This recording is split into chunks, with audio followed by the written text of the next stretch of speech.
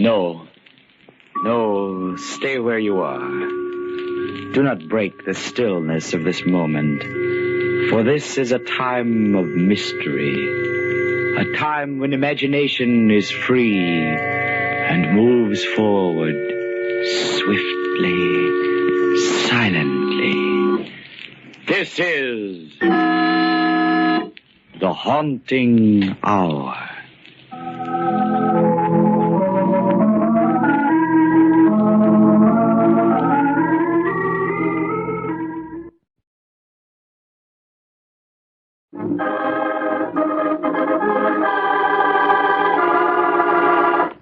The Skyscraper Mystery.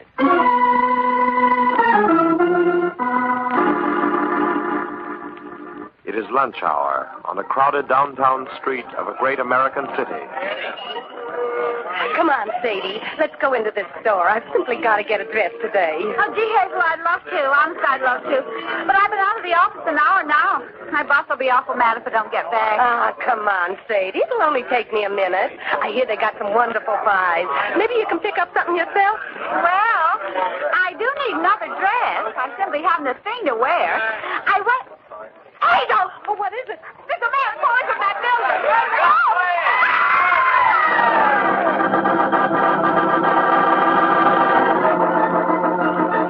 What's there? Read all about it. Third window cleaner plunges to death in 2 weeks. Mysterious accidents continue. What's there? Read all about it.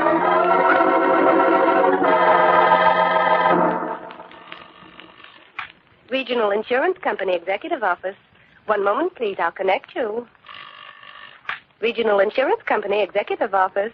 I'm sorry, sir. Mr. Sanford is making no appointments today. Yes, sir. I'll be glad to see you. Why do I BS himself wants to talk to us, Maggie? I haven't the faintest idea, Steve, but it must be important. Otherwise, we wouldn't be called up to the front office like this. Mr. Daly? Oh, yes. Miss West? Yes, that's right. Mr. Sanford will see you now. Come on, Maggie. And keep your fingers crossed. Mm-hmm. Sit down. Oh, yes, thank you. Thank you, Mr. Sanford. I've been informed that you two are the best special investigators on the company staff. Oh, well, I've got a special assignment I want you two to work on right away. Yes, Mr. Sanford? I want you to look into these window cleaner accidents. They've cost our company a lot of money in claims already, and we may have to pay much more. Then you think they may not be accidental? I don't know, Miss West. That's what I want you and Mr. Daly here to find out.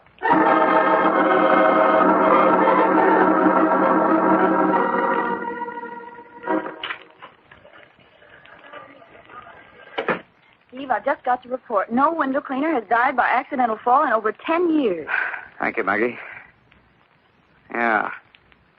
And yet 3 of the poor devils hit the pavement in the last 2 weeks. It could be coincidence. It could. Could be something else. Look, Maggie, add this up now. There are only 2 big contract window cleaning companies in town, Intercity and Superba. They're bitter competitors. Between them, they handle all the skyscraper business in town, and the business runs into millions of dollars. Well, doesn't it strike you as peculiar that all the accidents have happened to the Intercity company, the firm we insure, and none to Superba? I don't know. That could be coincidence, too. Yeah, that's just it. This case is full of coincidences, too full. What are we going to do about it? I think we ought to drop down to the Intercity company and have a little talk with the man in charge.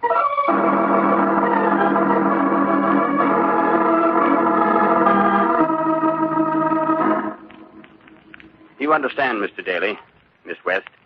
I'm just the superintendent of Intercity Company. The firm is actually owned by hundreds of stockholders and operated by a board of directors. I see. Do you mind if we ask you a few questions, Mr. Cooper? Not at all. I'll do anything if it'll help stop these terrible accidents. Then you think they were accidents? I'm afraid they were, Miss West. I don't understand why they happened, but they couldn't have been anything else. Why do you say that, Mr. Cooper? Well, when the men fell from the windows, they were wearing their safety belts. And they were in perfect condition. Yes, that's right. That's what the police report said. Oh, what about the bolts on the sides of the windows where the cleaners hook in their belts? They hadn't been tampered with. They were in perfect shape. Then you think your men plunged to their death just through carelessness? I don't like to admit it, Mr. Daly, but I can't see what else it could have been. But aren't your men trained to be careful? Yes, they're trained to be very careful. They have to be. That's what I don't understand. These 3 men were old-timers with the Intercity Company. I knew them all well. Knew their wives and their families, too. Well, it's hit me pretty hard personally, Mr. Daly. They were friends of mine. Oh, of course, I can understand that. Well, how have these accidents affected the company's business, Mr. Cooper? We're taking a beating, Miss West. We've lost 2 big contracts to Superba already, and we may lose a third. If that one goes over to our competitor, well, I don't see how we can stay in business. You see, the skyscraper people in town don't like all that unfavorable publicity. Yes, I read that the Exchange Building and Midtown Towers went over to Superba. That's only one of our troubles, Mr. Daly. We're losing men to Superba, too. We can't hire anymore. What do you mean? The window cleaners think our company is jinxed. They're very superstitious. We're having all kinds of trouble hanging on to them. Of course, you insurance people are in on the picture now, too. Not that I blame you, of We're course. just trying to get to the bottom of these tragedies. Of course. All of us would like to. I've been in this business 20 years, and I've never seen a mess like this. If this keeps up, well, we'll have to sell out to Superba for a song. They've got our backs to the wall now. Excuse me, please. Hello?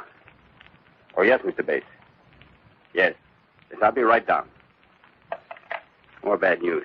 What is it? The board of directors is holding a special meeting, and they want me to appear. It looks as though they're going to put me on the carpet. I'll be lucky if I have a job when I come out. Good luck, Mr. Cooper. Thanks, Miss West. Oh, if there was only something I could tell them. If there was only something I could do to straighten out this mess.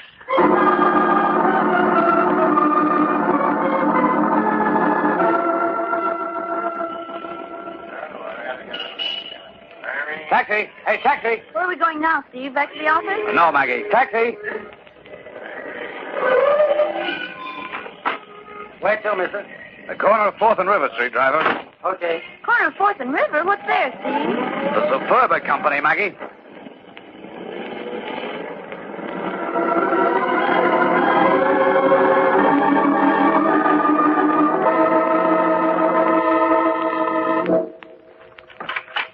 Mr. Carney will see you now. Oh, thank you. Thank you.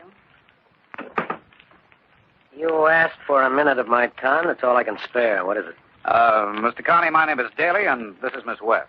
If you're a salesman, you're supposed to see our purchasing agent. We're not salesmen, Mr. Carney. Well, what is it? Speak up. I'm a busy man. We represent the Regional Insurance Company. Insurance, so you're agents. When will you fellas learn to stop pestering me? I'm not in the market for any more insurance. That's final. Now get out. Just a minute, Mr. Connie. You may own the Superba Company, but you can't talk to me like Just that. a minute, Steve. Just a minute. Mr. Carney, we're not insurance agents. We're investigators. Well, what do you want of me? It concerns the little matter of those intercity company window cleaners suddenly dropping from skyscrapers. I see. Well, why come here to Superba? Our window cleaners aren't suffering any accidents. Why don't you go to see the intercity people? We've already been there.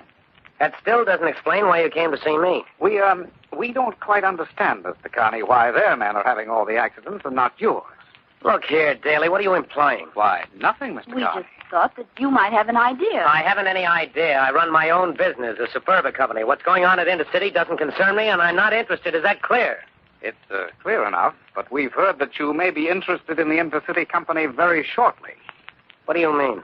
Well, it's common knowledge that the intercity people have lost several contracts to you. If they lose a few more, they may be forced to sell out to you. I'm not in the habit of discussing my business with anybody. I haven't any information to give you, and I wouldn't if I could. Now get out. I'm a busy man.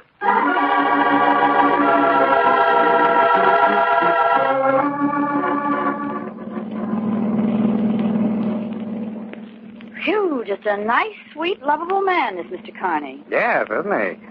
We certainly didn't get very far with him, Maggie. In fact, we haven't gotten very far anywhere. Steve, what are we going to say to the boss? I don't know. Looks like we're licked. We just haven't got a lead to go on. But we just can't go into the boss, to Mr. Stanford, and tell him the only reason we found for the accidents was carelessness.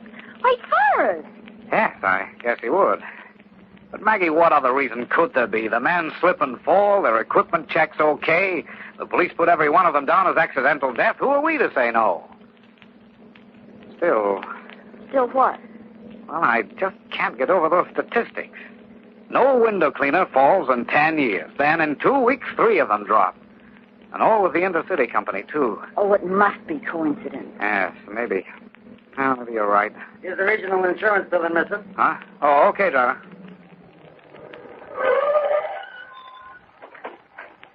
Here you are. Keep the change. Thanks. Well, Steve, I suppose we might as well report to the front office. Yes. Steve! What is it? Up there, that window in our own building. A man! Hey, look out! Oh, he smashed right through the awning and onto the sidewalk. Oh, horrible. Hey, it's another window cleaner. Hey. All right, Maggie, it's all right. Pull yourself together, Maggie. We've got work to do. Steve, Come on. We're going up into our building and find the office that poor devil dropped from.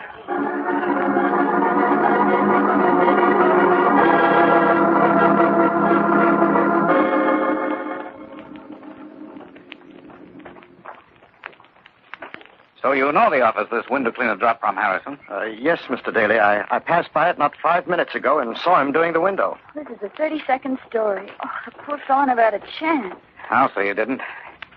Oh, did you find out anything by talking to the elevator boys, Maggie? No, none of them delivered anybody on this floor or picked anybody up in the last 5 minutes. You see, Mr. Daly, there hasn't been any business done on this floor in the past month. The whole bookkeeping department used to be here, but they moved it down 2 floors. Oh, here's the office. Hey. Maggie, Yes? notice a faint odor in here? The odor of some chemical? Oh, yes. That's funny. It's kind of a hospital smell. I'd say it was some kind of cleaning antiseptic, Miss West. You see, the scrub women were in here a half hour ago. Oh, I see. Well, then it must have been the soap or cleaning solution they use. Anyway, it's not familiar to me. Oh, Steve, look. Why, there's the window washer's pail and sponge on the windowsill just as he left it. Yes.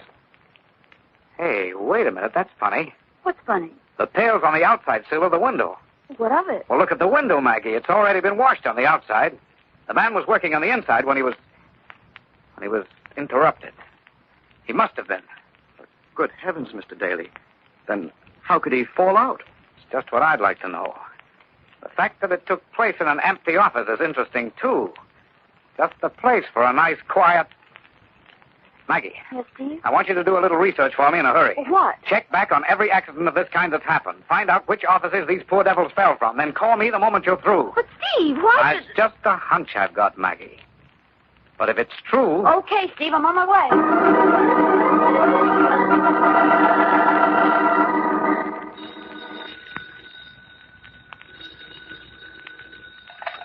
Hello? Steve, this is Maggie. I think I've got something. Yes? Every one of those accidents took place from the window of an empty office. Just what I thought. What, Steve? Murder, Maggie. Murder.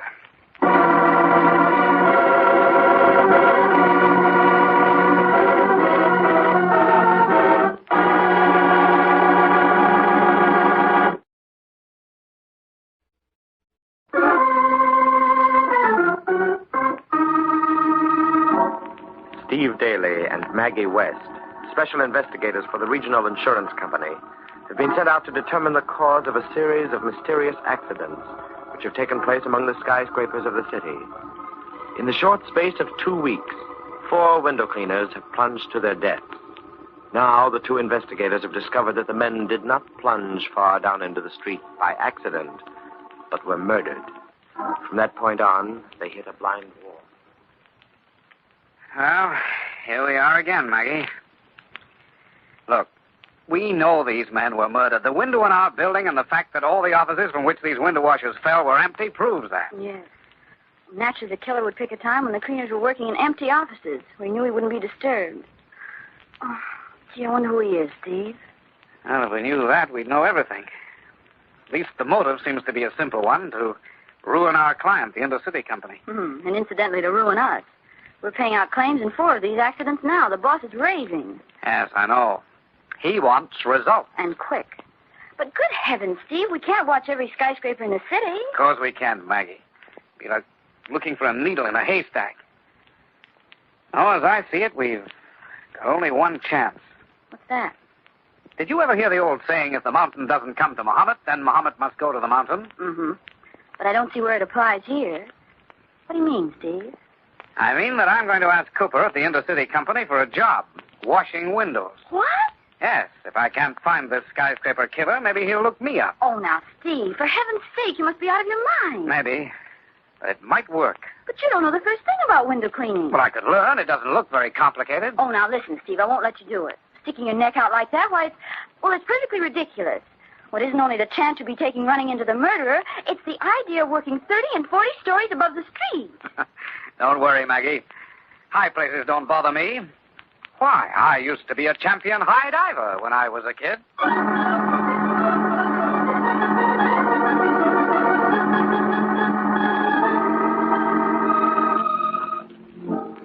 Daly, I can't give you a job with my outfit. This idea of yours, well, it's fantastic. Perhaps, Cooper, but it might work. And it's our only chance. But you've never had any experience. Oh, now, how long does it take a green man to break into this business? Well, a couple of weeks. But it isn't the work itself. It's the idea of being careful. Now, don't you worry about that, Cooper. I'll be careful, believe me. Taking a nosedive from a skyscraper into a hard street isn't exactly my idea of a nice way to leave this mortal coil. You'd be running a dangerous risk. Not just from the work alone, but if, as you say, there's a killer running around loose. Well, your own men are running the same risk every day. Yes, I know. All right, then. How about that job? Okay, Daly, I'll give you the job. But it's against my better judgment. I just want to say that you've got plenty of courage to stick your neck out like this. I admire you for it. Thanks. Oh, who's the man I report to, Cooper? Oh, Joe Lane, our crew boss. I was phoning to put you on. Report to him here at 8 tomorrow. Fine. And, I wouldn't tell him who I am. As far as Lane is concerned, I'm just an unemployed looking for a job as a window cleaner. All right. There's only one thing I'm asking you to do, Daly. Yes? What's that? Be careful. Be very careful.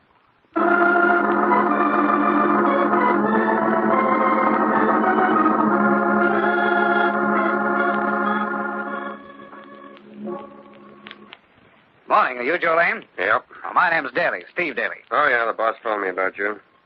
So you want to be a window cleaner, huh? Well, yes, I could use the job. Well, you don't look like a man that can do hard work. And window washing's hard work, Daly. Oh, I'm not afraid of it. You know, I hear they're hiring laborers to work on that new subway. Maybe you'd like that kind of work better, huh? No, I like it out in the open air. Look, Bud, I'm just trying to tip you off to something. Tip me off? To what? It ain't healthy to work for this outfit. We're in a city right now. We've had quite a few accidents. Well, I suppose accidents will happen. Okay, suit yourself. You want to work for us, we can use you. I'll break you in on the ground floor windows first, and then you work upward. You're as green as they come, but I haven't any choice. I'm just telling you one thing. Yes? What's that? Be careful.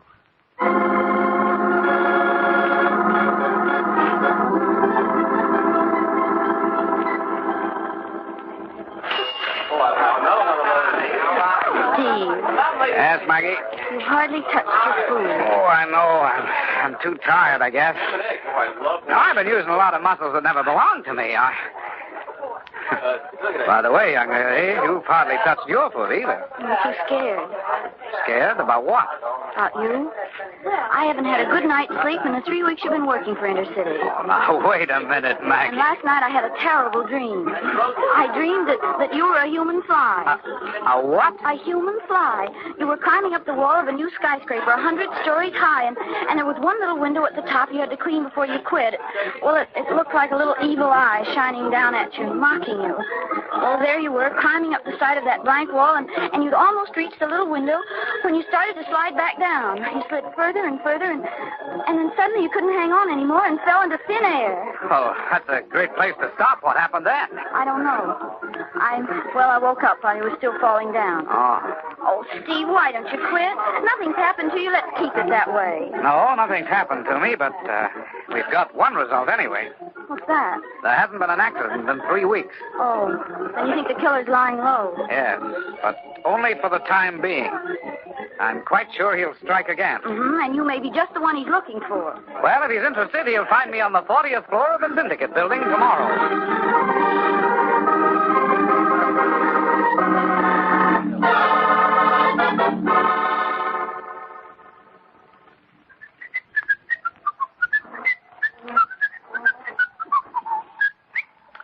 Well, that's the outside.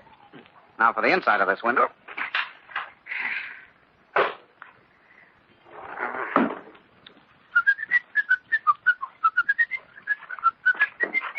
Don't turn around, Daly. Keep facing that window. So, you're the man I've been looking for. Not exactly. You're the man I've been looking for. No, keep your hands up or I'll drill you with this gun. I see you picked a nice empty office where you wouldn't be interrupted. Naturally, my friend. Naturally. What are you going to do now? Don't you know, Daly? You're going for a ride. A one-way ride. You'll never get away with this, Cooper. Oh, so you recognize my voice? You'll never get away with it. They'll get you sooner or later. Oh, no, my friend, I disagree. When you have slipped and fallen to the street below, the police will call it an accident. They always do. You see, your body will be so crushed that no one will think otherwise. After all, we're 40 stories up. That's pretty high. Why are you doing this, Cooper? Why are you undermining and ruining your own company? I see no harm in telling you, Daly. I'm quite sure it won't get any farther. You see, Intercity will have to sell out the Superba for a song. And then I'll get a dividend from Superba for my work. Yes, sir, quite a dividend. So Carney of the Superba is paying you for these killings, huh? Killings? Oh, that's such a crude word, Mr. Daly. You mean, accidents. However, this is no time for talk. Work to be done. I have a new cleaning fluid here in this little bottle. I'm going to demonstrate it to you. Chloroform, huh? You're very clever, Daly. You called your man inside the office on the pretext of demonstrating a new window cleaning fluid. Then you knocked him out with the chloroform and dumped the poor devils out of the window. And you knew that even if there were a coroner's inquest, nothing would come of it. Because chloroform is almost impossible to detect in an autopsy. You're too clever, Mr. Daly, much too clever. Naturally, I knew you'd never fall for a pretext like that. That's why I brought this gun, just to be sure. I wouldn't turn around if I were you. You'll feel no pain.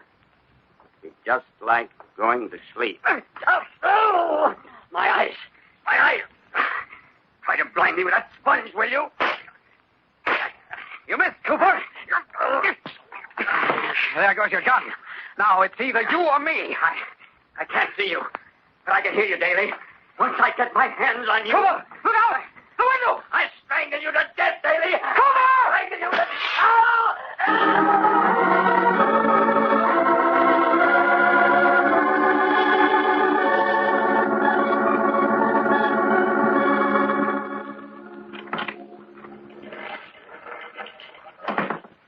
Well, Steve, they caught Carney at the airport. He'd booked passage for the West, trying to make a getaway.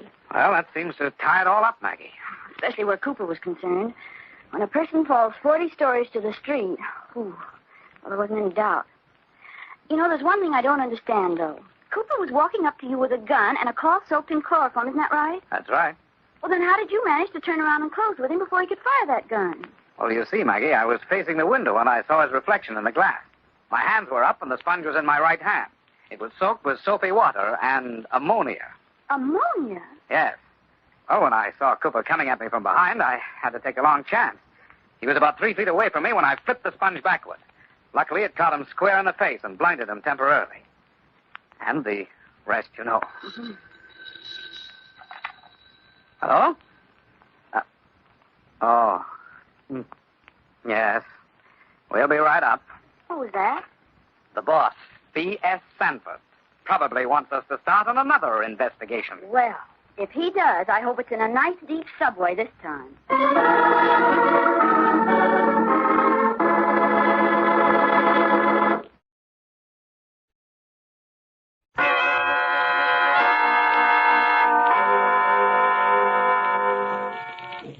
From shadows and stillness, mystery weaves a spell of strangest fascination, charging the mind with doubts and fears. For mystery is a strange companion, a living memory in the haunting hour.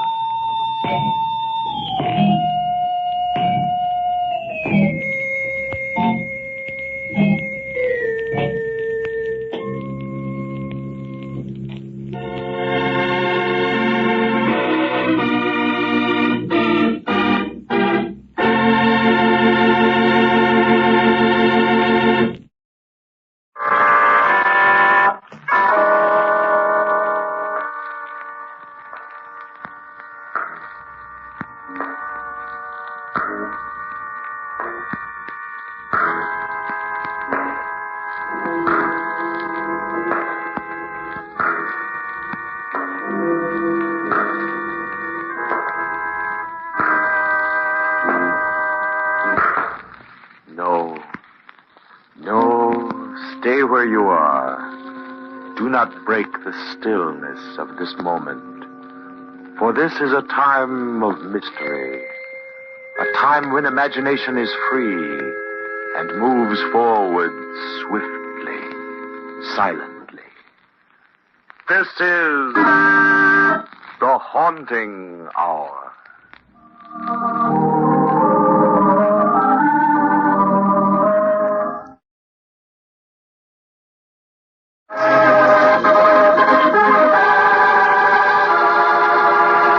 The Mystery of the Southern Star.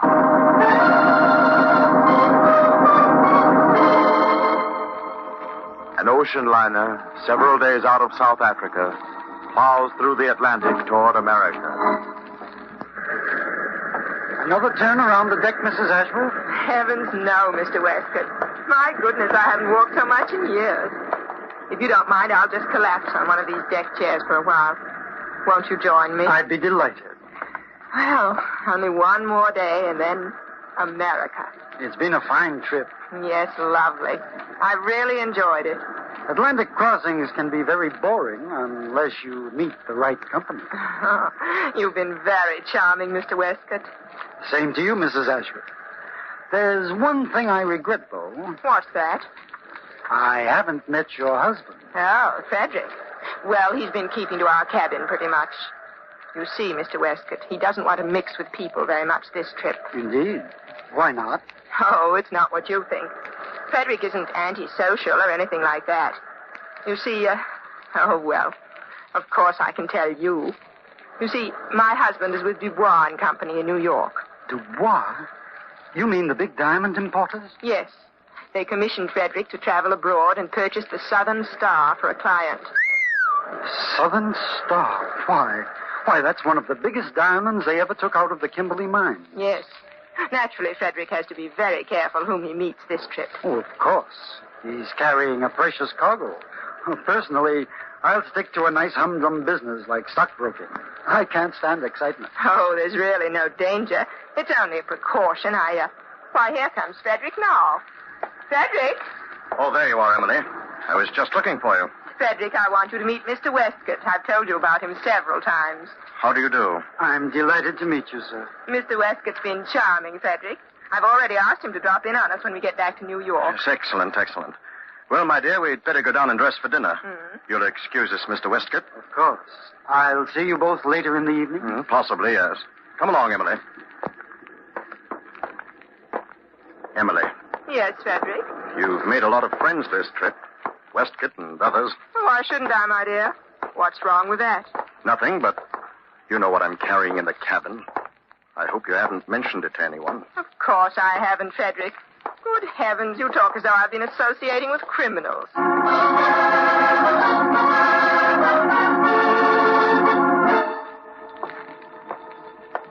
Radiogram, Captain. Just in from communications. Thanks. Any answer, sir? No. Tell Sparks to send these messages, though. Aye, aye, sir.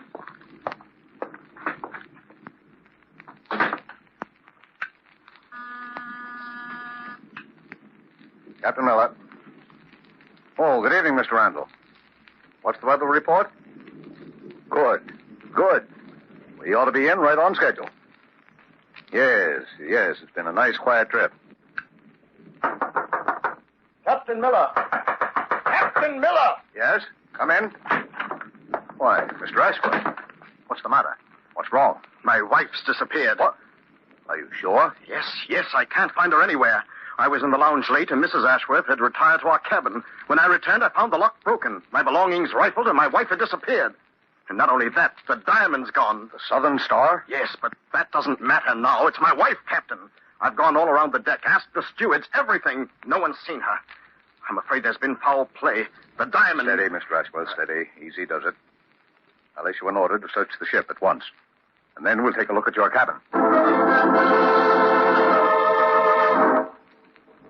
Well, whoever forced an entrance into your cabin here, Mr. Ashworth, certainly left it in an awful mess. Tell me, where did you keep the diamond? In my wife's powder box. She kept it in a locked dresser case. It's gone.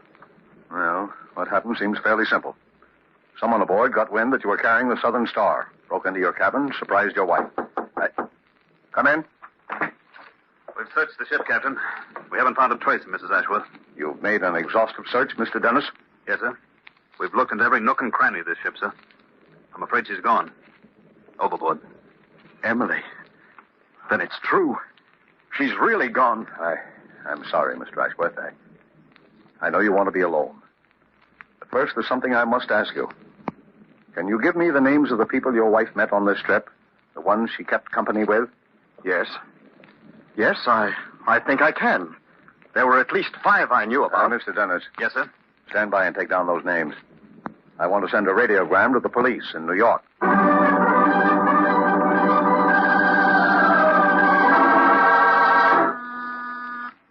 Yes? Detective Lieutenant Henry Hinge to see you, Commissioner. All right, send him in. Morning, Commissioner. Oh, morning, Hinge. Sit down. I've got a little job for you. What is it, sir? Yeah. Read this radiogram. Just came in from Captain Miller aboard the Lexitania. Southern Star, eh? That's quite a haul. Worth a cool $500,000, they tell me. That's right. Now, the Lexitania docks at 3 this afternoon at Pier 17. From here in, it's your baby. A tough baby, if I know anything about these seagoing crimes. In order to prove murder, usually, you have to produce a corpus delicti. The corpus delicti is always somewhere in the Atlantic. Yes, you're right, Hinge.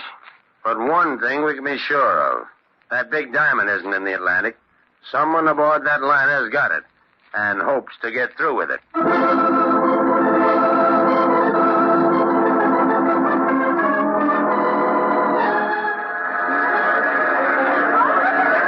Lieutenant Hinge, they're beginning to come off the Lexitania. Yeah. Everything set, O'Hearn? Yes, sir. We've got a quarter of the men thrown around the boat. All right. Now, there were 5 names in that radiogram, O'Hearn.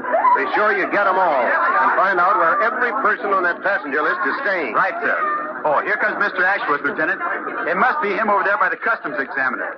The reporters are ganging up on him. How about that story? Do you think you'll ever recover the Southern Star? Gentlemen, please. Please, gentlemen, I have no comment to make. What? And I won't have until I talk to the police. Come on, Ahern. Better rescue the poor devils from that gang of wolves. Right, Lieutenant. All right, you guys. Move back. Move back, I say. Let him get by. Stay off behind with that. Come on, we'll send down here. Ashworth? Yes? I'm Detective Lieutenant Henry Hinge, Homicide Division, taking charge of your case. Oh, well, how do you do? We'd better get off the pier here and go down to headquarters where we can really talk. Just as you say. I don't know how much information I can give you, Lieutenant Hinge. This terrible tragedy, well, I'm afraid it's unnerved me. Naturally, it's a terrible blow. We'll do our best to get to the bottom of it. Mr. Ashworth. Mr. Ashworth. Yes? I'm the customs official inspecting your baggage. There's one item you haven't declared. It's in this large trunk. But I don't understand. I'm quite sure I declared everything. You are. Now, take a look at this. Wait till I open the trunk cover. Now, have you declared this? Good heavens. It's my wife.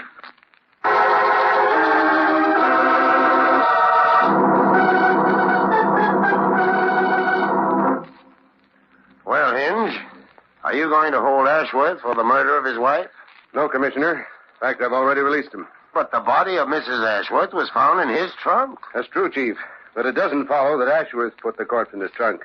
In fact, he would be the last man to do so. How do you come to that conclusion? Well, Ashworth is an experienced traveler. He's crossed the Atlantic several times. He'd be sure to know that the customs inspectors would open his trunk for examination. Would it be logical for him to hide the body there when it would be certain to be discovered? Well, no, it wouldn't. Well, there's a second point, too. If Ashworth wanted to dispose of his wife, the easiest way would be to simply dump her overboard during the night. Then there would be no corpse to plague him. Yes, that's true. As I see it, someone's made an awkward attempt to throw a murder rap onto Ashworth. In fact, it's so amateurish, it's almost incredible. Who that someone is, I don't know as yet. There were 1,500 people aboard the Lexitania, and that's going to be quite a screening job. But there's one big break in this case I hadn't counted on. Yeah, what's that? The corpus delicti. It isn't at the bottom of the Atlantic this time, but right down at the morgue. I'm going down there soon and have a good look at it. I always like to see a corpse when there's been a murder. Something you can put your finger on. Yes? Commissioner, this is Sergeant O'Hearn. I hate to butt in like this, but I wondered if I could speak to Lieutenant Hinge for a minute. Hey, it's for you, Hinge. It's Sergeant O'Hearn. Thanks. What is it, Ahern? Lieutenant, about those 5 suspects we picked up off of the boat. Mrs. Ashworth's friends. Yes? Well, they're raising the roof. They say you've got no right to hold them any longer. All right, Ahern. Get them together and bring them to my office. I'll interrogate them there, one by one.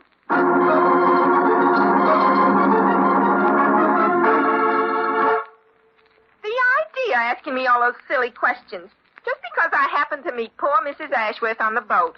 It's a shame and a disgrace, that's what it is.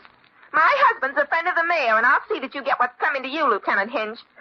I'm sorry, Mrs. Jameson. It's just a matter of form, routine procedure. You're free to go now. Giving me the 3rd degree is always a common criminal. As if I knew what happened to that poor woman on the boat. What a business. What a way to make a living. Yeah. Yes, Lieutenant? There's one more of those ship's passengers waiting, isn't there, Ahern? Yes, the 5th and last. Any luck, Lieutenant? No, they all seem to be on the level. Send in the last one, will you? Right. Lieutenant, I wish to register the most violent protest at this unwarranted examination. This is an outrage. I'm sorry, sir. Sit down. Try to make this as brief as possible. Merely a matter of routine. No, you're just off the boat and that you're anxious to get home. Well, what do you want to know? Your name? Leonard Westcott. Occupation? Stockbroker. How well did you know Mrs. Ashworth? Not very well. I just met her aboard the Lexitania. We spent some time together, and... Now, look here, Lieutenant, you're not implying that you what, Fingers? What? What did you call me? Fingers. Fingers Faraday. You ought to know your own name. Well, I don't know what you're talking about. So you're a stockbroker now, eh, Fingers? Pretty dull occupation for one of the world's cleverest jewel thieves. I tell you, my name's Westcott. Don't waste my time, Fingers. I've got a long memory for faces.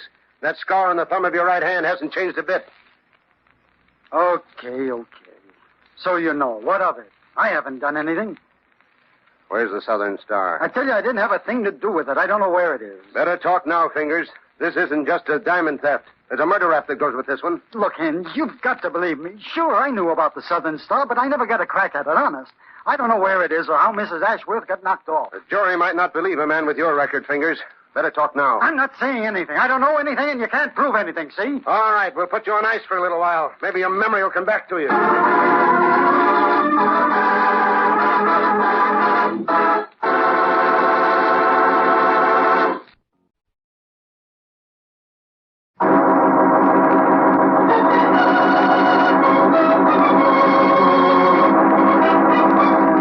And now for Act 2 of our story, The Mystery of the Southern Star.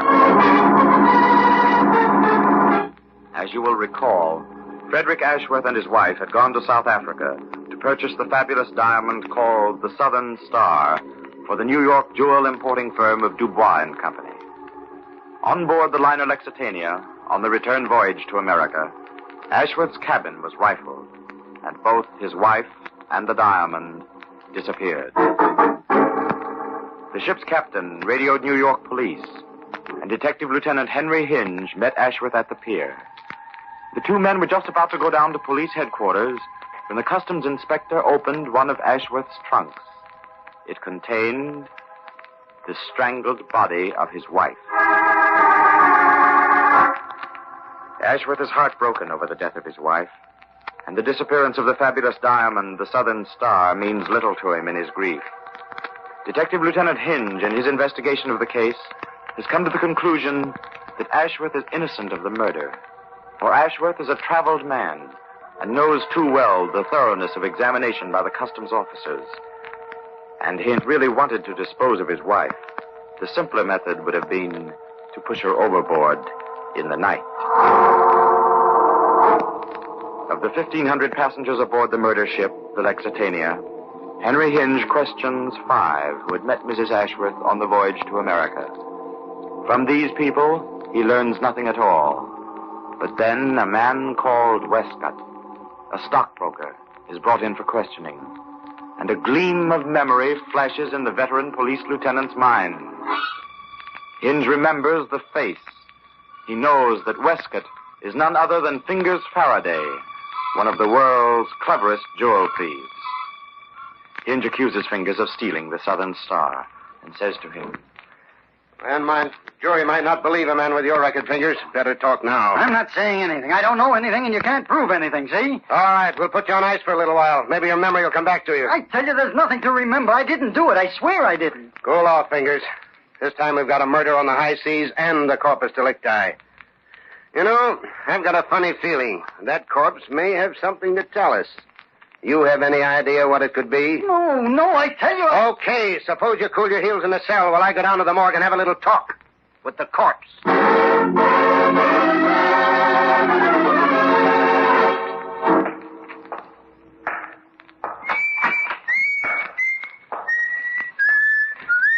Albert, you sound pretty cheerful this morning. Hello, Lieutenant Hinge. You know me. Whistle while I work. How's business here at the morgue? Booming, Lieutenant. Booming. I got 3 new customers today and never a complaint. I don't know where I'm going to put them all. We're full up. Medical examiner got here yet? Mr. Adams? Yeah. No, I ain't seen him. You and him meeting somewhere here this morning? Yep. Mrs. Ashworth. Oh, she lives right over here in drawer 634. Oh, here's the medical examiner now. Morning, Hinge. Morning. Albert. Are we all ready to look at the body? Yes, sir. I'll bring her right out.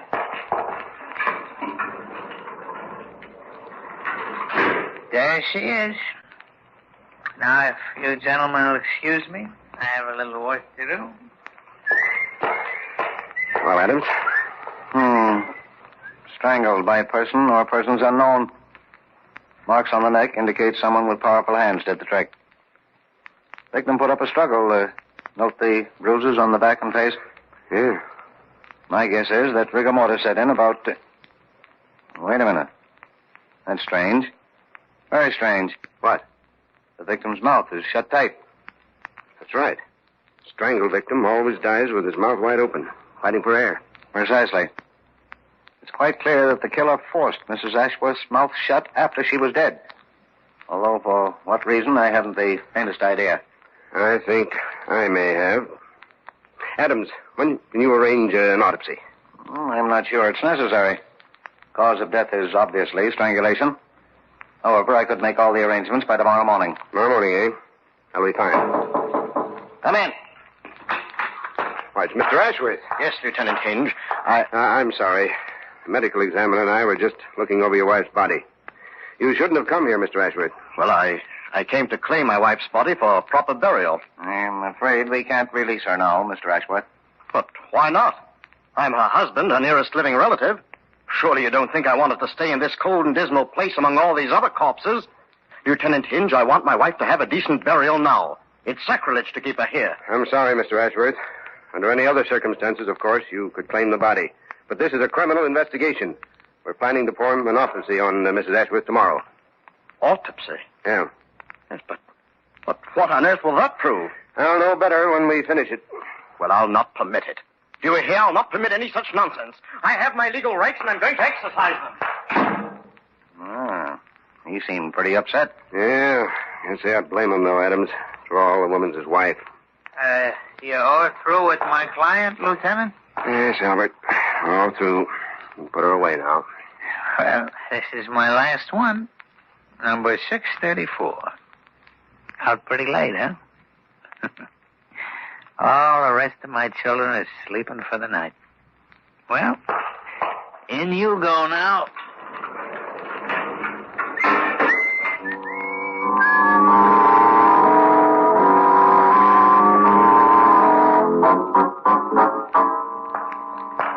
I don't know why it is, Adams, but the morgue depresses me more in the morning than it does at night. Yes, me too. I've been in here 1,000 times, and I can never get used to it. And by the way, Hinge, I see by this morning's paper that you've released Fingers Faraday. Yeah.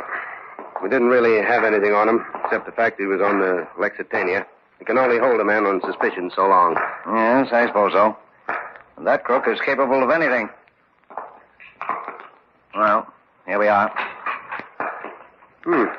Albert doesn't seem to be around. Well, still a little early in the morning. Let me see.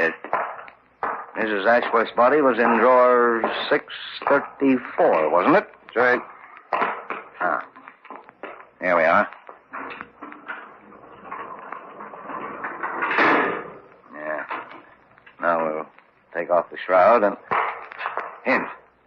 Hinge, look. Yes? Why, it's the body of Albert, the morgue keeper. He's been strangled. But where's Mrs. Ashworth? Somebody with a grim sense of humor came in and stole the corpse last night. And I think I know who it is. Where's the phone, Adams? Oh, there on the desk. Oh, poor Albert. He was such a cheerful fellow. Operator, get me Sergeant O'Hearn, homicide, police headquarters, at once.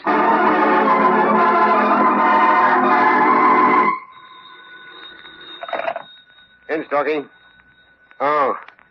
Now, look, I told you newspaper boys I'd break this case within 24 hours, and I will. That's a promise. Yes, I'll even tell you why anybody would want to steal a corpse. Now, be a nice fellow and leave me alone for a while, will you? I've got a lot to do. Lieutenant Hinge. Oh, it's you, Mr. Ashworth. The newspapers are full of this terrible episode down at the morgue. If you'd have turned over the body to me yesterday, this wouldn't have happened. It's disgraceful, sir. Disgraceful. I demand action. Where's my wife?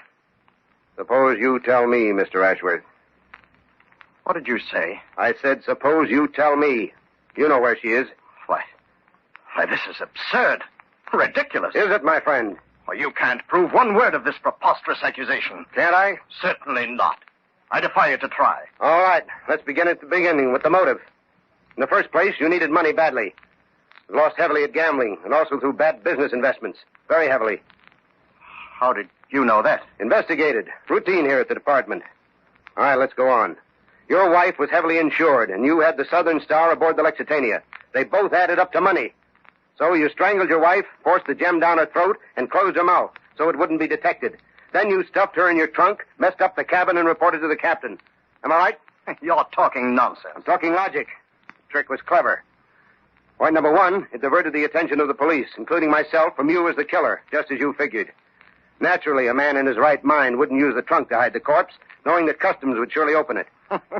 Go on, Lieutenant Hinge. I find this very funny. I don't think you will later.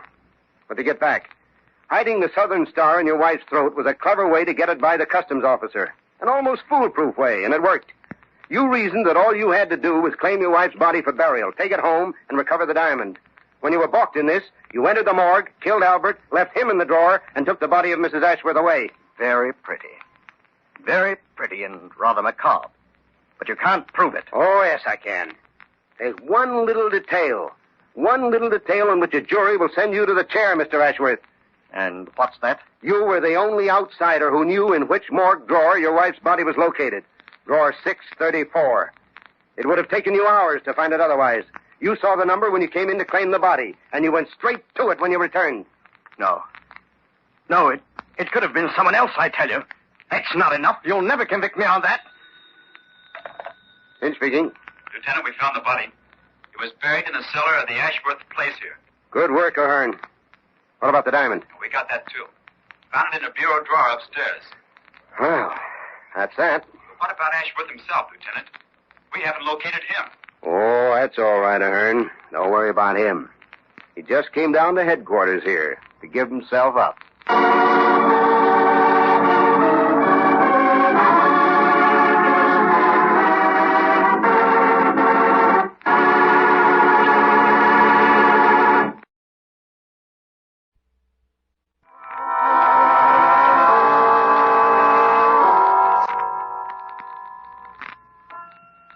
From shadows and stillness, mystery weaves a spell of strangest fascination, charging the mind with doubts and fears.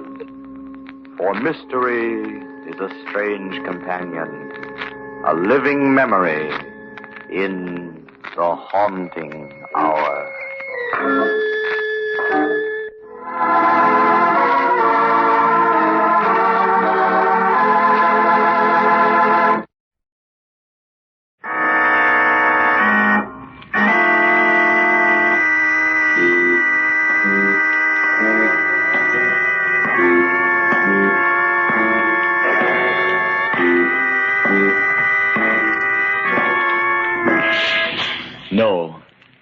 No, stay where you are.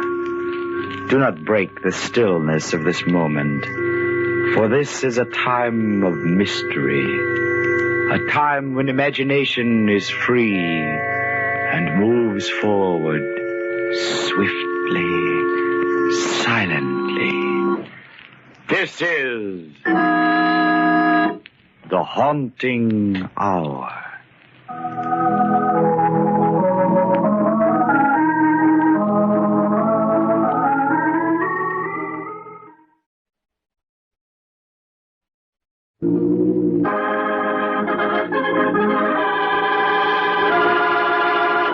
Murder is my business.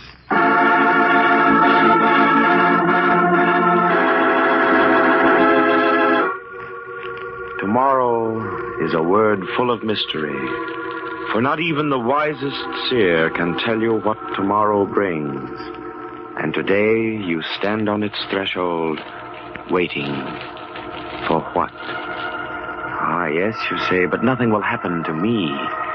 And I say in reply that as surely as you doubt, one of your tomorrows, and maybe more, will be filled with adventure beyond your maddest dream, and I have proof. Listen. This is the story of one tomorrow, of what happened to a girl named Maggie Stewart. And like all stories of sudden, unexpected adventure, hers has a prologue. You will not understand this prologue, for like Maggie, you are shrouded with the darkness of the unknown that is tomorrow. It begins on a streamliner, its silver nose pointing south, its wheels humming with speed. And in the prologue are two people, identities unknown, a man and a woman. The man sits stiffly on seat 7 in car 13.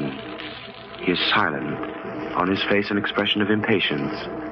At last he gets up, walks quickly to the end of the coach, turns down the narrow corridor, and stops at the curtained doorway of the ladies' lounge. And then he says, Maggie, don't be a fool. Come to your seat. I won't, Carl. I won't. We've got to get off this train at the next stop. I tell you, I can't go on. That imagination of yours is driving me crazy. For heaven's sake, stop thinking about it. Come to your seat. I won't. I don't want to be killed. I'm not ready to die. Good night, Aggie. You're just plain silly. But he's on the train. I know he is. You've got to believe me, Carl. Well, I don't. You've seen him dozens of times before. Or thought you did. He got on this train when we did in New York. You're scaring yourself into a fit. Now stop it. Somebody's going to notice. I don't care. I'm getting off this train, do you hear? I'm not going to stay here and be murdered. All right. The next station. Anything to stop all this foolishness. We can take another train. We can watch and see if he gets off, too. And if he does, we... What is the next station? Little town. Roslyn, I think. Then it's settled. Are you coming to your seat? No. Well, I'm going to take a nap. You'd better wake me when we get there.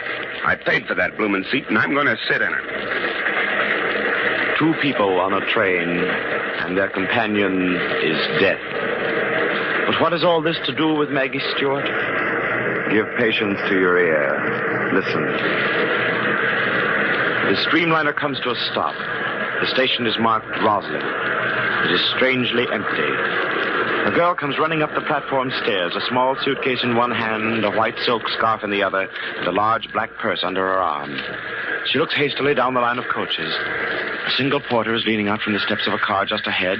No one is getting off the streamliner. The girl catches her breath. This way, miss. All aboard. Train to Greenville? Sure is, miss. Oh, I made it. She climbs the steps of car 13. The porter reaches for her suitcase, but she darts it onto the platform, peers through the door window. The coast is clear. So far, so good. She pushes hard on the stubborn door, makes a few cautious steps in the narrow corridor, and quickly goes through a curtained doorway into the washroom. She has escaped the porter, but still she is not alone. A woman stands against the wall, her face strained with fright. Was that town, Roslyn? Yes, it was. Oh, I'm out of breath. I nearly didn't make it. What's the next stop? I think Pell City, but maybe this train doesn't stop there. I'm not sure. Oh, me, I ran all the way. You came in so suddenly. You frightened me. Oh, did I? I'm sorry. Ring the porter's bell there, and he'll come for your bag. Oh, no, I'll just slip it in here against the wall. I'm not going very far. Oh, that's a gun. Oh, don't think I'm a criminal or something. I had it wrapped in this scarf here so nobody would see it until I could put it away, and now What would a young lady like you be doing with a revolver? Well, now, that's exactly what I told Aunt Margaret people would say. Oh, here, I'll put it in my pocketbook. Aunt Margaret's so old-fashioned. Imagine. She came flying down to the station just to give me that revolver. Why? Oh, I don't know. Uncle Jim used to make her carry it. He was on the road so much, so Aunt Margaret, well, she's very fond of me, and I took it just to please her. Is something the matter? You look... Oh, no, I'm all right, thank you. It's the train, the motion. Oh, maybe a cup of water. Oh, no, it's nothing. Don't think about it. You said you weren't going far. How far? Just 4 hours from here. To spend a whole week on a farm a few miles outside of Greenville. A girlfriend of mine has it. Oh, vacation? Mm-hmm. Oh, it's all so unexpected. That's why I nearly missed the train. Maybe... Why don't you sit down here? Maybe you'll feel better sitting down. Oh, I'm quite all right now. I'd rather stand. Oh. Well, I work in the Roslyn Library. I didn't start there till last March, so I'm not really entitled to a vacation this year. But with the holidays coming like they do, Mrs. Hart said I might have the time off. Is this a vacation for you, too? You might call it that. Guess you're used to riding trains. Oh, has the conductor been by to take the tickets? I don't know. I can't really remember. Oh, I really am in a fix. At the last minute, I couldn't get a reservation. Only a ticket for the coach train tonight. You mean you don't have a seat?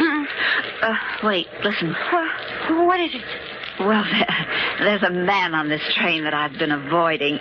Would you look out in the corridor for me? I think I heard him. Just see if there's a man out there. All right. Is he somebody you know? Not a soul there. Well, to tell you the truth, he frightens me a little. But it's nothing. So you don't have a reservation? No. Do you think they'll put me off?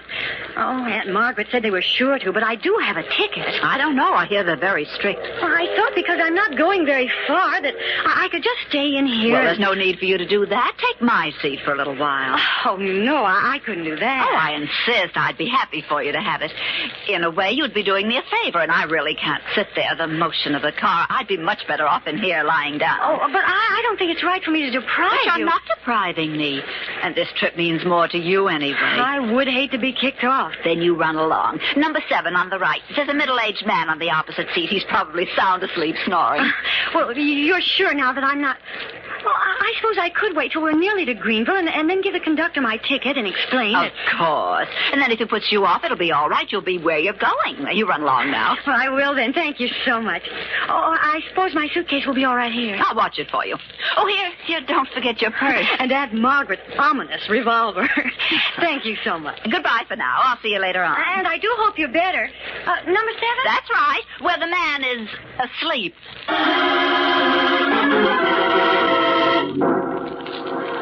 Maggie Stewart sits quietly, her eyes following the swift-moving landscape of trees and hills.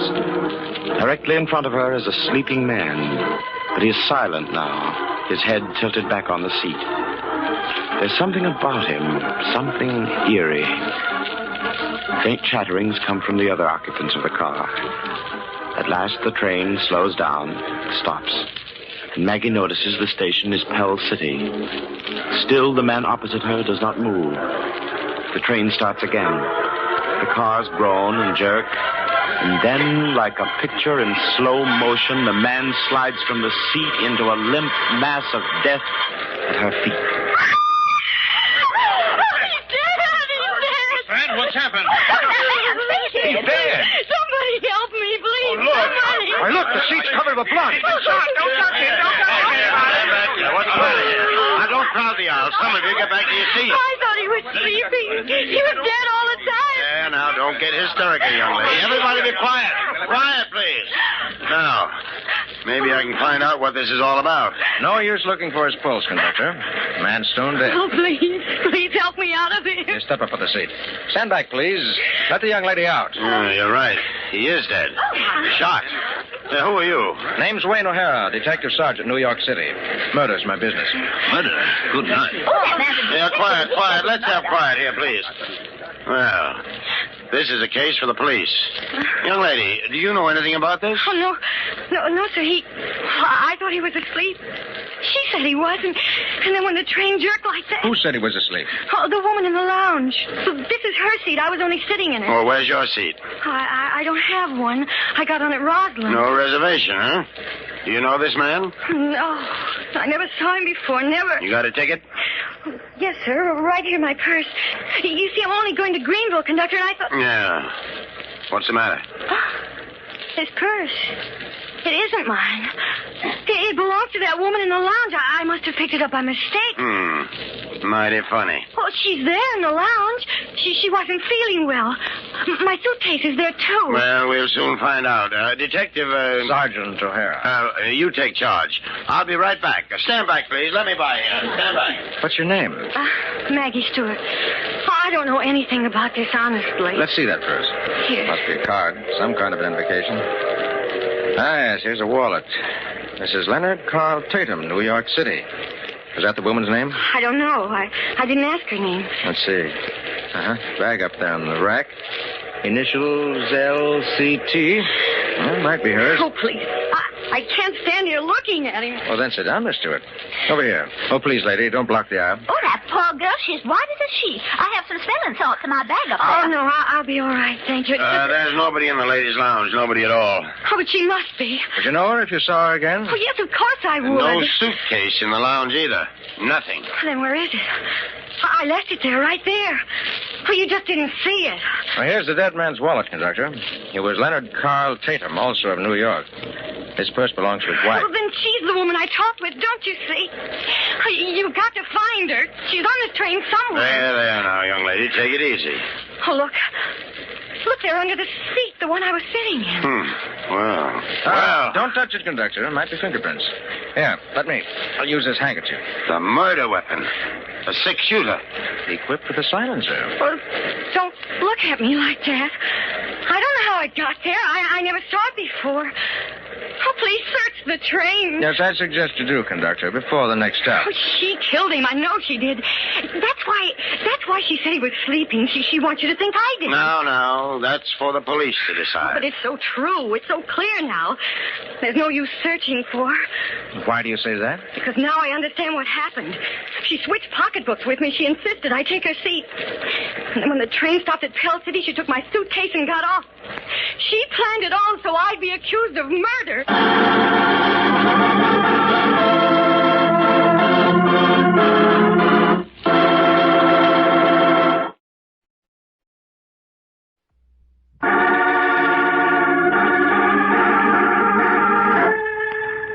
When Maggie Stewart, off on a vacation, boarded the streamliner without a reservation, she started on an amazing adventure of murder. In the ladies' lounge, Maggie met an older woman who offered her reservation. And sitting there, Maggie was horrified when the man on the seat opposite, whom she had thought asleep, fell in a heap on the floor, dead. When the conductor arrived, and with him a man who identified himself as Sergeant Wayne O'Hara of the New York police, Maggie discovered she was carrying the pocketbook belonging to the woman, a Mrs. Tatum, who had disappeared from the lounge, taking Maggie's suitcase with her. Then she realized it was planned. Planned so that she, Maggie Stewart, would be accused of murder. It is a few minutes later, when the conductor, Sergeant O'Hara, and Maggie have gone the length of the train in search of the mysterious Mrs. Tatum, wife of the dead man. Well, that does it. If she's not here in the club car, she's certainly not on this train. I knew it was no use, conductor. I tell you, she got off at Pell City. I know she did. I think Miss Stewart's right, conductor. Well, then I'll have to turn everything over to the police in Greenville as soon as we get there. 45 minutes from now. And they'll arrest me. What'll I do? Now, might be the whole thing will clear itself up. Sergeant O'Hara, since you're a representative of the law, you mind taking over the custody of this young lady till we get to Greenville? Glad to, conductor. And that lethal weapon, you better hold on to that, too. All right, conductor. I guess I better go then and get my passenger settled down. Mr. O'Hara, what am I going to do? Now, just sit down in this chair. Relax. And don't worry. But what'll they do to me? Oh, it's my scarf. It's caught on something you're typing, I think. Well, that's a novel way of handcuffing a young lady, isn't it? There. Now you're free again. And just sit down. Take it easy. But I don't I mean... What's the matter? Mr. O'Hara. That is your name, isn't it? Detective Sergeant Wayne O'Hara, New York. You don't think I killed the man, do you? Frankly, no. We could only find her. It's awful when your hands are tied like this, when you can't... Oh, but you can, Miss Stewart. Can what? You can at least look for her yourself. Oh, but we have. We look... No. I mean back in Pell City where she got off. Oh. Why not? Find her. Prove your innocence. You wait till the Greenville police get going, it might be too late. I haven't got cuffs on you. You'd go back with me? Back to Pell City? You say the word. Yes, but how'd we get off the train? Oh, that wouldn't be hard. Look out the window. We're in the mountains. On the upgrades, we'll slow down. Oh. But it's only a suggestion. Always been a man of action myself. Murder's my business, and I like to see these things, too. And now I'm afraid murder's my business. All right, Sergeant O'Hara, let's go.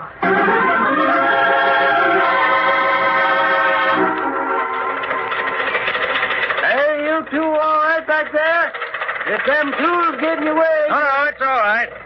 We're very thankful for this lift. How long will it take to Pell City? Oh, now, about half hour, I reckon. Just you two relax. Enjoy the scenery. Mighty pretty country around here about. Funny old country, isn't it? Sergeant O'Hara, do you really think we're doing the right thing? How can we ever find her? How many hotels are there in Pell City? I don't know. Must be a dozen, maybe 20. Why? Well, she's in one of them. Bound to be. Woman who just killed a man, she's nervous. What she wants to do is go somewhere and be alone. Think. Pull herself together. Well, maybe that's so, but who'll you ask for? She's certainly not going to be registered as Mrs. Tatum. No, you're quite right. But it's really very simple. Simple? What do you mean? She walked off with your pocketbook, didn't she? Well, we'll ask for Maggie Stewart.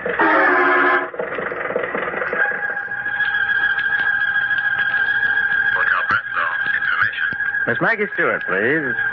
Stewart. Stewart. Maggie Stewart. Hello? Let me speak to Miss Stewart, please. Stewart? We have several Stewarts. Her first name is Maggie. Maybe she's registered as Margaret. No Margaret Stewart, but we do have a Miss Maggie Stewart, room 520. I'll ring her. Oh, no. No, don't ring her. I'll drop by to see her. Thank you. You're welcome, madam. Oh, dear, what'll I do now? Oh, Maggie Stewart, have you lost your nerve?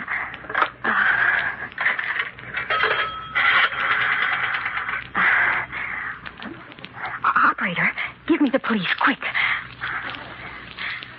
Hello. This is Mrs. Leonard Carl Tatum speaking. What I've got to tell you is a matter of life and death, so listen carefully. In Greenville, the police are searching for a girl who calls herself Maggie Stewart. Yes, she murdered my husband. In a few minutes, I'll be at the McMillan Hotel. I'll be wearing a white silk scarf. If you follow me, I'll lead you to Maggie Stewart. But if you interfere, if you stop me, she'll get away again. Be at the McMillan Hotel in 10 minutes. Oh. Sergeant O'Hara, quick, I found her!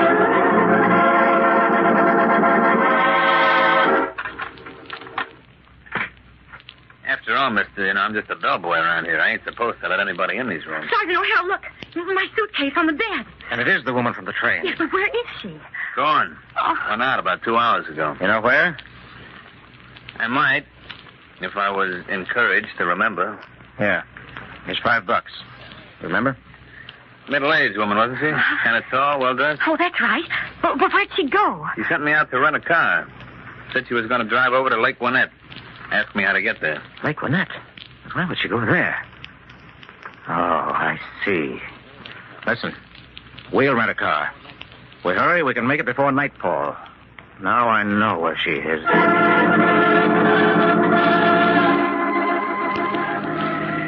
But I don't understand, Sergeant O'Hara. Please tell me what this is all about. Only a matter of deduction, Miss Stewart. I happen to know this lake. There's only one house on it. So Mrs. Tatum must be there. But how could you know? I'm frightened. Well, you're stopping. Mm-hmm. We'll walk up. We'll surprise her. Then let me stay here in the car. I'll wait for you. No. We've gone this far together. You've got to come. Sergeant O'Hara, wait. What is it, Miss Stewart? I know you're not a detective. Of course. I thought you did. Ever since we started for this place.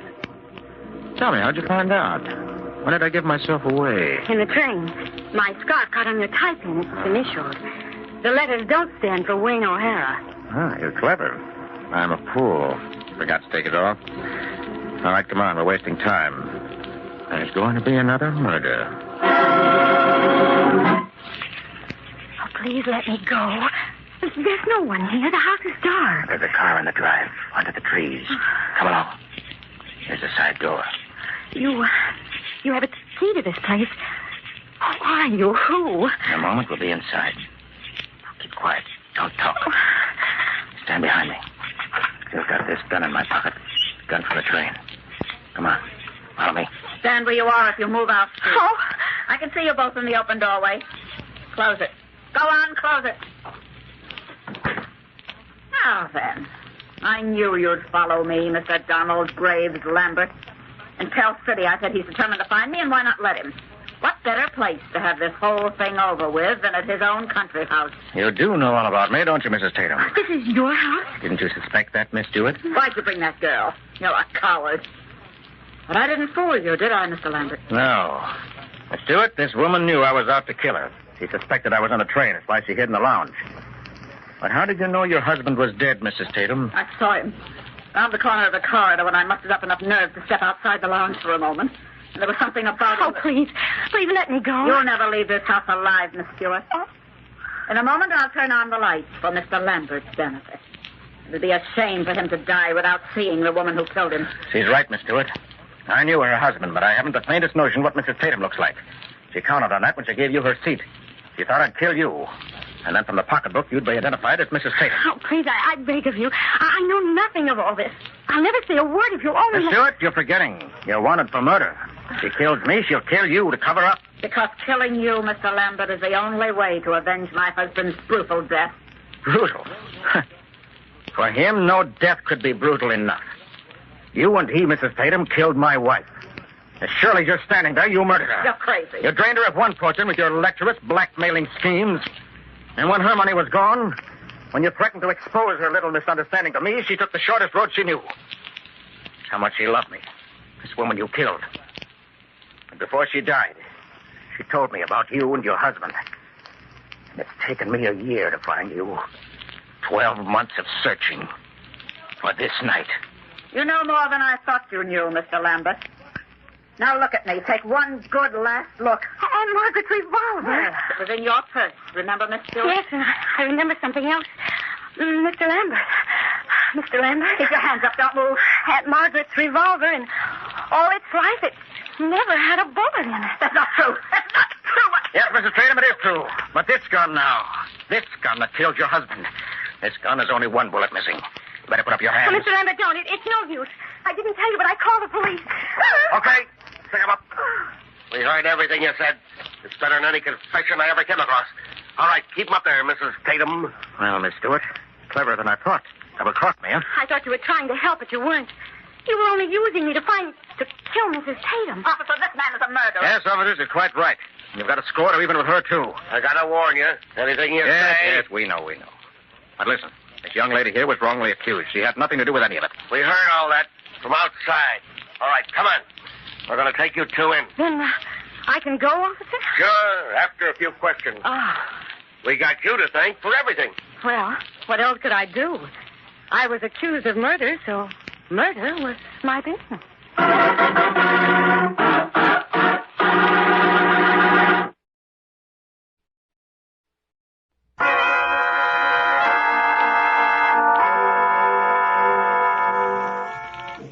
From shadows and stillness, mystery weaves a spell of strangest fascination, charging the mind with doubts and fears. For mystery is a strange companion, a living memory in the haunting hour.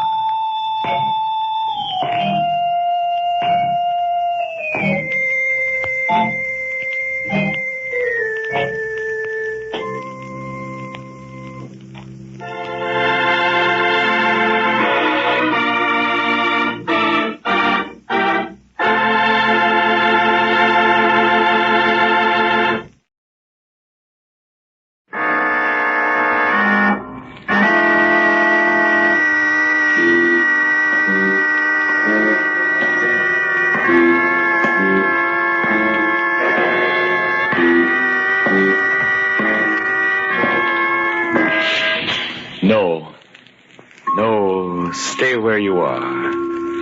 Do not break the stillness of this moment, for this is a time of mystery, a time when imagination is free and moves forward swiftly, silently. This is the haunting hour.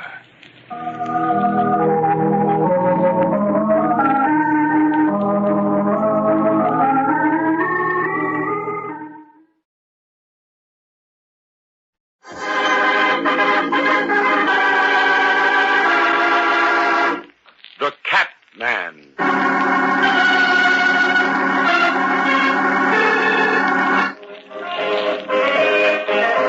Sawdust and spangles, balloons and barkers, lemonade and laughter. That's the carnival to most people. But beneath the hoopla and ballyhoo, sometimes there lies a sinister strain. A force as elemental as the strength and cunning animal trainers pit against the jungle beast they subject to their will.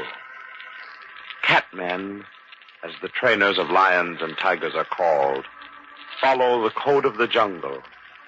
When they match their skill against fang and claw in the cages, or against human enemies outside them, they neither ask nor give quarter. That is their creed, the law by which they live and sometimes die. Here is a cage. In it, a huge tiger is pacing back and forth. There is deadly, killing power in the supple ripple of its muscles under the tawny skin with its black stripes. Killing power in the sheathed claws, in the wickedly gleaming teeth. Before the cage stands a man. His eyes are dull. His body is hunched. He is Britt, a cat man, but on his cheeks are livid marks of deep scratches. On his shoulder crouches an ordinary alley cat. There he is, Imp. That's Satan the tiger that put me in the hospital. Remember the hospital, Imp? Mom came halfway across the country to see me. Gee, I remember when she came into the room. She looked at me like she used to when I was a kid, and she said, "My little boy's been hurt." Now, she wasn't worried because I couldn't take care of her and send her money for food and rent. No, she was worried because the little boy was hurt. When I got better, she gave me you. A cat man ought to have a cat, she said. Yeah, then I made her go back home, and I returned to the show. So here I am, a handyman. I clean out the cages and sweep up. Me, Britt, who used to tame the wildest cats. Well, it's a good thing Mom gave me you. I can talk to you. Nobody else around here listens to me anymore. They think I'm nuts. Hey, you, Britt. Oh, there's Hank. Mustn't let him know that I'm not as tough as any cat man. Yeah? What do you want? I've been looking for you. Yeah, well, here I am. Hey, look, Britt, get this straight. I ain't satisfied with your work. As long as I'm head trainer around here, these cages are going to be kept clean, you understand? I'm doing the best I can, Hank. If you can't do better, I'll get somebody who can. Trouble with you is you got no guts. I had enough guts to be the best cat man in the business once. You ought to know that. You were my assistant. Yeah, but I'm the head man now.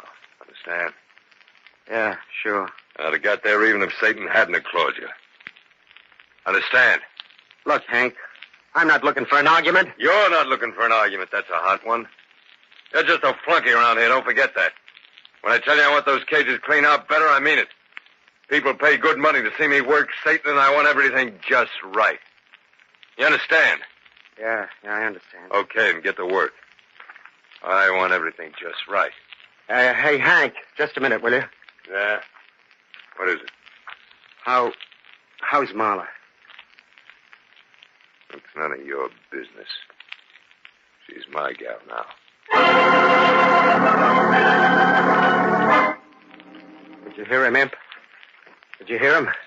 I got a sweet cleaner, he says. People pay good money to see him work Satan, he says. He says that to me that used to be the best cat man in the business. Now I'm pushing a broom. Yeah. I know you love me, Imp. Even though I'm just a has-been. I used to be the big attraction of this show. Now it's Hank. I used to work Satan. Now it's Hank. Marla used to be my gal. Now she's Hank's. My bad luck was certainly good luck for him, wasn't it, Imp? Oh, well. Might as well sweep out good under Satan's cage. Like Hank wants me to do. Ouch! Scratch myself, Imp. Scratch myself on those little shreds of copper wire sticking out at the bottom of Satan's cage. Hey, what are these wires doing here anyway? There are 2 little holes drilled here in the floor. There must have been electric wires in them. Here are scraps of insulation on the wood. Now, why would anybody put electric wires through the floor of Satan's cage? I tell you, Marla, there's nothing to worry about. And I tell you, I don't like Britt hanging around the show. He might figure things out. He'll never find out, baby.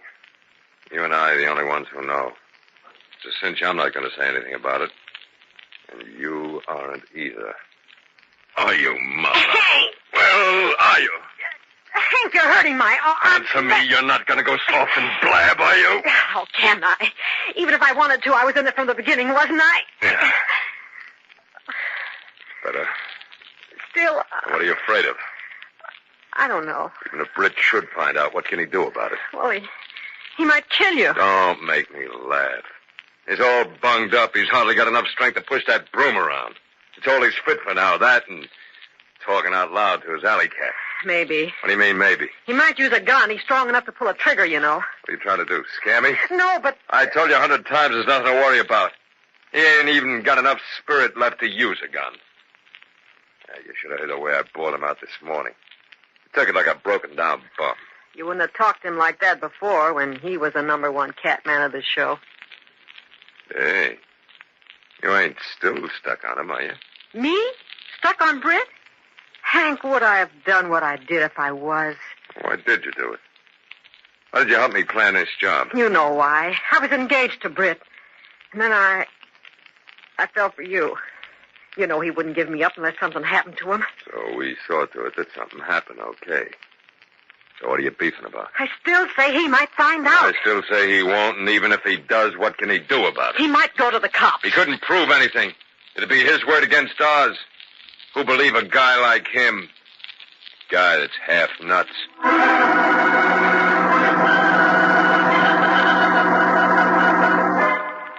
Yes, sir, Imp. There were electric wires stuck into the floor of Satan's cage. And they're right where the iron grid in front of the inner cage is. Yes, sir. The grid Satan has to step on when he makes his entrance into the big cage for the beginning of the act. Electric wires and an iron grid.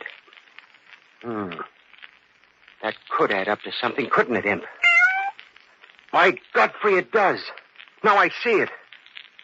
The iron grid was charged with electricity. Satan stepped on the grid and got a shock. It was planned. Now, who would have wanted me to get hurt? Who do you think, Imp? You're right. It was Hank. Remember I said my bad luck was certainly his good luck? He put those wires there. He made Satan go amok. He did it. And he got my job and my gal. Why can't I do the same thing to him, huh? Why?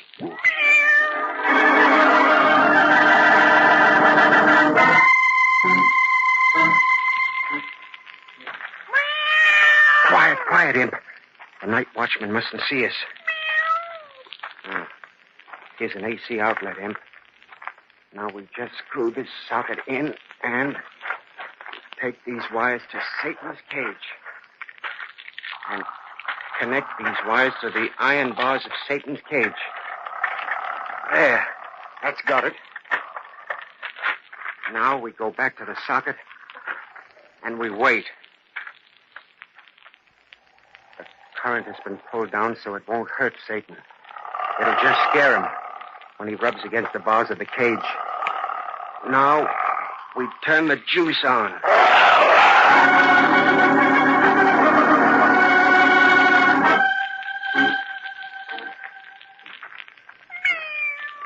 tonight, Imp, we try something a little different. Tonight we try 2 wires tied to a stick and attached to a storage battery. It's called a hot shot, see? Here we are at Satan's cage. So you're nervous, huh, Satan? That's good, Satan, that's good. You don't like my electric treatment, huh? Why, you big sissy, it doesn't hurt you. It only shocks you. But you don't like it, huh? Well, see how you like this.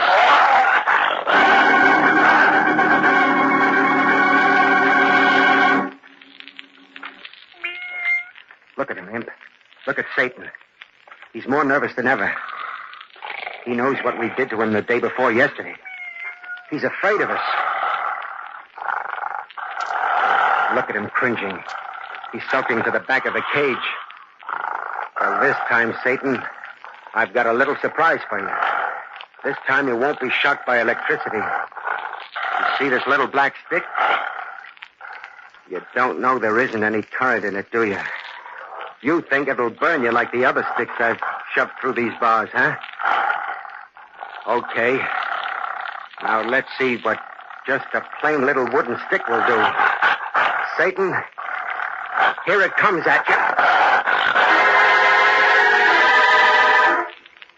We've got him where we want him, Imp. And it took less than a week to do. I can make Satan go berserk any time I want to. All I've got to do is point this little black stick at him. No law against holding a little black stick in my hand when Hank does his act, is there? Is there, Imp? Now we're ready to pay off a debt.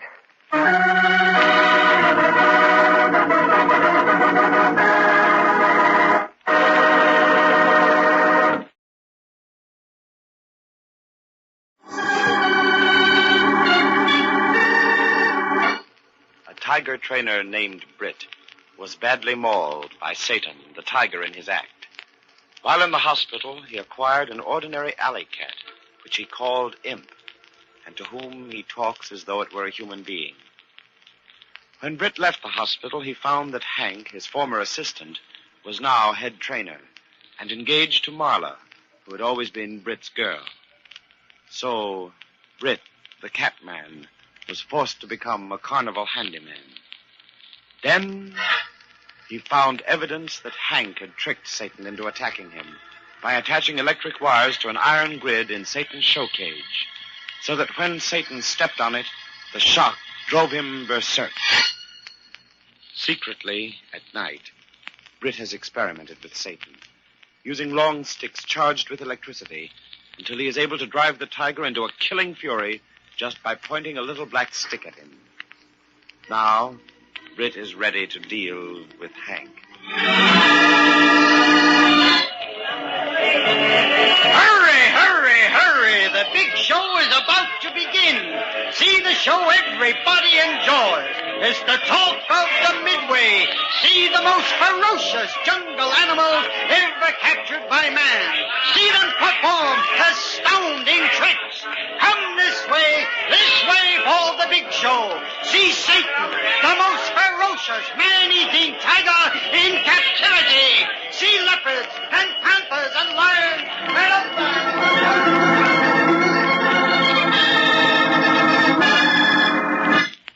Yes, sir, Imp. The big show is about to begin. It's about to begin the last performance of Hank as a cat man. Now is the time to pay him back for what he did to me. Now, while Satan is nervous and mean. All I have to do is point this little stick at him, and he goes nuts. Oh, what a surprise Hank is going to get. You know what I mean, Imp? You and I are the only ones who know. Maybe we ought to let somebody else in on the secret.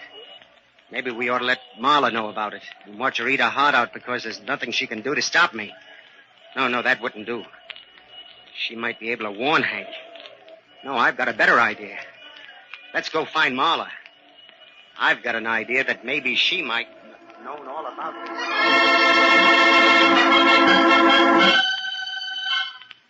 Hank, you gotta listen to me. I'm telling you. You're always telling me something. If it ain't one thing, it's another, and I'm getting sick of it, Marla. Fed up, you understand? But Hank. Shut up! If the slap you to make you understand I want any more talk out of you?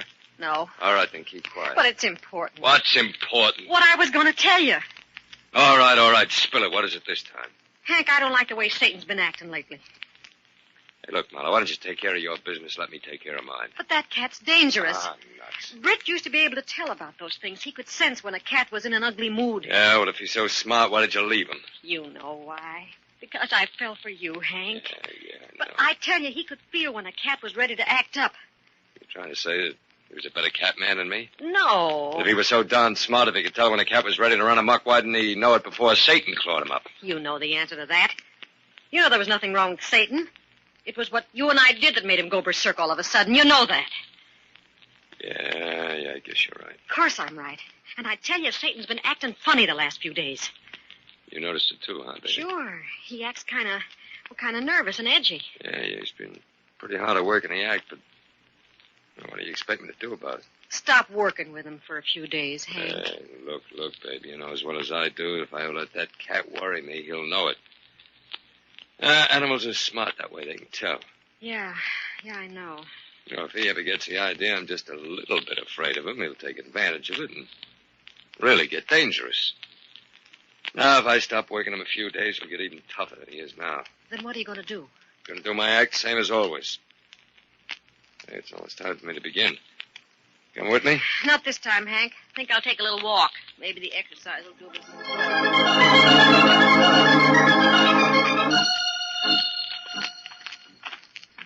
Hello, Marla. Oh, what do you want? Just a little talk with you. We haven't had a talk since you walked out on me. Look, I can't talk to you. Hank won't like it. Hank isn't here. Yes, but he No, won't. Hank isn't here. He's in the cage with Satan. Has anything happened? Happened? What can happen to a wonderful cat man like Hank, huh? Well, I don't know. Satan's been kind of nervous lately. Oh, so you've spotted that too, huh? Well, Imp, what do you know about that, huh?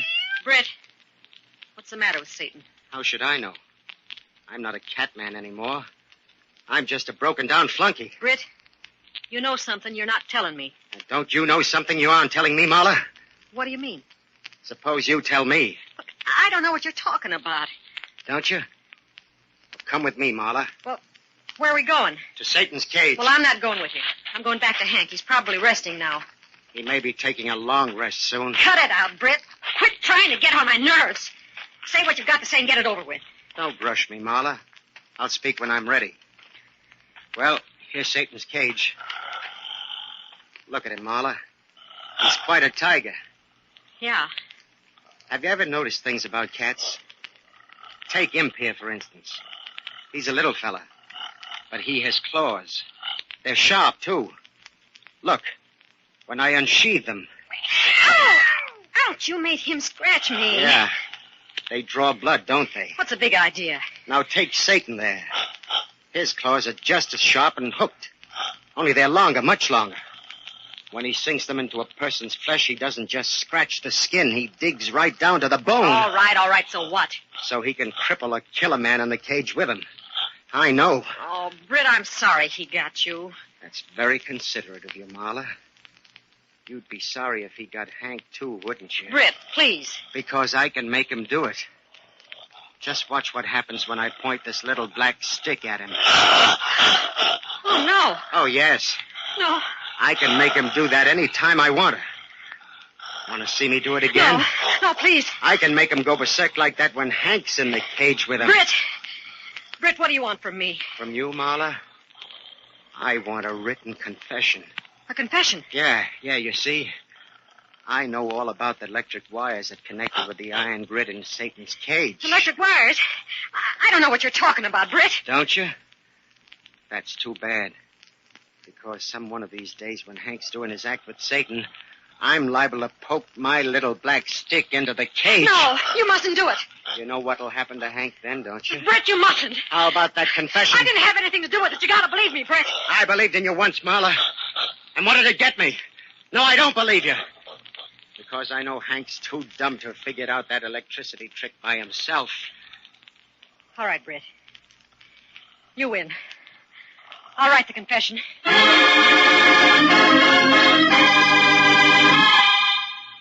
Hank. Hiya, Yeah, Marla, how was the war? Hank, listen to me. I got to tell you something. Save it. If there's anything I can't stand, it's a woman who's always shooting off her mouth. You know that, don't you? Yeah, I know. And just remember one thing, baby. Keep your mouth shut because you're in it just as deep as I am. You understand? I understand. Okay, then keep your big trap shut and don't go threaten a blab if I decide to take a run-out powder on you. I won't. All right, that's better. But you'll never run out on me because he knows all about it. What are you talking about? Who knows all about what? Britt. He knows about what we did to him. Who told him? He figured it out for himself, I guess. Told you before, that doesn't mean anything. He can't prove a thing. Yes, he can. I wrote a confession. You wrote... Where is it? Give it to me. I haven't got it. Tell me where it is, so help Britt's me. I'll got it. Why, you two-timing lady. Please, Hank. Please don't hit me again. I wrote that confession to save your life.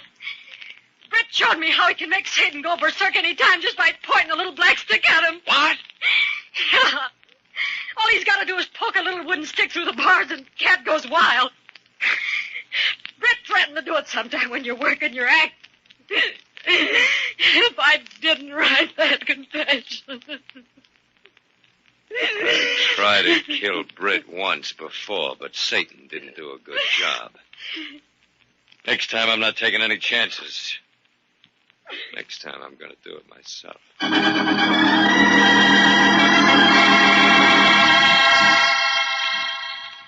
Hey, Hank. Yeah?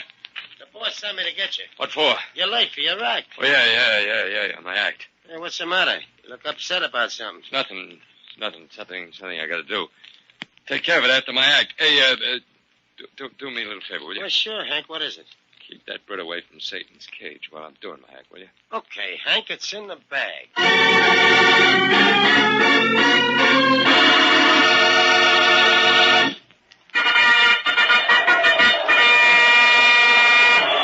now, ladies and gentlemen, one of the most sensational wild animal performances of the century. Presenting the daring king of the catmen, Hank Chandler, and the ferocious tiger, Satan. Why, he must be awfully brave. That sure is a big tiger. The trainer is in the cage now. Oh, he looks mean, doesn't he? I wouldn't want to be in there. He's down. The trainer's down. They're shooting at the tiger. Why doesn't he let go of the man? They use only blank cartridges. Look, another man's getting into the cage. He's only got a little stick in his head. The tiger's backing away. He saved him. He saved the trainer.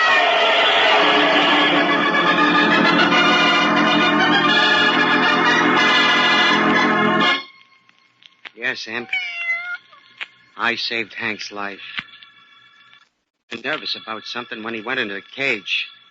Satan sensed it and he went on a rampage. Well, Hank's pretty badly mauled. But he'll live to go to jail. And that's where Marla's going, too.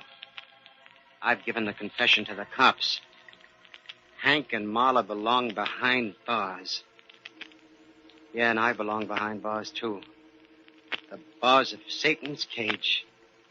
You know, the boss gave me back my old job. I'm a catman again, Imp. I'm a catman again.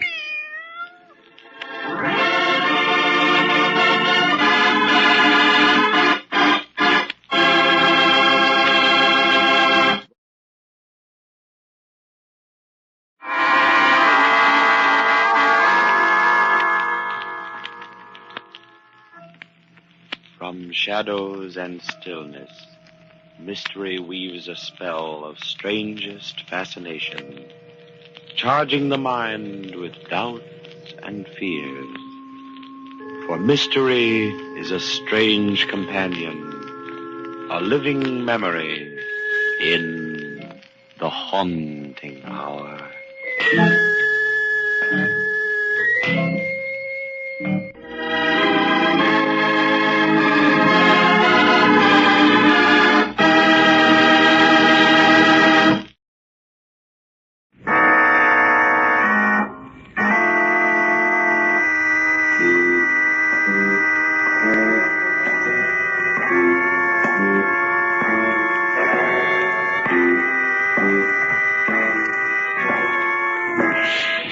No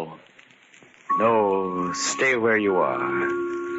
Do not break the stillness of this moment, for this is a time of mystery, a time when imagination is free and moves forward swiftly, silently. This is the haunting hour.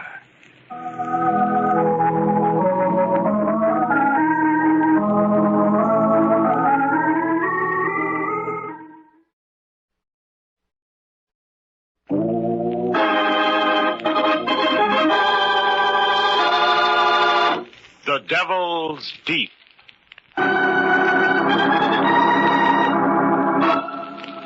At the foot of a great cliff, a police launch is being slowly pushed by the ocean currents toward jagged rocks where the water boils and swirls as in a giant cauldron. Searchlights stab the darkness to reveal grappling irons, probing the inky waters of the Devil's Deep. Hey, Inspector Bowman. Captain wants to know if he can turn the launch around now. He says Devil's Deep is no place to be caught when the tide turns. Tell him to hold it a minute, Sergeant. I think we got our corpse. Give me a hand pulling that rope. Okay. Why is it they always seem heavier when they're dead? Never mind the questions. Just get them over the side. Right. Okay? Yeah. Take her out, Cap. Yeah, we'll stretch him out on deck for you, Inspector Bowman. Drowned, eh? Maybe. Fell off the cliff up there. Swing that searchlight down here. He's the one I want, all right. Good gravy. There was another one? Yeah, two of them. Help me unbutton his coat. Well, in that case, you're lucky to have dragged up the one you wanted. You're telling me? I have two suspects back at headquarters. One of them is lying about how this guy was killed. Well, which was it? The fall from the cliff or drowning? Neither, Sergeant. Take a look at this bullet hole.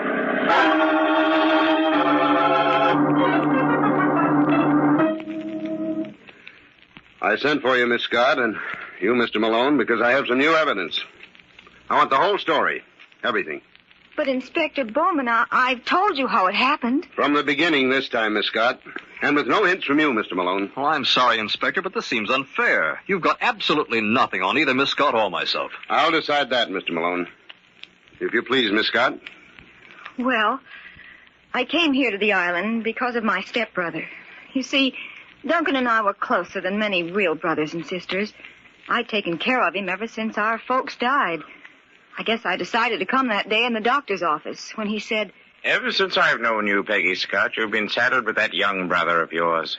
Well, I've almost made up my mind to buy a cottage on the island, Dr. Ramsey. Oh, it's a lovely cottage. Set back from a high cliff. It's straight out of a storybook. Good. Might get him away from his imagination. He's got too much, Peggy. It's bad. I know. But I understand him, Doctor. And I can give him understanding and kindness. Yeah, sounds like the very thing, Peggy. But take my advice and go down by boat. As long as you avoid people, you and Duncan are avoiding trouble. It was early in the season, and there weren't many passengers on the steamer that crawled along the coast. But even so, there was one too many. For fate sent Mr. Sherman across our path. Events were already closing in on me the first morning when I was trying to make Duncan comfortable in his deck chair. I wish you wouldn't treat me like a baby. I want to go to my stateroom and read. Oh, you promised not to open that trunk full of books until we reached the island, Duncan. Now, here, let me fix that blanket. Leave me alone, will you, Peggy? That old fool is looking at us again. I can wring his neck. That's no way to talk about Mr. Sherman. He was very sweet to us. Helping us with our bags was just an excuse. He's been following us ever since we got on board. Haven't you noticed the way he's looking at you? Keep him away from Miss Peggy or say help me out. You what, Duncan? Nothing, Reg. Maybe I'm just imagining things at that. Oh, I do wish you'd try to get over it, Duncan. Why, Peggy? Imagination's a handy thing, you know. Lots of times it helps you to look into the future.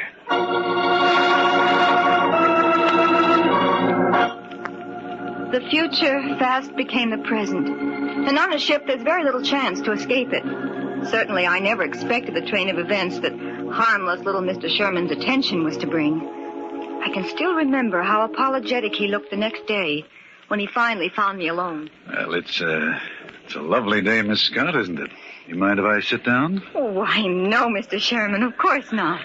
Well, I confess I'm relieved your brother isn't on deck today, Miss Scott. I do believe he dislikes me. Oh, Duncan takes a bit of understanding, Mr. Sherman. He's not well. That hardly explains it, but, well, I'll make friends with the boy yet. You'll see. I hear you bought the place at Devil's Deep. Rather lonely place for just the two of you. You sound as though you've been on the island before, Mr. Sherman. Oh, come up every summer. Miss Scott, do you know that chap over there? The one in the trench coat and the battered brown hat? Yes. This is the second time in the last hour I've caught him staring at me. Well, maybe he thinks he knows you. Well, we'll ignore him. No doubt you'll attract enough handsome young men without adding me to the competition. I must get around that brother of yours, though. I'll drop down to his stateroom and have a chat with him. Oh, no. That is, I'd wait until he's feeling better. He might not be very friendly and... No? Well, now, don't you worry about that, young lady. I'll turn on the famous Sherman charm. That'll do the trick. My friends tell me it's fatal. Absolutely fatal. My stateroom was directly across from Duncan's in one of those passageways that leads onto the deck. When I retired that night, I left my door ajar in case he should call. I don't know how late it was when I awakened, but it was the sound of his door that brought me to with a start. Then after a moment, I heard something heavy being moved on deck. I got to the window in time to see Duncan pushing something through the lifeboats. Without stopping to think, I grabbed my robe and rushed out. I saw him leaning against a lifeboat, looking down into the water.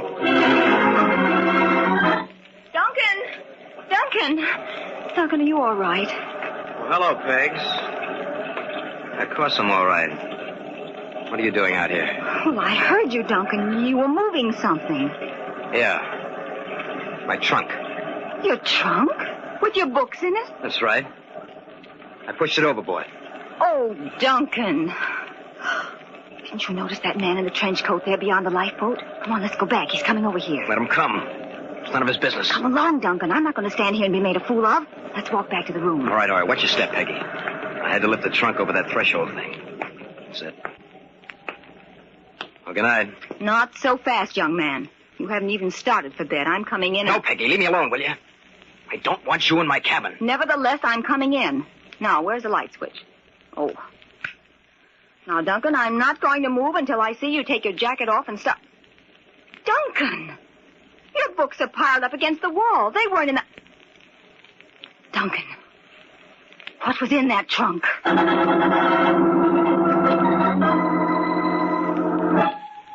Mr. Sherman had disappeared. When we docked next morning, I looked for him. He didn't get off the boat. The purser hadn't seen him. I was frantic. I couldn't believe Duncan had... Anyway, I decided to go to the cottage first and then come back and phone Dr. Ramsey. As you know, there's no road to Devil's Deep. My stepbrother and I walked along the path through the woods. It was almost noon when we reached the house. Wow, sis, this place isn't bad at all. Sort of wild and woolly. Hear that surf beating on the rocks down below? Leave the bags out here and go on inside, Duncan. Yeah, all right, sure. Say, this is all right, Peggy. Nice and cozy. Fireplace and everything. Oh, Duncan, if only... Duncan, sit down, dear. I've got to talk with you. Peggy, what's the use of questions? You know how I get mixed up sometimes? I forget things I've done. So I simply forgot I'd taken the books out of my trunk, that's all. You don't know how I want to believe you, dear, but Why don't you forget all about it, huh? I have.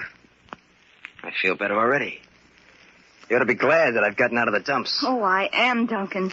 But after last night, What's that you've got there? A note. It was lying on the table. The cleaning woman must have left it. Here, let me see it. It's addressed to me, Peggy. I don't recognize the handwriting, do you? To you? That's strange. Who could have gotten here before us? It's easy enough to find out. But we don't know anybody here. I couldn't...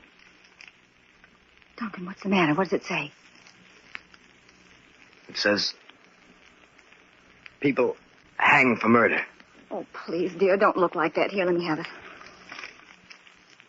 If silence is worth $10,000, I'll forget about that trunk. Blackmail? But who? Suddenly I realized. The young man in the trench coat. Then almost as an afterthought, it came over me. Duncan had really killed Mr. Sherman. It was in the open now. It had to be faced. What are we going to do, Peggy? They'll hang me. You know they will. Please, Duncan, I've got to think. I couldn't help it, Peggy. I didn't know what I was doing. That old fool Sherman, he came to see me. He drove me to it. Oh, I suppose I knew what had happened all the time, but I didn't want to believe it. We'll have to go to the police, Duncan. No, I'll kill myself first. I won't do it. You got to help me, Peggy. You're the only one who can. Oh, I've tried, dear, and maybe I've only hurt you.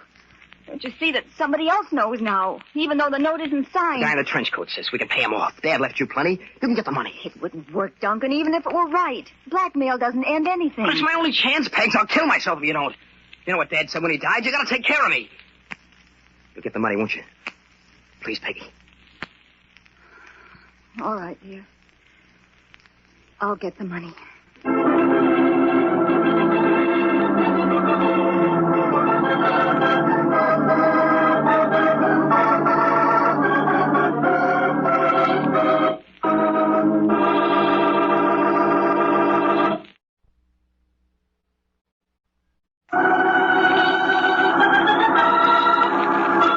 And now, back to the Devil's Deep. A police launch has dragged the turbulent waters of the Devil's Deep and found the body of a man. So far, Inspector Bowman has neglected to mention that fact to the two young people who sit beneath the glaring light in his office. The eyes of the young man in the trench coat have never left Peggy Scott as she goes back over her story.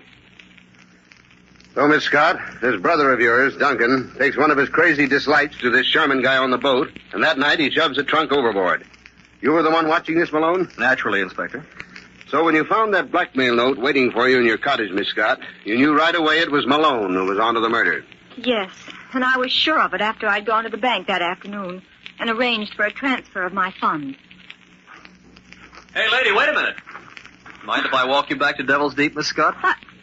How did you know my name? What do you want? Oh, just a couple of questions, Miss Scott. Like, are you in the habit of calling on bank presidents the minute you get in town? That is none of your business. I'm afraid it is. Very much my business. Oh, yes, I'd forgotten your note. I suppose that's true. Now, please, if you'll let me by. Not so fast, please. I've got to talk with you and your brother. Mr. Malone, if you're wise, you'll keep very much away from my stepbrother. That's a warning. We'll be ready for the next note when you send it. Goodbye. Suddenly I knew that Duncan and this Mr. Malone must not meet. Above all else, I had to get my brother back to Dr. Ramsey before there was another tragedy.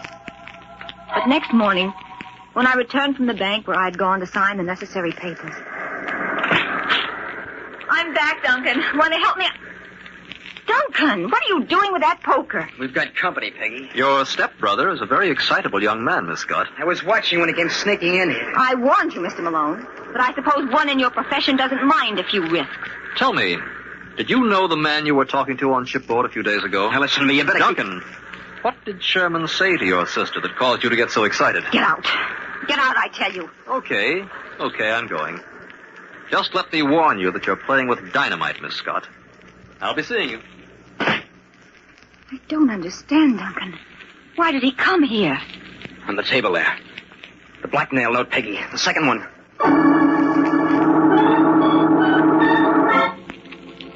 Like Mr. Malone, the note was confident and explicit, even to the denominations of the money to be tied into a package and brought to the cliff that night.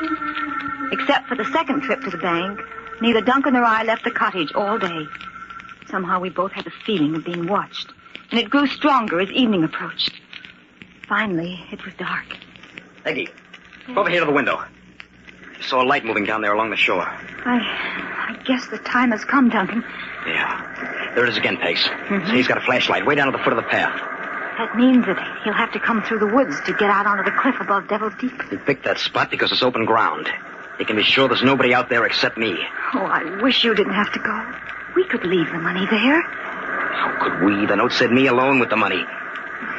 I'd better get out there before he does. Where's that package with the money up in? Here it is. I wondered if you were going to forget it. Forget it. Are you kidding, Peggy? You've got to be honest with me, Duncan. You weren't thinking of doing anything. Anything we'd both be sorry for? What do you mean, like Sherman? Yes. Peggy, I tell you, I was crazy that night. All I want to do is get this over with. You'll see. I'll pay him off, and I'll get right back here. All right, dear. Go quickly now. I'll be waiting for you. But I knew I wouldn't be, for I never intended to let Duncan meet Bob Malone. The package I'd given him contained torn strips of paper. It would never be opened, because I was going to meet the blackmailer before he reached the cliff. Quickly, I got the money and slipped out the back way. There wasn't a sound except for the roar of the surf in the distance. The woods made the night even blacker. When I reached the path, there was no sign of the flashlight. But pretty soon, I thought I heard footsteps coming up. Suddenly, I heard a sound close behind me. As I turned, the earth opened up with a blinding flash, and everything went flat. Slowly, I began to whirl back into the light. I opened my eyes and saw I was back in the cottage, lying on the couch in the living room. After a moment, the ceiling tilted back into place, and I turned my head and tried to focus on the man sitting beside me. It's Bob Malone, Miss Scott. Don't be frightened. You got quite a sock on the head, but you're all right now. Why did you hit me? Don't try to talk. Just lie back and be quiet. Oh, but the money... It's in my pocket. Oh, don't try to sit up. Take it and go. Go before Duncan comes back. Your brother doesn't even know what's happened yet. He's still waiting out on the cliff. Now, just forget him for a minute, Peggy, because I've got something more important for you right now. Sherman, come around the couch where Miss Scott can see you. Sherman? Mr. Sherman, but he's dead. Oh, not at all, Miss Scott. Your friend Malone brought me back from a watery grave. Very inconsiderate, don't you think? Cut the cracks, Sherman. Look, Peggy, if you'd given me half a break, I'd have told you I was a private detective. Sherman's a well-known blackmailer. When I spotted him talking to you on the boat, I figured it was worth looking into. But, Mr. Malone, then there never was any reason for Duncan to be blackmailed. Mr. Sherman tricked him. He somehow made Duncan think he'd killed him. I think your brother needs a psychiatrist, badly. That's not important now. The important thing is that Duncan's not a murderer. Oh, don't you understand? It was his imagination. Sometimes the things in his mind seem real to him. He hated Mr. Sherman enough to... Yes, that's it. Sherman worked on this quirk of his, got Duncan excited, faked the death now, scene. Look here, Malone, I told you And before... all the time I was frightened to death of you, Mr. Malone. That's my fault. When I saw your brother push that trunk overboard, I got kind of worried. I checked the passenger list, and then everyone who got off the boat. So did I. And Mr. Sherman didn't get off. Oh, yes, he did. After you were nowhere around. You were a little too anxious to believe the worst of your brother, if I may say so, Miss Scott. I told you to keep out of this, Sherman. You see, Peggy, when I saw our blackmailing friend, knew there wasn't anybody in that trunk, I stopped worrying. Like fun you did, old boy. You've been tailing me ever since you saw me talking to the young lady that morning. But I never figured it was more than your usual blackmail routine, till I saw how scared Miss Scott was. Yes, but don't you see? Duncan and I thought he was dead. Yes, I see that now. Lucky I followed him out here tonight. I was right behind him when he came up the path with the flashlight. It's too bad you couldn't have stopped him from hitting me. Shut up, Sherman. Suppose you and I stroll down to the kid brother and tell him he can relax. Oh, but Duncan thinks he's dead. Don't you see the kind of a shock it'll be when he sees him? I can't leave Sherman here. Just you leave this to me. I don't think you should try to get up yet. Oh, but you don't understand. Duncan flies off the handle so easily. I know that only too well. Come along, Sherman. I think Miss Scott's stepbrother will be delighted to find you returned from the dead.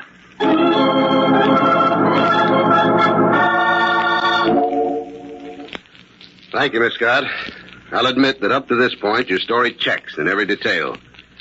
But what actually happened afterwards out on that cliff? I don't really know, Inspector Bowman. I never saw Duncan or Mr. Sherman again. Mr. Malone was the only one to come back alive. I've told you what happened out there, Inspector, just as I told Miss Scott. Mr. Malone, you told me that when Duncan saw Sherman, the man he thought he'd killed, he flew into a rage and attacked him. But Sherman had a revolver, and during the struggle, he shot Duncan, and they both went over the cliff. I'm sure that's what happened, Inspector. I should have known that that's exactly what Duncan would do. I happen to know Sherman's record, Miss Scott. Blackmailer, yes. but he never carried a gun. That's what I thought. Why I didn't bother to search him. I'm afraid I can't believe you, Malone. We dragged the Devil's Deep an hour ago. We recovered Sherman's body. He was the one killed by the bullet. And you think maybe I took things into my own hands? If you didn't, I'm suggesting you tell us differently. Well, you forced me into a corner, Inspector. You asked for it, don't forget. Let's go back to the moment Sherman and I left Miss Scott in the cottage near the cliff. There was a bright moon as the blackmailer and I headed toward the spot where young Duncan sat on a rock, staring down into Devil's Deep. I wonder what Duncan's going to say when he sees me, Malone. I do make a rather healthy corpse, don't you think? That's your worry, Sherman. But I wouldn't like to be in your shoes. You don't go for that poor sick boy line with this kid, do you? I do, Sherman. He's studying to be a manic depressive. He's on the way toward making the grade. Well, in that case, you're going to have a tough time proving anything against me, Malone. The blackmail notes in your handwriting are pretty good evidence, I'd say. Hold it now. Kid's seen us. Now, let me handle this. Everything under control, Duncan? Of course, Mr. Malone. I've been waiting for you. I saw you on the path a while ago. Good. Got anything to say to the ghost of Mr. Sherman? Plenty. Stupid bungling rat. I hope you give him the works. Now, look here, kid. I never did like this deal, but you made it seem harmless enough. You think it was harmless, Duncan? To hire Sherman to make like a corpse so you could blackmail yourself and scare your sister into paying off? I should really have killed him. All he had to do was stay out of your way. All this might have been more harmless, Duncan, if you hadn't sneaked back and slugged your sister just before we came up the path. Was that necessary? I was pretty mad when I opened that package and found the paper she'd given me. I had to get my money without letting her know it was me. You know, I could have worked this blackmail stunt again sometime. Yeah, I suppose you could. Too bad I came along just then and drove you off. You'll never get the money now. I'll get it, don't worry. And all the rest of it, too. It belongs to me. My father should never have left it to her. I'm afraid, Duncan, that sooner or later you might kill Peggy. Well, maybe I will if she gets wise to me. Now, look, Malone, I'd never have got mixed up with a kid if I'd known this. Not very pretty, is it? Don't forget that if anything happened to his sister, he had threatening letters in your handwriting. Where do you think that would have put you? He was going to give them back when he paid me my grand here on the cliff tonight. Ah, you're a fool, Sherman. Why do you think I told you to pick Devil's Deep for a meeting place? And those notes I delivered by myself. Get it, Sherman? Noble brother meets nasty blackmailer, shoves him off cliff in self-defense. Neat, huh? I wasn't acting when I said I hated you, Sherman. I never could stand the way you looked at Peggy. Why, you little rat, that's fine coming from you. I ought to look out, he may have a gun. Of course I have. Why do you think I let the two of you come out here after me? After I get rid of you, I'm still going to get that money. Listen, kid, I'm going to take that gun away from you and give you the spanking of your life. Keep away from the edge, Sherman. He'll plug you as short as... He hasn't got what it takes. Just a loudmouth brat. Go on, you keep backing up toward the edge, sonny boy, and pretty soon... Take another step, Sherman, and I'll shoot. No, you won't, kid, because I'm going to...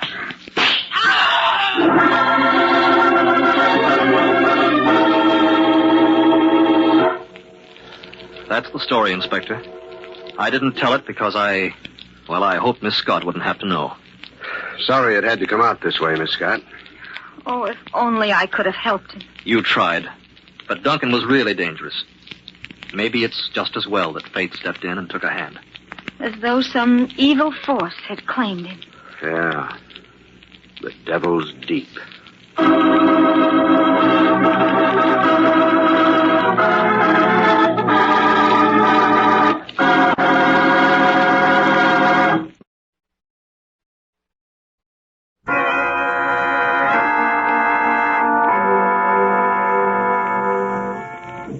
From shadows and stillness, mystery weaves a spell of strangest fascination, charging the mind with doubts and fears. For mystery is a strange companion, a living memory in the haunting hour.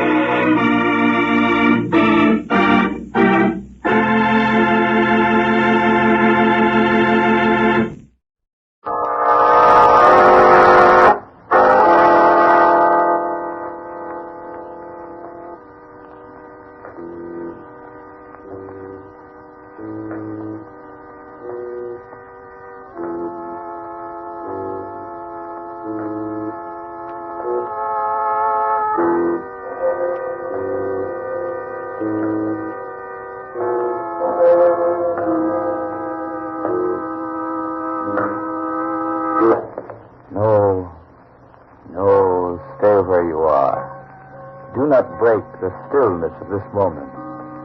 For this is a time of mystery, a time when imagination is free and moves forward swiftly, silently.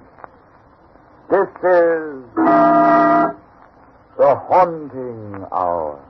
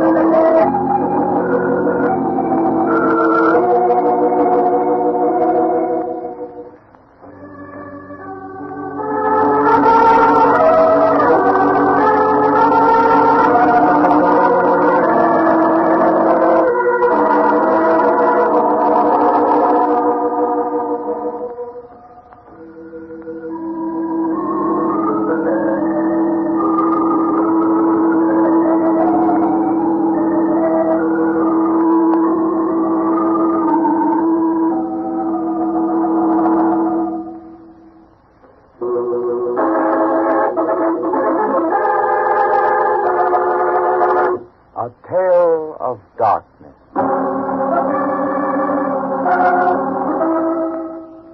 A ghost has crept over the city.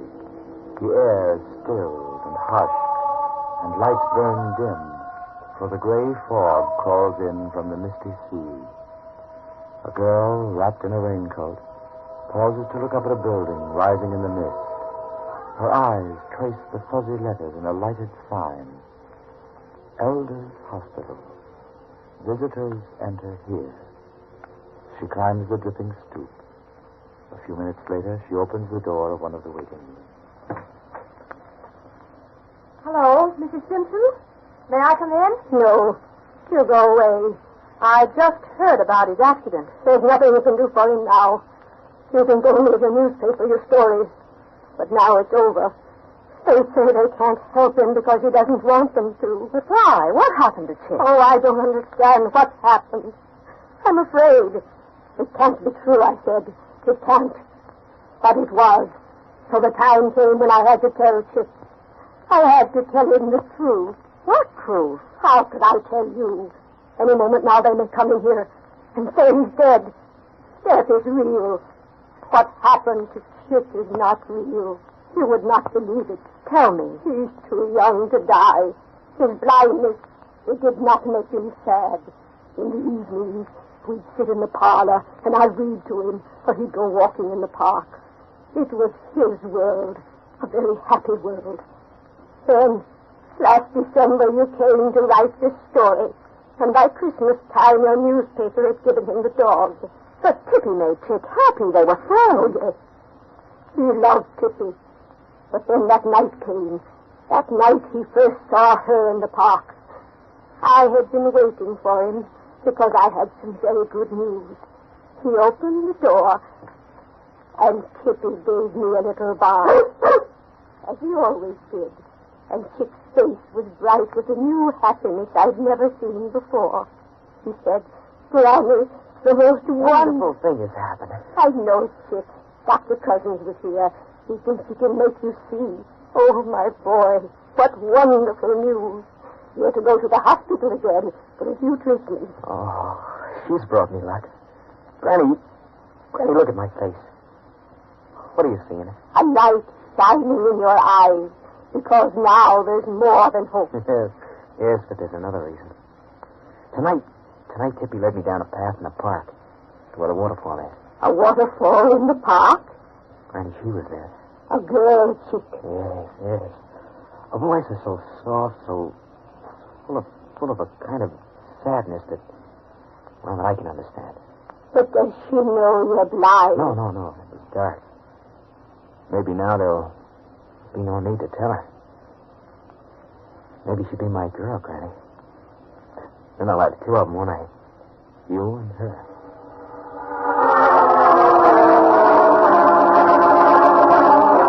So the next night he went to the park again, and Tippy led the way.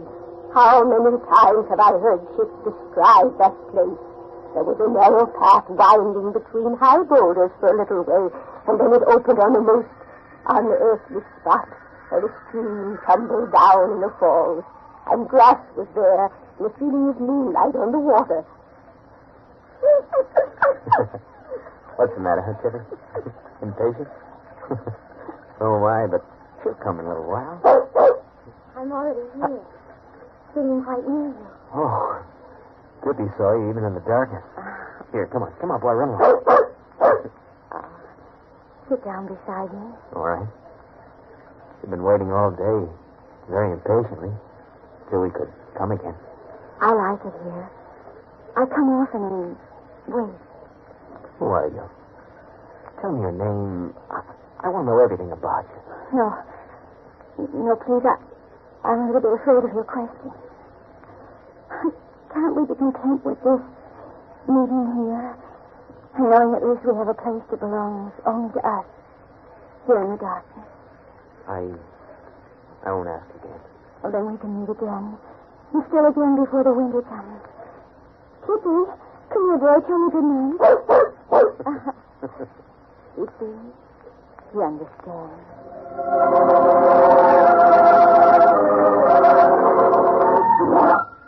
My flesh grew cold when he spoke of her, for it was the dog Tippy that led the way to her, there in that ghostly place made remote to us by a wall of time. Chick saw her time and again. Then the day for the operation came, and the night before we met her beside the waterfall to say goodbye. Well, I'm going away only because I want to be worthy of you. I want to feel as if I have a right to tell you. I love you so very much. No. Yes, I do love you. And I don't even know who you are. Promise you'll tell me when I come back. But you may never come back. I may never see you again. No, don't say that. It isn't true. Maybe I shouldn't leave you at all. Oh, yes, you must go.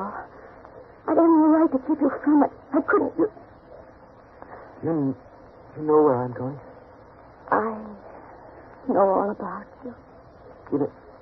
In my blindness? Yes, I know, but now I want you to have eyes like other men, to be like other men.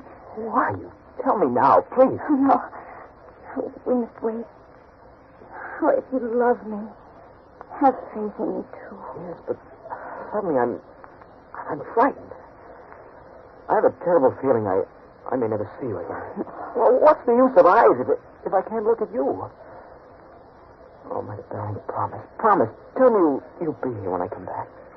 I'll be here, Chick. I'll be waiting. Now, good night. Good night, Kitty. Take care of me.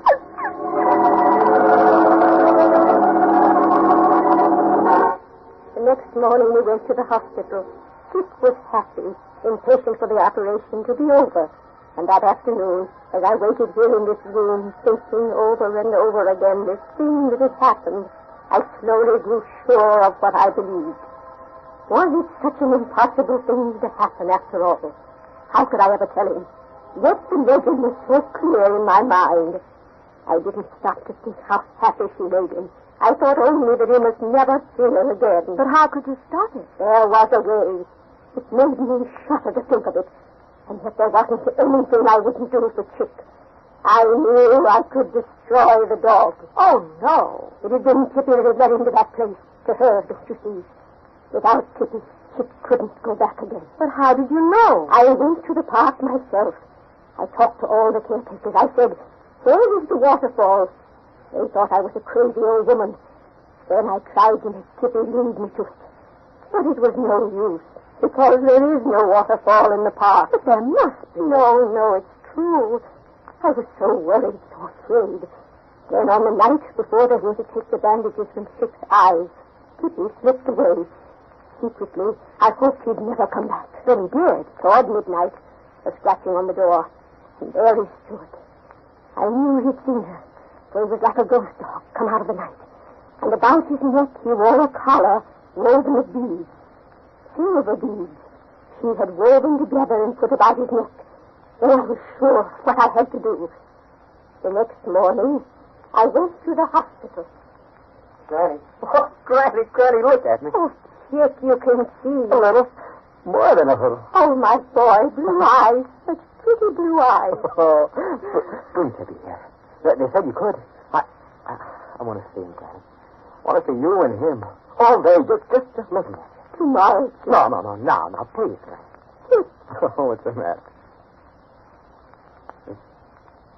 Something happened to Tippy? No. Something has. What is it? Granny, where is it? Oh, my boy. How can I tell you? A few days ago, I let him out in the back courtyard to play. Someone had put some meat there for the wood rat. It was poisoned. Tippy is dead. Am I a foolish, superstitious old woman? What else was I to do?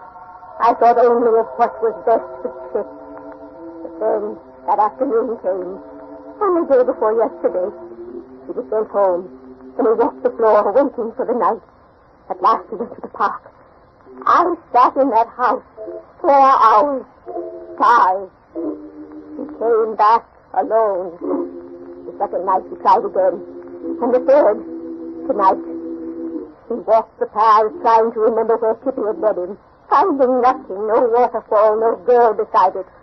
When he came in, his face was drawn, his eyes moist and sad, and he said, Granny, I don't know what's happened. I can't even find the place where we met. It was low, and there were huge rocks there, a stream. Well, why can't I find it? It's all my boy. I've gone over that path dozens of times. I even closed my eyes trying to find it. It just isn't there. No, Chick, it isn't there. What did you say? I mean, if you can't find it, then surely it doesn't exist. But you're well now. You can see again. This girl doesn't matter. She matters more than anything else. What are you trying to say? Only what I'm sure is true. Something about her. Granny, tell me. But it can't matter now. You've got your whole life before you now. If you never see her again, you'll forget her, Chick. You will, my boy. Christina, you know who she is. Oh, no. What is it? Tell me. I don't know. It's just that... Oh, what can I say? Listen to me. When I was a little girl, I heard many stories, legends of my people, your people, too. One of the legends stayed in my mind, sharp as an arrow. Granny. This girl. Didn't you know she's an Indian girl? No. Why do you say she is? Because it's true. The silver color, woven of beads. Oh, my boy. The most impossible thing in the world has happened. You've fallen in love with a ghost 5 centuries old.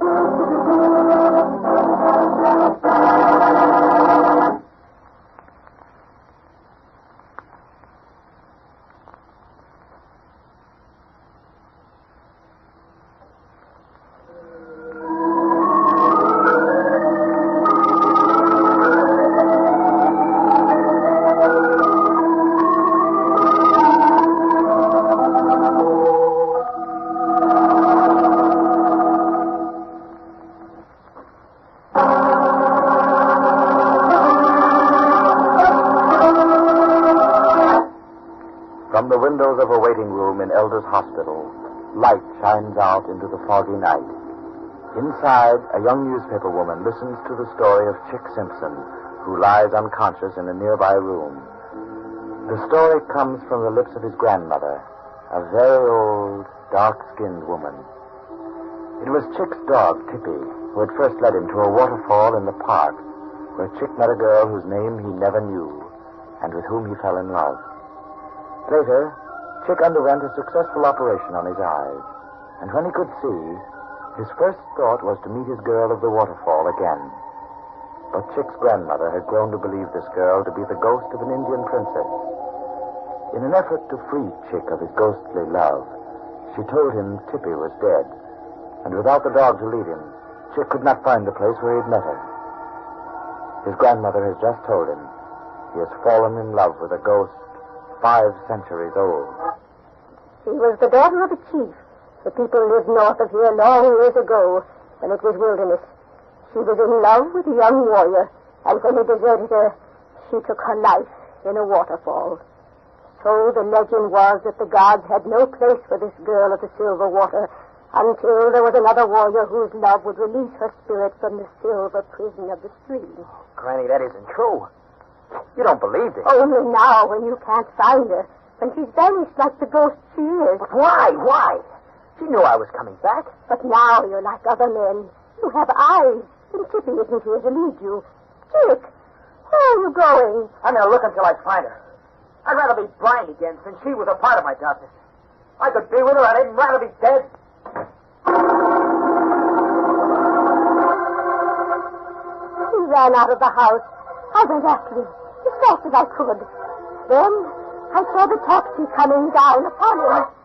He lay on the pavement in the light of the street lamp, in the gray fog of the evening, and his eyes were closed again.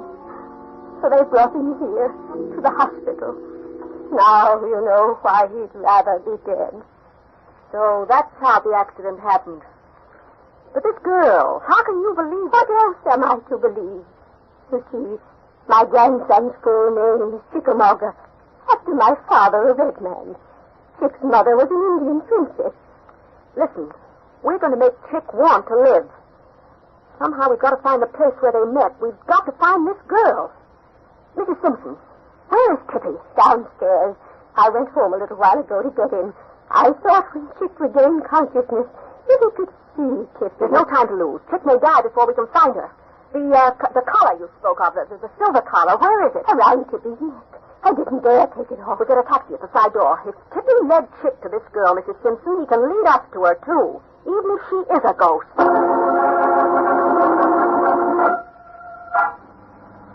This is the place, just yonder, by that street light. That's where Chick always went in the park. Stop there, driver. By the street light. Yes, ma'am. Good boy, Tippy. You're a good boy. I'll take that silver collar now. There, Mrs. Simpson, hold the leash. I'll open the door. Driver, have you got a flashlight? Yeah, sure.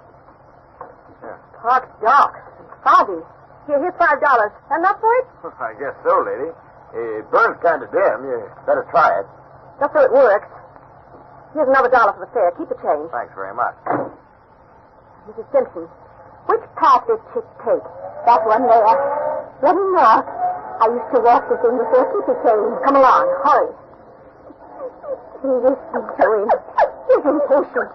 Can you know what we're trying to do? We'll find out. As soon as we get a little way down this path. What is so useless? He won't lead us there. If it was Chick, boy. Good boy. You know what we want, don't you, boy? Look, here's your collar. She made it for you. Where is she? You know, don't you? Lead us to her. Smell the collar, boy. Go on. Go to her. Look, he's running up the path towards the lake. Tippy! Here, boy. Here, boy. He went that way. Through the trees. But we're already up the path. Tippy! Listen. I heard him. Where? Over yonder. He found her. Are you afraid? No. Well, come on. We'll see if she's a ghost. Tippy! Here, boy! He's over there. The other side of those rocks. Wait. This must be the place. There were high boulders and a path between them. Come on. Listen. Do you hear it? Yeah. It sounds like it is. It's the waterfall. So that's his waterfall? Good boy, Tippy. But it's not a waterfall at all. Only the overflow from the lake. Yet it's a lovely spot. The grass is thick and green, and the rocks make it a little cove hidden away. He could see its beauty in spite of his blindness. Look, this is where they sat. The smooth rock almost like a bench. But where is she? Yes, where is she? I wonder... Tippy! Tippy! Take us to her. Take us to her. Come on, boy. We'll follow. Look! He's leading us away. Come on! He's lost it. He ran so fast. Could he have come this far? Well, there's the avenue. He's led us across the park. Look, there, on the other side of the street. Call him back. Wait. He's going up the stoop of that house.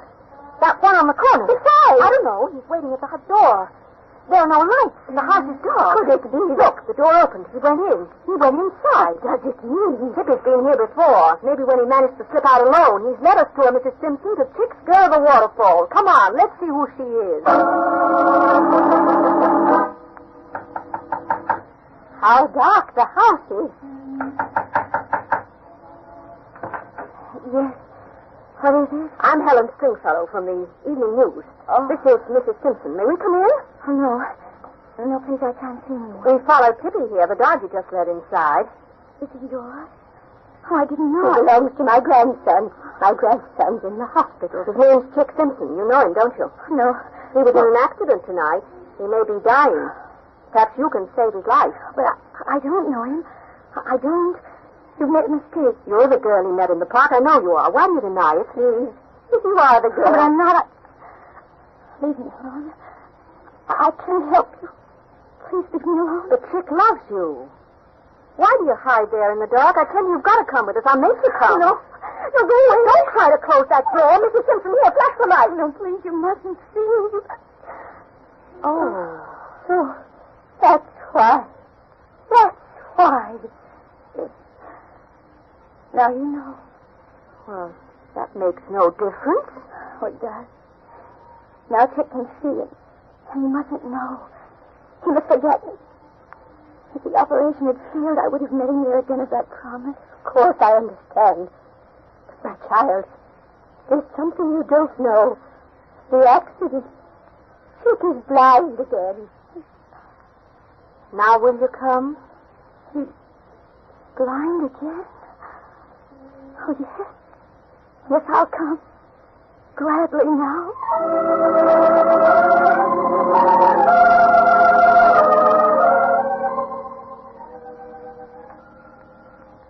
He's there on the bed. Wait.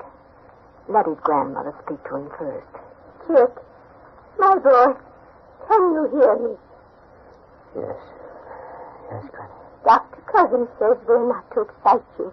But there's something I must tell you, so you'll get well again. I couldn't find her. Will you forgive a clumsy old woman who loves you? I've died 1,000 times for what I did. You see, I lied about Tippy. He's here beside me. And she's here, too. She's here? Jack, I've come back. What is your... Tippy found me. I didn't know about your accident. I wanted to see because of you. Now, if you love me at all, it's out of pity. No, Chick. Listen to me. Her hair is golden like the sound of rain. And her eyes are blue. Full of light. And yet full of darkness. Well, what are you trying to say? She's trying to tell you why I stayed away. After the operation when you could see. You mean that... Yes, Chick. She's been blind for 20 years. All her life. I didn't know. But soon you'll be well. And we can meet again by the waterfall. Tippy will be there with us. Yes. And we can go on together, Chick. Oh. I'm so glad it's like this. Now we can have our world back again. Mm-hmm. And it's a happy world. Mrs. Simpson, we must leave them alone. Yes. It's finished now. The room's bright with their happiness. Come along. I'll close the door.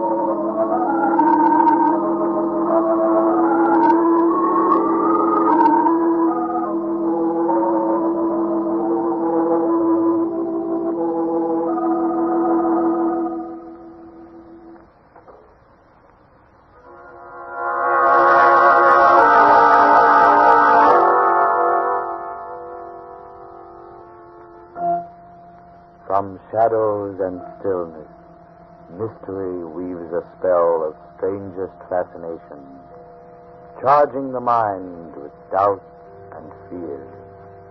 For mystery is a strange companion, a living memory in the haunting hour.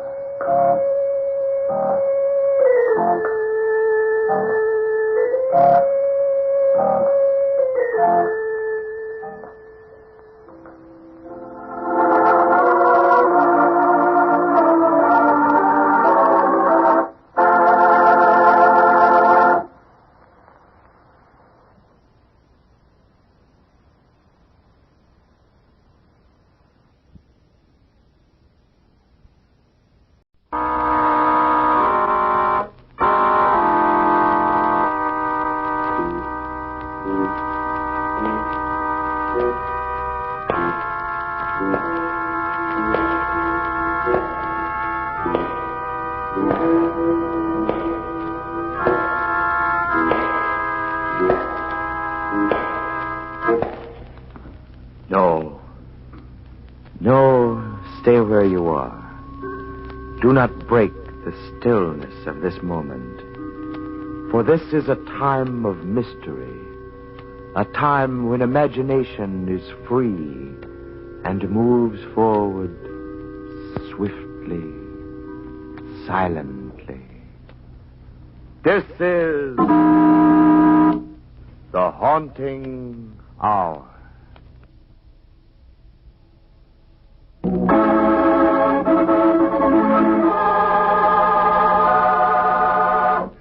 The sixth button.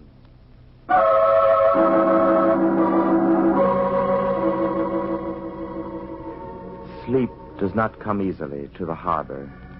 Even at 2 a.m, there is a restlessness fretting the black ships and the green water.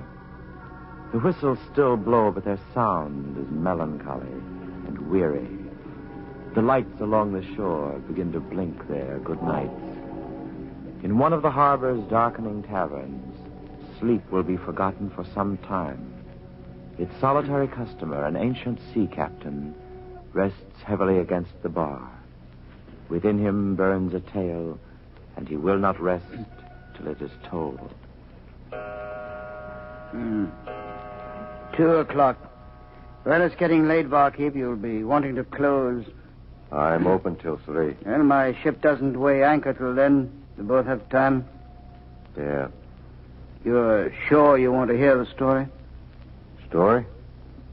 Sure. Why not? Another glass, then. Right. You join me? I don't mind.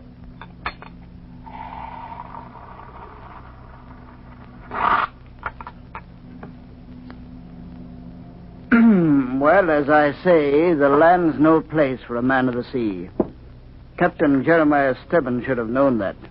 And he should have known there wasn't a crueler man anywhere in the world than Harvey Adams.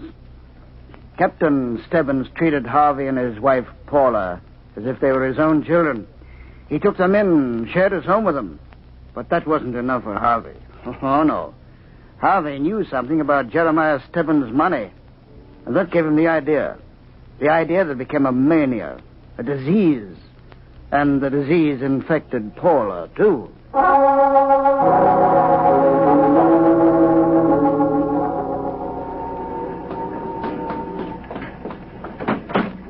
Harvey, is he?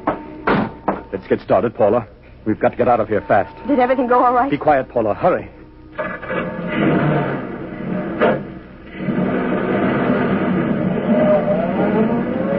Well, it's over. Went as smoothly as clockwork, just like we planned. It's funny, I don't feel the least bit nervous now. Do you?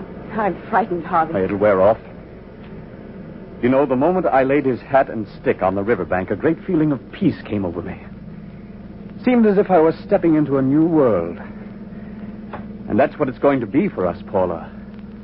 A new world. He was good to us, Harvey. Yes, of course he was. But think how much better he's going to be to us this way. Oh, there's the bridge ahead. All right. No cars behind us. Good. All right, now, slow down. Well, here goes the wrench out the window. There. Long may it rest at the bottom of the river. All right, now back to the house. We've got to be there before Mrs. Wellers returns. What if we made a mistake? There's been no mistake, Paula. I'm just as sure of that as I'm sure that Captain Stebbins is dead and lying at the bottom of the river.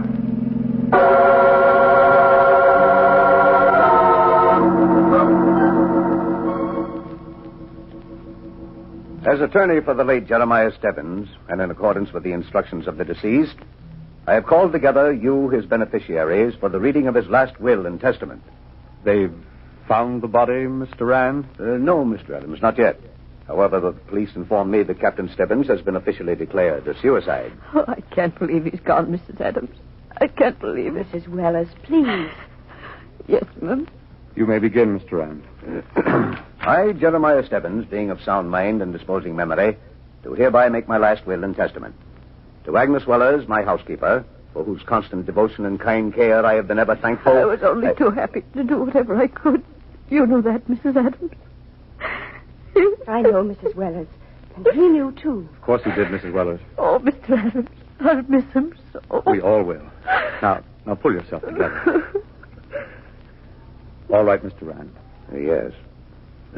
To Agnes Wellers, my housekeeper, for whose constant devotion and kind care I have been ever thankful, I hereby bequeath the sum of $25,000. In addition, it is my will and desire that Agnes Wellers be permitted to reside in my house, in the quarters which have been her home, for so long as she may desire to remain there. To Paula and Harvey Adams, who have been my close and trustworthy friends, and who have filled my life with bountiful happiness, I bequeath all my property and my remaining monies, which total $250,000. Why, how kind of him.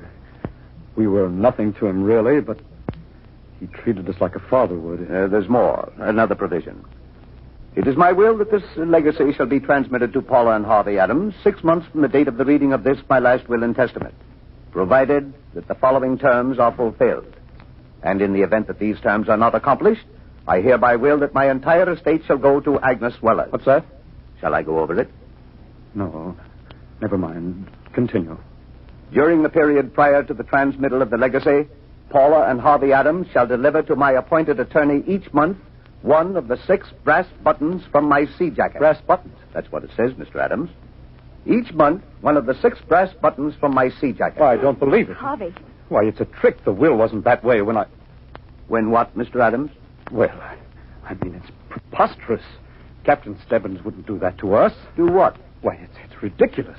Brass buttons from his sea jacket. Mr. Adams, this is Captain Stebbins' bona fide will. Those are the terms. You must comply with them.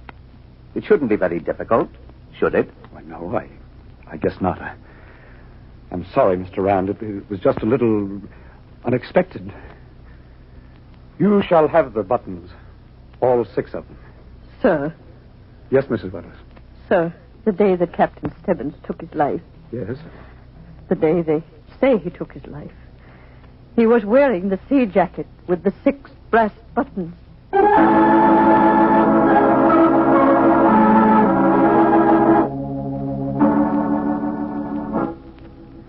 Although Jeremiah Stebbins is officially listed as a suicide, there are a few questions I must ask.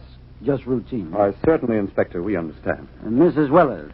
Yes, sir. According to your former employer's will, Mrs. Wellers, and the fact that Captain Stebbins' body has not been found as yet, there is an excellent chance, isn't there, of your becoming the sole beneficiary of the Stebbins estate? Oh, I don't want the money. Captain Stebbins meant it for Mr. Adams and his wife. Yes, so it appears, but in case the buttons aren't delivered... Oh, don't say things like that. Inspector, please. She's very upset. I merely said, Mrs. Adams, there is a chance of her getting the money. But you make it look as if I... As if you what, Mrs. Wellers? Well, sir, as if I... Oh, Mr. Adams, make him stop. Please make him stop. The inspector doesn't mean anything. Inspector, we've had a trying day, all of us. Mrs. Wellers, my wife, and I have suffered a great loss. As far as I can see, there's nothing you can accomplish by your questions. No? No. You've upset this poor woman enough. I must ask you to leave. I hardly expected anyone to get so excited over a few routine questions, since it's quite obvious who will receive Captain Stebbins' legacy.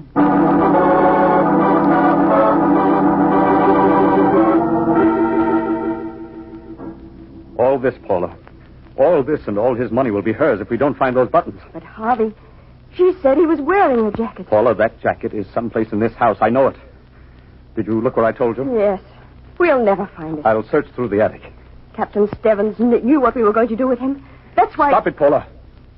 Stebbins was just an eccentric old sailor. We'll play his game of treasure hunt, Paula. And we'll win.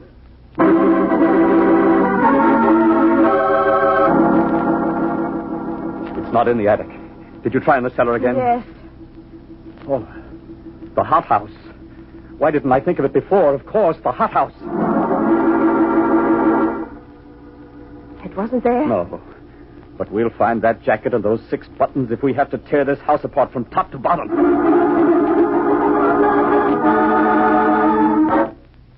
This closet. I can't open it. What? I think it's locked. Here, let me try it. It is locked, Paula. I think we've come to the end of our treasure hunt. I'll open this door. Mr. Adams. My room. What's happened? What are you doing here? Mrs. Wellers, unlock this door. But you have no right to come in my room this way. If Captain Stebbins were alive... He's not alive. He's dead. And this is my house now. If you don't unlock this door, I'll call the police. Well, I'm not one to cause any trouble, Mr. Adams. Well, then unlock it. Here's the key, sir. That's better.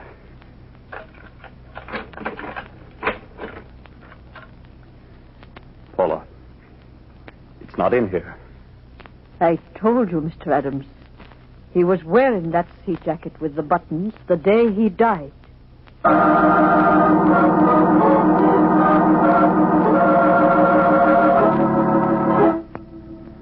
Paula, are you going to sit here all night sewing? Harvey, do you think Mrs. Weller suspects us? Of course not. She'd have gone to the police long ago. Maybe we'd better get out of this house. Now. Maybe we'd better get out of this city. Get out of this house. That's rich. In 3 more days, the first month will be up, Paula. Then we'll have to get out. Because of 6 ridiculous brass buttons. This house, everything will be hers in just 3 more days. Yes, just 3 more days. Yes, you almost sound relieved. Relieved? Yes, Harvey, it's better this way. Better to lose everything, to work, to plan, and be left with nothing. Oh, we can start all over again. Start over again with what? We have each other. Each other. That's great. Paula, for heaven's sake, stop that sewing. Put it away. All right, Harvey. Harvey. What's the matter? My sewing box. What is it? There. In the box. In the box. Paula. We found the first button from Captain Stebbins' sea jacket.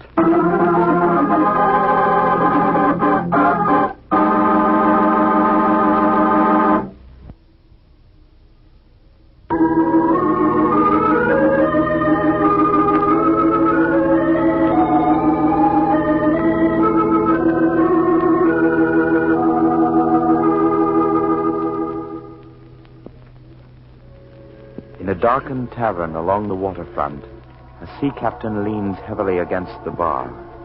He and the bartender talk, while the waterfront noises gradually fade, and the harbor lights around them, one by one, are shut.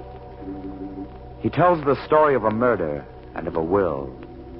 The murder of a sea captain like himself, and a will which demands that the beneficiaries deliver to the captain's lawyer 6 buttons from the captain's sea jacket. Let us enter the tavern to hear the captain continue his strange story. Well, barkeep, Paula and Harvey Adams found the first of Captain Stebbins' 6 brass buttons. The buttons that meant the difference between a fortune and poverty. Yeah, so you said. The button was in the sewing box. Now, how did it get there? Should I go on with the story? Sure, go ahead. Well, as I said, the first button turned up. Only 5 more to go. And things were looking a little brighter for Harvey. But it was different with Paula. Very different.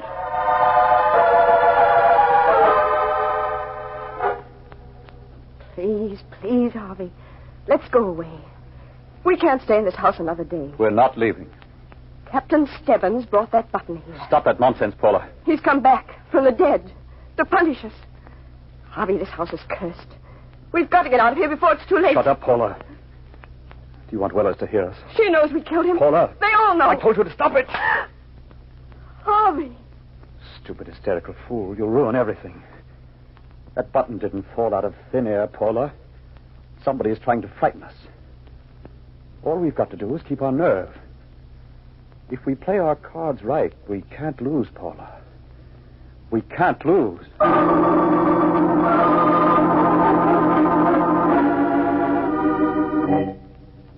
Paula, I'm going out. Did you hear me, Paula? I said I'm going out. All right, Harvey. Don't leave this room till I get back. And keep away from Wellers, understand? Yes. Did my top coat come back from the cleaners? It's in the closet.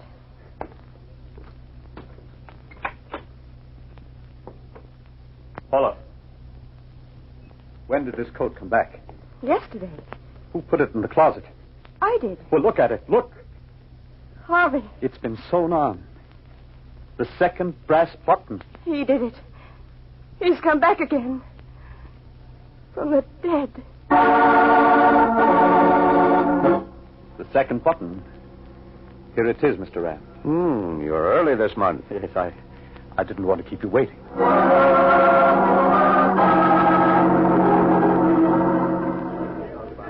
Northbound express on track 5, leaving at 2:20. Northbound express on track 5, leaving at 2:20. Ticket for Chicago, please.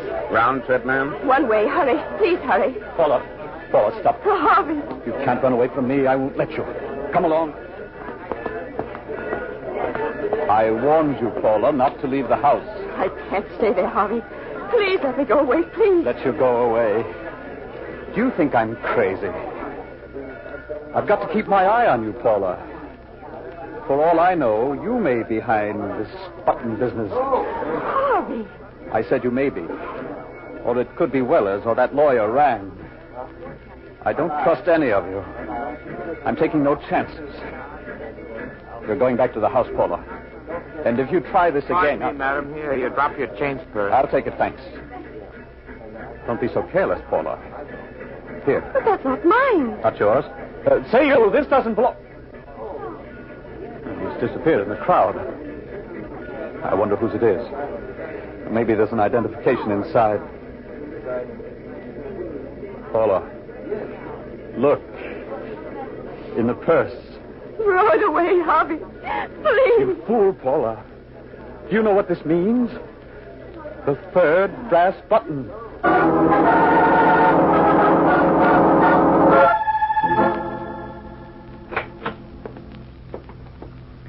She's sleeping now. Will she be all right, Doctor? I'd say she's on the verge of a complete mental collapse. Oh? I suggest you take her away immediately. A few months in the country will bring her about, I'm sure. Yes, that's not possible. I mean, not right now. I have important business to attend to. I can offer no other advice. If you keep your wife in this house, Mr. Adams, you are doing so at the risk of her sanity.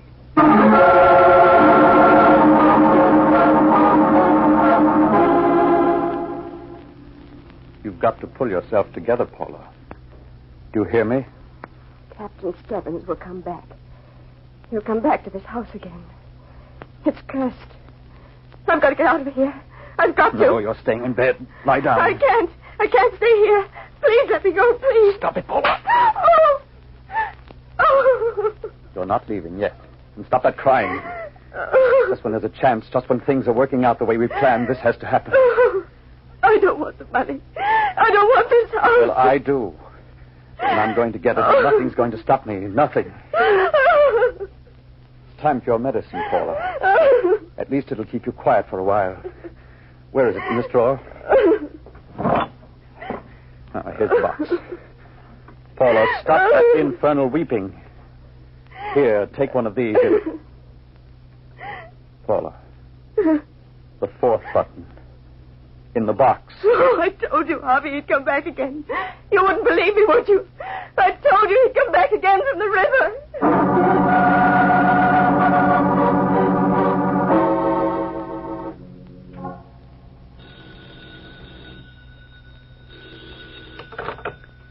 Hello? Mr. Adams? Yes? Mr. Rand. Oh, yes, Mr. Rand. I been waiting for you. The 5th button is due today. Yes, I know. Are you bringing it down? I'm afraid I can't wait any longer in my office here. I'm due home for dinner. I'm leaving now. Well, I have until midnight. You'll have your 5th button, Mr. Rand. Don't worry about it. Then I'll see you before midnight. Goodbye. Goodbye. Oh, Mr. Adams, Yes? here's a package for you. It was just delivered. Who brought it? Oh, messenger, just a moment ago. Who was he? Well, I don't know, sir. All right, Mrs. Wellers, that's all. Thank you, sir. Yes. The 5th button. The 5th button. Here it is, Mr. Rand. I'm sorry to have interrupted your dinner. It's quite all right. Well, Mr. Adams, a month from today, you'll be a very rich man, providing you have that 6th button.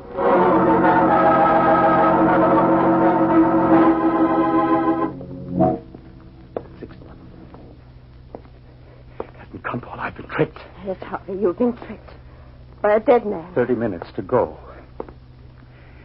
In just 30 minutes, the deadline will be reached. I'll lose everything. You won't get that 6th button, Harvey. You'll never get Shut up, you crazy fool. That button will turn up yet, Paul. It'll be too late then. You'll never get that money, Harvey. Captain Stebbins doesn't want you to have it. Don't you know that?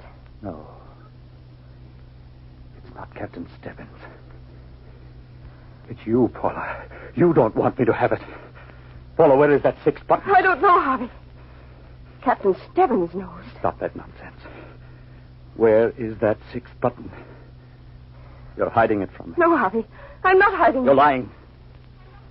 Tell me where it is. Don't. You're hurting my throat. Are you going to tell me where that button is? I don't know. You're lying, Paula. Oh. Tell me where you hid that 6th button or I'll kill you. Tell me. Tell me. You know where it is, Paula. Tell me, do you hear me? Tell me. Paula. Paula. I've killed you. I've killed you.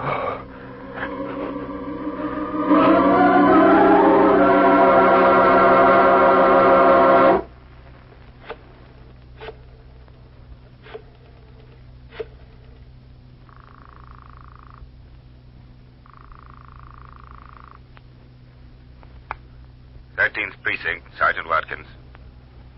I just killed my wife. What's that? My name is Harvey Adams. I killed my wife. You what? I killed her because I loved her. I loved her very much. Everything I did was for her, and now she's dead, and I'm here alone. You. Hello? Hello? I'm not alone. Not alone. You can't fool me. I know what you are. You're a ghost. But you can't frighten me. You're dead, Captain Stebbins.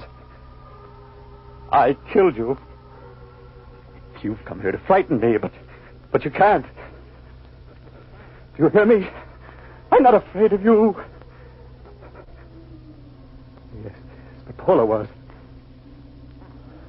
You did it, Captain Stebbins. You made me kill her, and now you've come to... No, don't come near me. Stay away from me. No, I don't want it. Take it away, it's cursed. I don't want the button. I don't want it. Take it away! Take it away! And when the police arrived, Barkeep, they found Harvey Adams, alone, cringing in a corner, stark, staring mad. Well, that's enough to drive anybody crazy, seeing the ghost of the man you killed. It wasn't a ghost. Huh? Oh, now, hold on. You mean Captain Stebbins wasn't really dead? It's an old saying, men of the sea drown hard. Harvey Adams would have done well to know that. His wrench never killed the captain. The water revived the old man, and he returned from the dead for justice. For justice? Mm-hmm. Yeah, I see. But who are you? Now, you're not going to tell me you're... Captain Stebbins? Yeah. Well, barkeep, my ship will be weighing anchor. I'll be getting along. As I say, the land's no place for a man of the sea.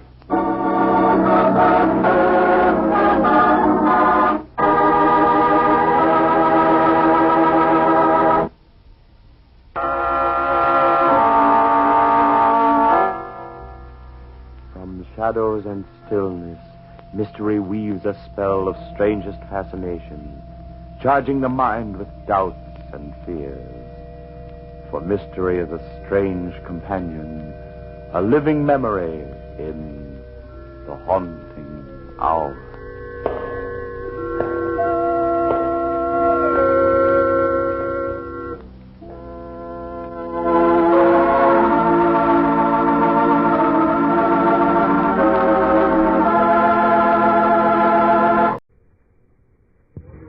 How often have you had a sudden impulse to speak to a stranger, to quit your job, or to board a train, destination unknown?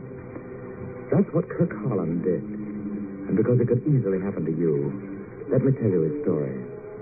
Kirk was a young, romantic sort of a chap, and he lived in a little town called Ainsville. He had a bookshop there, on the square. And like other people of the town, oftentimes Kirk stood in the small station and watched the 845 pull up to the shed. His life was a quiet life until that night. It was raining, and Kirk stood under the train shed. The steam engine puffed by, then the mail car, a coach, and another. The train stopped. Directly before him, framed in the misty window, was the face of a girl. And it was a tortured face full of pain and sadness. Suddenly, Kirk felt an unconquerable impulse to help this stranger. He stood staring at the girl's dark eyes, and then, suddenly, the coach gave a little lurch forward, and Kirk ran to the steps of the car and swung onto the train. He knew that more than anything in the world, he wanted to speak to that girl. He had to know who she was. So he took a deep breath, pushed open the door, walked down the aisle, and sat down on the seat opposite her. Finally, he leaned forward a little and said, "What's the matter? Why do you cry like that?" What?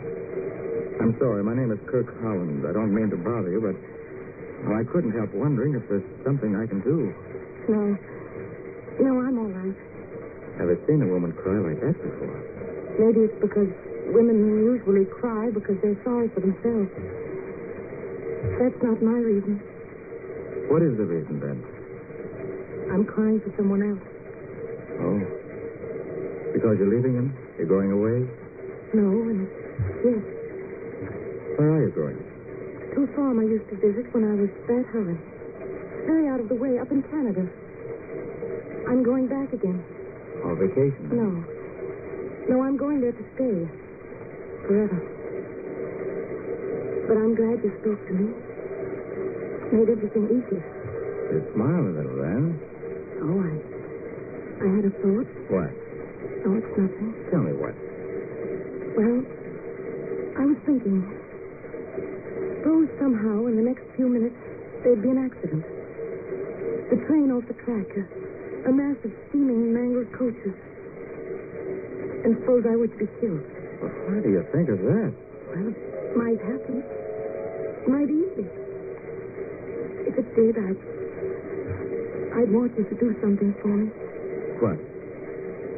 I'd send you on an errand. Tonight. I'd send you backstage at the Opera House in New York. And what would I do there? I'd want you to go to a man who'd be standing in the wings, smoking a long cigarette. A little gray-haired man named Lawrence Blaine. My singing teacher.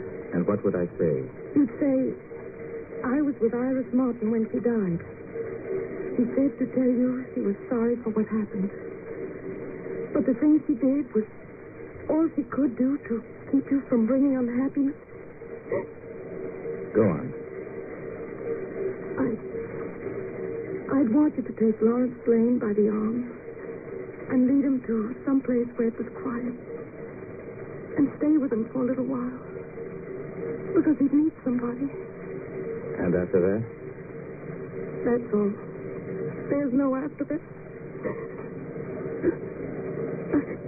I can't help it. I'm sorry. Thank you for listening. Oh, train's slowing down. Where are we? Clarkston. Clarkston? Well, what's the matter? Nothing. Will you save my seat for me? Of course. My eyes are so red and ugly. You've been very kind. Goodbye, Mr. Holland. You're listening to The Haunting Hour on the Golden Age of Radio Theater. Now, back to The Haunting Hour. She took up her polo coat and purse and walked away. Kirk watched her slim body move down the aisle. A feeling of loss fell over him. Why had she said goodbye like that? He waited, his heart thumping fast inside him, his breathing short and quick. Something was the matter. The watch on his wrist ticked away 1 minute, 2. She didn't come back. Then suddenly the train was starting. Kirk sat up. Then from out the corner of his eye, on the platform beyond the window, he caught a fleeting glimpse of a polo coat disappearing in the dingy station. He was running away. She'd gone out of his life, desperately and forever. He ran down the aisle, out on the car's platform, and jumped off the train. The station platform was deserted. He ran across the platform into the almost empty waiting room. She was not there. Then, through the large open window under a street lamp, he saw her just as she turned a corner out of sight. But when he reached the corner, the street was empty, except for a mist that hung like a ghost over the pavement. He ran on, his mind frantic with terror and haste. Then, ahead, like fuzzy balls of flame in the night, he saw 2 rows of light shining dimly over the curving span of a bridge. He strained his eyes to the misty darkness. His ears were taut for sound. Then, ahead, lying forlorn and solitary on the bridge, he saw a girl's polo coat and a blue bag and a pocketbook. He held onto the rail and looked down into the dizzy darkness of the river. His mind was spinning. He felt helpless and lost, like a child. For a moment, he stood listening to the swiftly moving river. And at last, slowly, he took up the polo coat and the blue beret and the pocketbook and started back through the heavy fog. Hello, Merrill. This is Inspector Jones, headquarters. Fellow here says a woman jumped off the North Bridge about 15 minutes ago. Better get the riverboats looking for her. Okay? Okay. Well, the boats will pick her up, Mr. Holland. Oh, I had been sure I could have stopped her. She was too young. Here, let's have a look at this pocketbook. Usual thing. Lipstick, compact, change purse. And here's a note addressed to Iris Martin. Signed by somebody named Maestro. She mention him? No. I left it for music teacher, Lawrence Blaine. Iris, I'm determined. Tonight at the second intermission, do not try to stop me. Be ready to sing. Maestro. This mean anything to you? Nothing at all. Probably has something to do with a suicide. It may be important. Inspector, I have an appointment. I'd like to go. Okay, Mr. Holland. But you'll have to identify the body. When we find it, I'll get in touch with you. As a matter of fact, this case can stand investigation. From this note, it looks to me like something more than suicide. Kirk Holland stood for a moment on the sidewalk outside the police station. She had asked him to do an errand. He looked at his watch and started down the street toward the railway station. Now his destination was not unknown. Is this the stage door of the Opera House? Yep. What you want? I'd like to see a man named Lawrence Blaine. Nobody's allowed backstage. But it's about Iris Martin. She asked me... Miss Martin? Well, that's different. They've been looking all over town for her. Down the hall there. See those 2 men? The white-haired one's Mr. Blaine. Thanks. 1 minute. Second act in 1 minute. Leave me alone, Barrio. 1 minute. I tell you, I've called everyone. But how could you let her out of your sight? She was upset, nervous. On stage, everybody. On stage. Oh, Mr. Blaine? Yes? I have a message for you. It's from Miss Martin. From Miss Martin? What is it? I'm Antonio Vario. The message is from Mr. Blaine. Where is she? We've been frantic trying to On find stage, her. Mr. Vario. The curtain's waiting. All right, I'm coming. Please, Mr. Vario, on stage. Maestro, wait in my dressing room. I'll be back in 20 minutes, please. Where is Miss Martin? Why did she run away like this? I have bad news for you, Mr. Blaine. Bad news? What bad news? What's happened? Mr. Blaine, he drowned herself in the North River on Clarkson.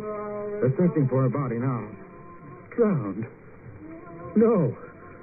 Oh, Iris, my child. What have I done to you? Lawrence Blaine's face was gaunt and pale. He stood like a dumb man. And remembering what the girl Iris had told him, Kirk took the old man's arm and led him out the stage door. He hailed a taxi, and when they reached the maestro's studio, the old man sank in a large, easy chair, staring ahead into an empty future. Then he began to speak. Mr. Holland, this girl was my life. She was like my own child. I loved her with all my heart. I taught her to sing. I taught her to use the magic of her voice. And it was incomparable magic. Look at me, Mr. Holland. Look at an old man whose love outweighed his good sense. I understand, Mr. Blaine. But it was my dream that Iris be great. Greater than any singer who ever lived. That dream was my only reason for living. And nothing should stand in its way. Not even Madame Zadrini.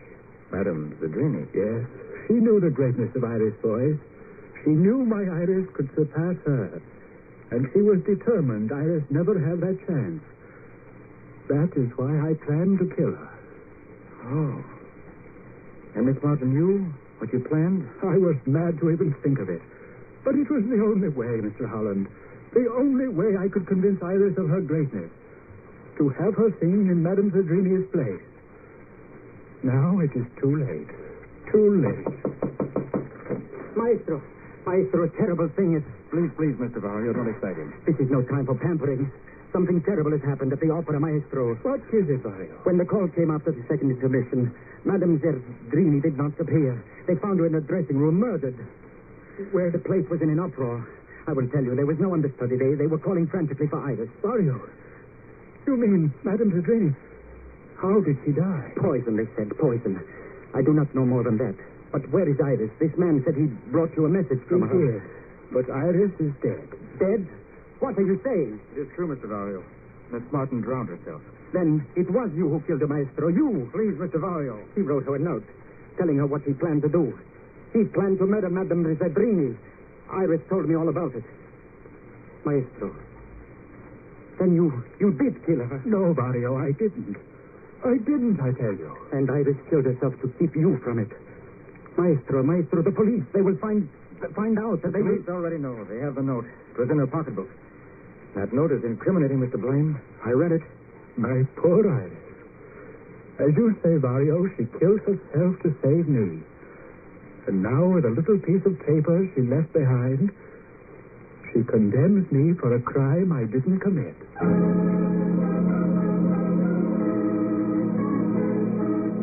We'll return to Destination Unknown on The Haunting Hour from the Golden Age of Radio Theater in just a moment. Once again, The Haunting Hour. One night, Kirk Holland obeyed his impulse to talk to a girl he saw crying in the window of the night train from New York. Her name was Iris Martin. When she left the train, Kirk followed to discover she had drowned herself in the North River. Kirk went to New York to tell Lawrence Blaine, the girl's singing teacher, of Iris Martin's suicide. Later, in Blaine's studio, Antonio Vario, an opera star, appeared to say that Madame Zadrini had been murdered. Because of an incriminating note written by Blaine indicating he would kill Madame Zadrini so Iris might sing in her stead, a note the police found in the pocketbook of Iris Martin, Lawrence Blaine was arrested for the murder of Madame Zadrini. Kirk Holland went back to Amesville. During the following weeks, he walked the shaded streets of the town, and in his mind flashed images of Iris Martin. Sometimes in his sleep, he awoke calling the dead girl's name. When Lawrence Blaine was brought to trial, he testified for the aging man And listen as the district attorney said. Ladies and gentlemen of the jury, I ask you to consider the evidence. You have heard the analysis. Arsenic in Anna Zadrini's body and in the dregs of her teacup. Tea that she drank during the second intermission in her dressing room. Consider, then, that this murderer was a man of shrewd intelligence.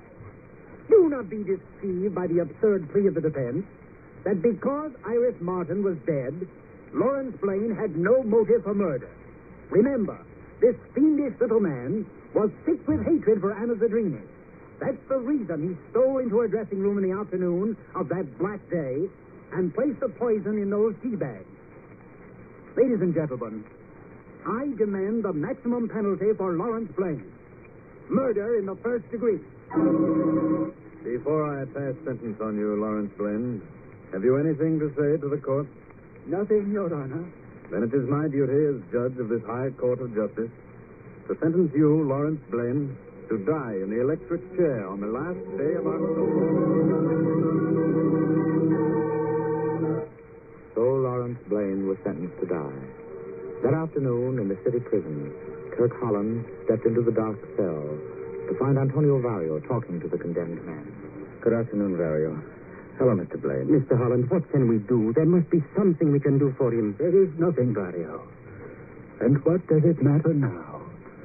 What does it matter? Have they found a body, Mr. Holland? You've kept in touch with the police in Clarkston. They found no trace of it, Vario. Then we must get lawyers for you, Maestro. Good lawyers who will appeal to the governor. Yes, there's still a chance. It doesn't matter, I tell you. What reason do I have to live now? I'm an old man. My time has come. And Iris is dead. Without Iris, there is no reason to live. I know, Maestro. I know. There is something I've never told you. What, Vario? I loved her, too. I had asked her to marry me a day or two before she died. You, Vario? Yes. I would have done anything for her. Anything. In the week that followed, the governor refused a reprieve for Lawrence Blaine. Kirk went back to Amesville. The weeks passed. Finally, the day came when Lawrence Blaine was to die. Kirk left his bookshop that night and walked the wide streets of the little town. With every step, he walked deeper into the shadowy presence of Iris. She was everywhere. And she was not dead, but she was alive in his mind. There was the tilt of her head, a small, round face, a sad smile. Now and then he was sure he saw her. I was just turning a corner ahead. I was standing alone under the glow of the street lamp. But it was only the ghost of a memory he loved.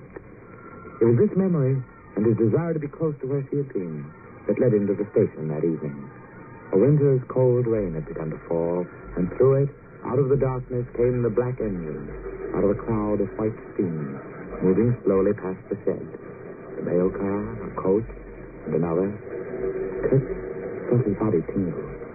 Then, directly before him, framed in the misty window, Iris! Iris!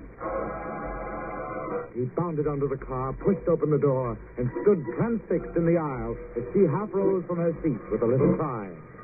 Mr. Holland. Iris Martin, it's you. All the way I've been hoping, wishing for you. And you came. I can't believe it. Where have you been? We thought you were dead. I know. I was in Canada, miles away from anything. I didn't know what happened till yesterday. I saw a newspaper in the village store. And you know Mr. Blaine has been convicted of murder. And he's innocent. I know he is. Come with me to help him, Mr. Holland. Oh, you couldn't keep me away. I've got to save him. There's something I know that may save him. Oh, please help me again. I will, Iris. You see, I thought if everyone believed me dead, it was the only way I could think of to keep him from killing her. He was doing it for me, and I couldn't stop him. I know. He told me. Oh, can you ever forgive me, Mr. Holland? That night on the train, when you spoke to me, I needed somebody to send back to New York to tell the maestro I was dead before you could commit this crime. So I used you. I thank you now for what you did. Nothing matters except that you're alive. Oh, take me to somebody in authority, to the district attorney. You see, I know who murdered Madame Zadrini, and there's only one way to prove it.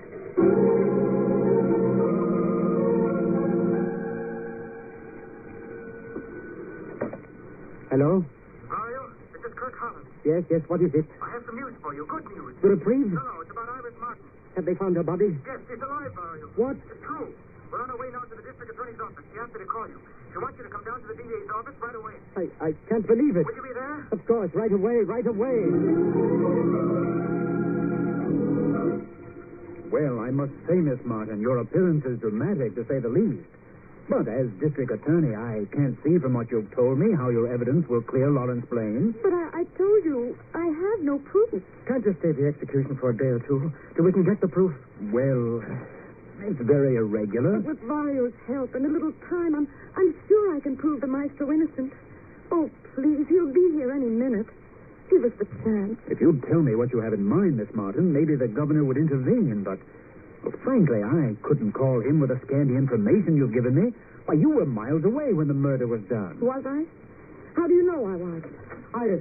Iris, this is magnificent. I can't believe it. I'm glad to hear, Vario. My dear, what can I say? I missed you more than you'll ever know. Thank you, Vario. Why did you do this to us? Why? I'll explain to you later. Right now, Vario, we've got to do everything we can to save the maestro. We have to tell the truth. What truth? Vario here will back me up when I tell you that at rehearsal on the afternoon of the day Madame Zadrini was murdered, she used the last of her imported tea. Iris, is that right, Mr. Vario? Yes, that is right. Vario was standing with me when Madame Zadrini asked me to lend her a few bags of tea from my dressing room. That's true, isn't it, Vario? Iris, what are you... Yes, that is true. So you see, the tea that murdered Madame Zadrini was tea she borrowed from me. Iris, you mean... That... No, she doesn't mean that. Iris, what are you saying? Lawrence Blaine did not commit the murder. Vario's trying to protect me, but he knows quite well that I poisoned the tea bags. I killed Madame Zadrini. Iris, but that's not true. She's only saying that because Vario loves me. He'd do anything to keep you from knowing. He'd let the maestro die to save me. Is what she says true, Mr. Vario? I don't know. Iris, what have you done? The only thing I could do, Vario. To save the maestro's life. But it doesn't make sense. Will you sign this confession, Miss Martin? Yes. Yes, I'll sign anything. Only call the prison before it's too late. Iris, tell them the truth. I have told them. No, she's lied. She did not do it. It was I who killed Madame Zadrini. I did it for you, Iris, because I've loved you for a long time. But it was the maestro who kept you from me. He was so cautious of where you went, whom you knew. And then, when I discovered he himself was planning to kill Madame Zadrini, when he had written such an incriminating note, I took over to make sure he would be convicted. I was planning to tell the police about the note. But when they found it in your purse, and when you yourself were supposedly dead, You've said enough, Ario. You've almost allowed an innocent man to die for your own crime. Hello, this is the district attorney. Get me the governor's mansion and hurry. And tell Patrolman Hicks to bring a police car to the front door. He's to take a Miss Martin and a Mr. Holland to Southgate Prison. Lawrence Blaine is a free man. How did you know it was Vario who killed her? Well, I didn't for certain, but I knew Madame Zadrini had borrowed some tea from him. I heard her asking for it. Well, it's over now. Now everything will be just as the maestro wanted it. You will sing. You'll be a great star. No, kid. No, because I don't want to be. I've never wanted to be, really. Then what will you do? I don't know. That'll come later. Iris, the first night I saw you in the window of the train, I had a sudden impulse to know you. That's why I climbed aboard. If you hadn't come back, I'd have spent the rest of my life in love with you. Oh, with a ghost? With a brief memory. Now I have another impulse. Maybe to take you in my arms. Maybe to kiss you. And you always obey your impulses? From now on, I do.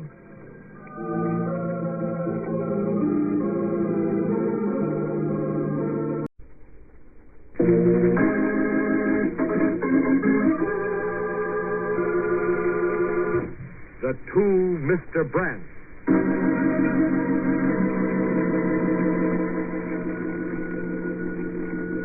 A telephone rings. An ordinary occurrence that happens millions of times every day. And as you pause in your activities to answer the intruding call, do you ever give consideration to the message which waits only for your lifting of the receiver to become a part of your life? Do you hesitate, fearing to hear the unknown words which may be the beginning of a web which will entangle and lead you into strange, mysterious adventures, adventures which will haunt your memories forever? Probably not. Instead, you unhesitatingly, and perhaps with slight irritation, pick up the receiver and say, hello? Hello? Hello, George. This is Edgar. Oh, hello, Edgar. You nearly missed connections. I was just closing the office when the phone rang. Well, I had to call you now. You had to be the first to know. Know what? You better sit down in a good, substantial chair, old man. I am, but what's so startling? I'm getting married, George. Married? Sure. Don't you think it's about time? Well, yes, but what's all so sudden? I never had the faintest idea. Well, that's the way love is. It comes on you suddenly. If you'd take that heart of yours off ice, maybe you'd find out. Oh, congratulations, Edgar. Who's the lucky one? Well, I am. But if you mean whom am I marrying, it's Julia Kramer. Julia Kramer? Mm-hmm. The new secretary hired only a few months ago? That's right. I thought she was engaged to some fellow here in Chicago. No, that's the wrong impression I got. She had been going somewhat steady with a man there, but she wasn't engaged to him. She came down here to get away from him when she found he was working a little on the shady side of the law. Well, when is the wedding? Well, that's what I called about, George. It's going to be Saturday afternoon, and you've got to come. Oh, now how am I going to get transportation? That's all arranged. I've reserved a room for you at the Claremont, and I've already reserved 2 seats on the plane leaving Chicago Friday night. 2 seats? Oh, one for you and one for Julia's brother, Lawrence. A brother? Julia doesn't know he's coming. It's part of a surprise. I'm giving him a job here in our Dayton office. Edgar, are you out of your mind? Hiring a man that's been convicted twice of forging checks? Well, she didn't forge the checks, George. He was just a stooge for someone else. He was only convicted of passing bad checks. Julia says it's all because of his associations there in Chicago. And if he could get away from them, why, he'd be all right. So I'm going to give him a chance. Well, you're the one that's running that office. It's your headache. Sure. You've got nothing to worry about, George. Nothing's going to happen to you. Not if I can help it. Look, I'll give you a buzz when I get in Friday night. Fine, do that. Oh, incidentally, better pick up your plane reservations when you leave the office. Right. Julia's really a swell girl, George, believe me. But you'll find out when you meet her. So long. So long, Benedict.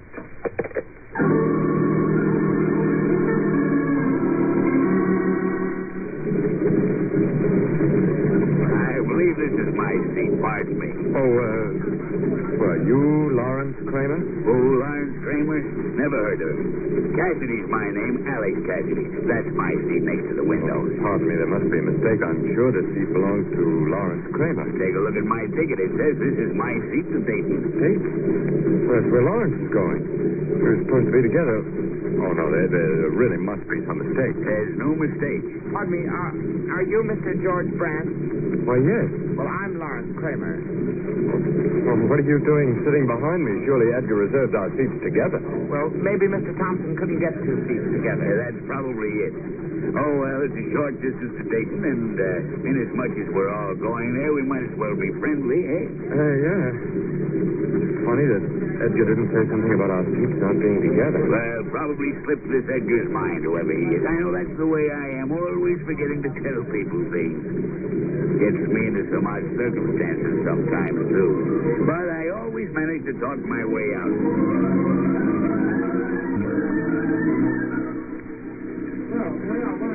Well, Brant, guess I'll be leaving you two here. I've got a little business to attend to in the administration building before I go into town. Yes, all right, Miss Cassidy. Lawrence and I'll catch cabs. It's really a shame we didn't have more time to really get acquainted. I think maybe we could strike it off together here. Maybe. Well, I'll be seeing you again sometime. Oh. One more minute of that chatter and I'd have gone crazy. Let's grab a cab, Lawrence. I'm not going. What? I'm not going into town yet. Suit yourself, but I am. See you later. Yeah. Oh, what a trip. It's my luck to sit next to somebody that tries to drown you with a lot of nonsensical chatter. Oh, cab. Hey, taxi. Give me a lift into town, will you? No, Mr. Hop in. Oh, I've never heard so much talk, Fog in my life. That's nothing, mister. You should have to drive a cab like me. Sometimes when I pick up a load of dames and they get the gabbing, I can't even hear myself think, let alone listen to see if my meter's ticking off the fare. I imagine you do have some passengers that nearly drive you out of your mind, especially a load of ghastly women. You're right there, mister. Why, sometimes I'm tempted to stop right in the middle of the street. Hey, look out, driver. That cab's crowding you. He's trying to sideswipe us. Why, that dirty numbskull forcing me into the ditch deliberately, too. If I'd have gotten his number, I'd see he never drove a cab again. Well, it was Lawrence Kramer. I saw him in the back seat of that cab.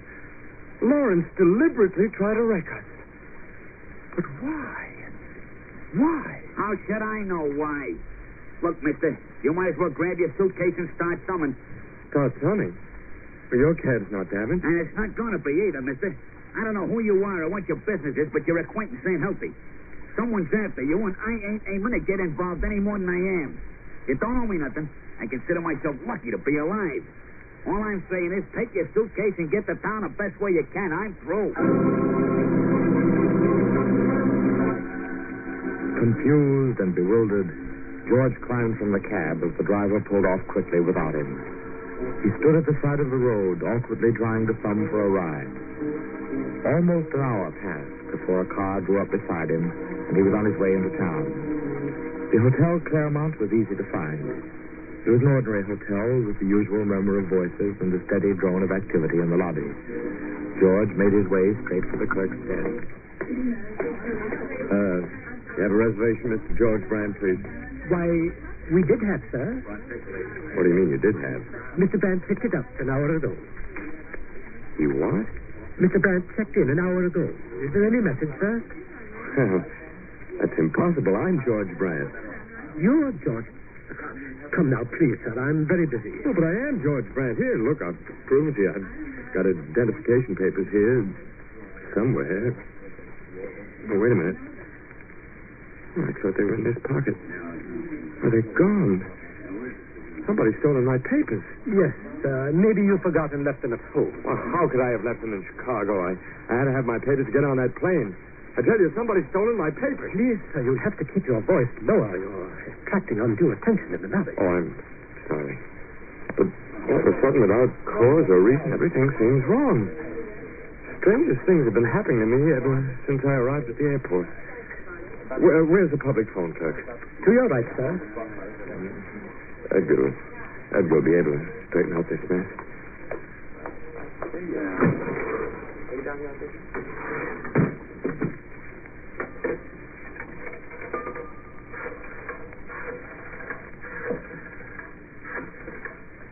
You reserved this room for me, and he can prove to this clerk that I'm the one who... Good evening. Beechwood Apartment. Oh, hello. Edgar Thompson's apartment, please. Who's calling? George Brandt. Oh, yes, Mr. Brandt.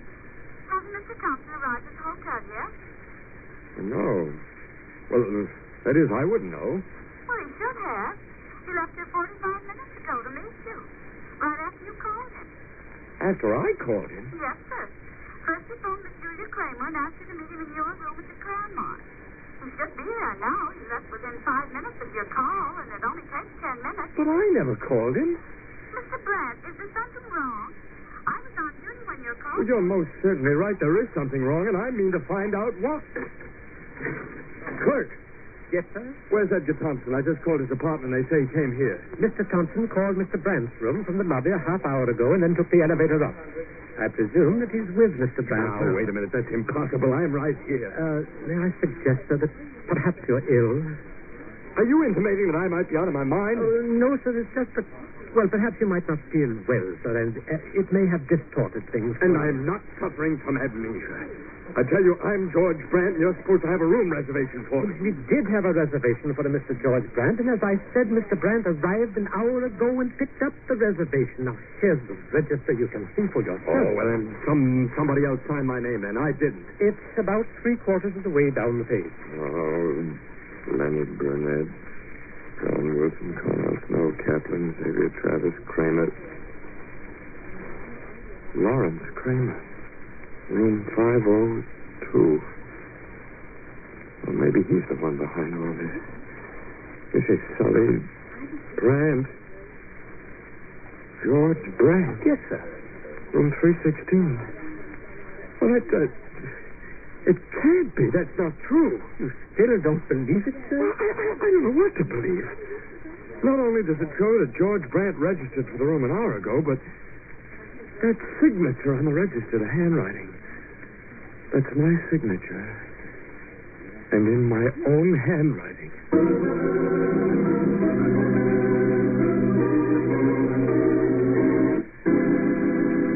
Mystified by the strange web encircling him, George went up to the third floor, determined to face the imposter. Room 316, the register said. Oh. Hello. Hello. Well, this is room 316, isn't it? Yes, but there doesn't seem to be anyone in. I was supposed to meet my fiancé here at Mr. Brandt's room, but... Well, I'm George Brandt. Oh, you are?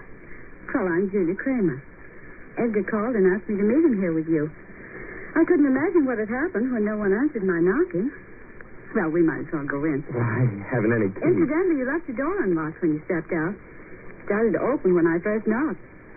You shouldn't do that in hotels now. Isn't safe. Here, I'll flip on the light switch. Miss Kramer, what happened?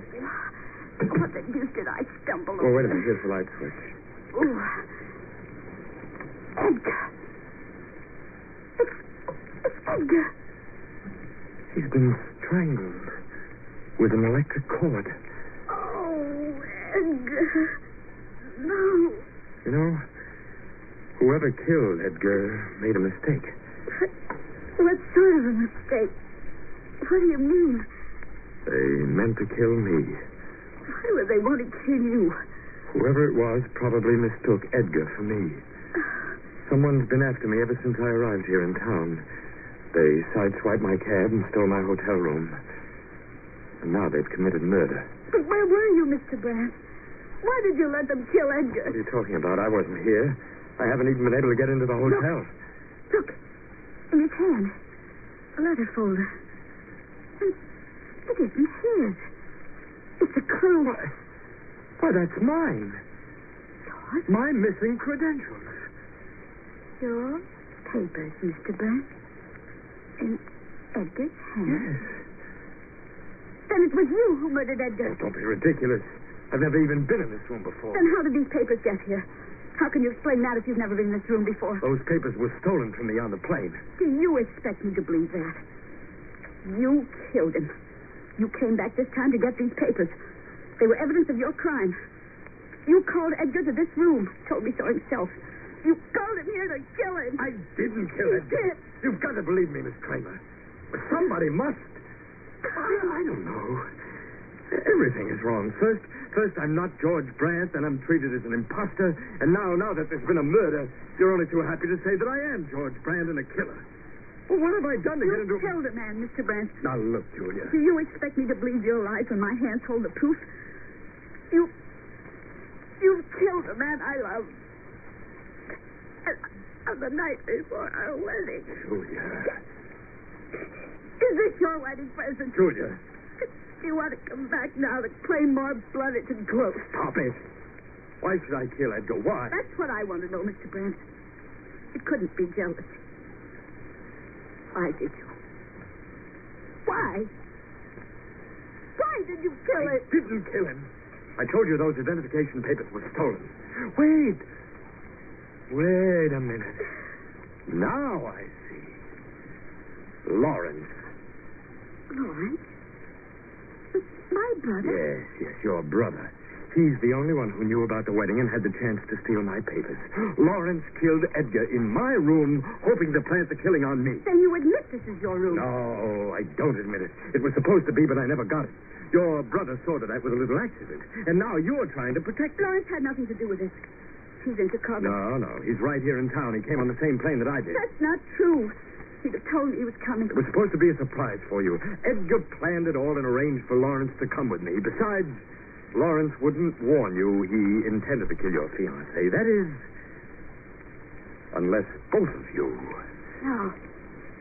No. And that isn't all. Edgar was going to give Lawrence a job and keep him here in Dayton. And this is the way that brother of yours shows his appreciation. by murder. It's not true. You hate my brother. I certainly do. Lawrence never did anything to you, Mr. Brandt. And he didn't kill Edgar. You strangled Edgar. And now you're trying to blame Lawrence, knowing it'll look bad for him because of his police record. But you can't get away with it, you hear? Why should you want to protect your brother? Hasn't he caused you enough trouble? And now he's added murder to his record. He hasn't. Lawrence wouldn't kill anyone. He couldn't. He's not in town. I know he isn't. You don't have to believe me. Call the desk clerk and ask. He'll tell you your brother's registered in the hotel. Well, go ahead. Call him. All right. All right, I will. Hello. Hello, desk clerk, please. Desk clerk, this is Julia Kramer. I'm in George Brandt's room. Mr. Brandt's here now. And he murdered Edgar Thompson. Help! Please send the police! Why, you double-crosser. Give me the phone. Help! Help, please! Oh, can I get away with this? You can't. You murderer. I'm getting out.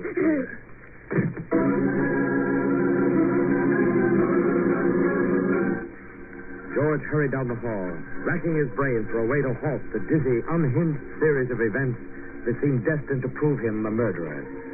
Then he had an inspiration to find Lawrence Kramer. He dashed upstairs to Lawrence's floor. There must be an explanation to this incredible situation. The girl, she doesn't seem like a murderer's accomplice, and yet she's Lawrence's sister. And he's capable of anything. I've got to stop that fellow before he and his sister can get away with this. Let's see now. What's his room number? 502. 502, that's it. Let's see. 512, 8, 4. Here it is. 502. Now, Lawrence Kramer. We'll get to the bottom of this. Come in, Brad. Alex Cassidy? What are you doing here? Waiting for you, Brad. For me? But where's Lawrence? I don't know. He was out when I came in a couple of minutes ago. Come on in, Brad, and close the door. I figured you'd be coming here. Now that I've figured right, I'm glad Lawrence isn't here. So you and Lawrence aren't strangers. That was an act on the plane. Sure. As soon as you left, we both got into a cab and followed you. Then I had your cab forced into the ditch so I'd have time to get to the hotel first and take your room. I might have known it wasn't Lawrence. He couldn't have registered for my room and his own at the same time. Besides, well, Lawrence isn't smart enough to plan a murder like Edgar's. Murder? So you found the body, too? Right where you and Lawrence left it, Mr. Cassidy. Lawrence didn't have anything to do with it. He doesn't even know I rubbed the guy out. He thinks I just came down here to sort of surprise Julia at the wedding. You even know her name. You know about the wedding. Wait. Now I'm beginning to see. You forged my name on the hotel register. Sure, Brad. Perfect, too, wasn't it? You see, Lawrence was arrested once for passing checks forged by someone else. Julia threw over her former fiancé in Chicago because he was doing some crooked work. Oh, it all fits together beautifully, Cassidy. You were Julia's former fiancé, and when you heard of the wedding, you came down here and killed Edgar. Sure. No guy's going to take Alex Cassidy's girl and get away with it. What's more, that cheap Romeo partner of yours thought he could fast-talk Lawrence out of my control by giving him a job here. Sure, I know all about it. Lawrence blew his top trying to play the big shot. That's the trouble with the kid. He's too dumb to know when to keep his mouth shut. How does it feel, Brant, to be wearing a frame around your neck? What do you mean? When the cops see your signature on the register and find those papers of yours I planted in Edgar's hand. Well, they'll want George Brant for this murder. Yes, sir, Brant, you're looking at one guy that's done murder and is going to get away with it. A very neat plan, Mr. Cassidy. But I don't think it will work. Lawrence. Yeah. And don't get any ideas about easing out the door. This is a real live gun I've got here. Oh, Lawrence, how did you Mr. Cassidy is just a little bit surprised to find me in my own room, George. Aren't you, Mr. Cassidy? Yeah. You didn't think to look for me in the clothes closet when you came in, did you, Cassidy? Well, maybe I am too dumb to keep my mouth shut. And I've been dumb in the past to string along with Now, you. look, you're flying off the handle, kid. I'm not a kid, Cassidy. I've been pretty dumb, I admit, in my time. But not so dumb that I didn't know something was haywire when you forged Mr. Brandt's name so you could get his room. Now, look, Florence, you've got this all wrong. That wasn't done just to give Julia a surprise. So I got suspicious, Cassidy. So I trailed you. I trailed you to Mr. Brandt's room. You didn't. And you know what I saw there, don't you, Mr. Cassidy? You cheap tin horn of Wesley. You saw him strangle Edgar? Sure. And I wasn't having nothing to do with a murder rap, especially when it involved Mr. Thompson and Julia. So stand where you are, Cassidy. They're the only two people in the whole world who ever wanted to give me a chance. I wanted that chance, see? No one was going to take that chance away from me. Not even you, Cassidy. I'll call the police. Okay, George. You see, Cassidy, I figured you'd come to my room, probably with Julia. So I hid in the closet and I heard every word you said. Look, Lawrence. Yes, Mr. Brand. You go find Julia. She needs you. Tell her everything's all right. And don't worry about that job Edgar offered you. As controlling partner in the business, I promise you that job's still yours.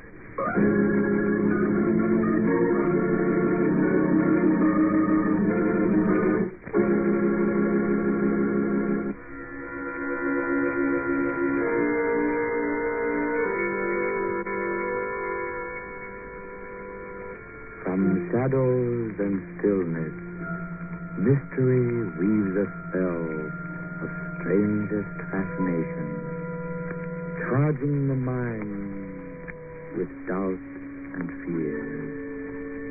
For mystery is a strange companion, a living memory in the haunting hour.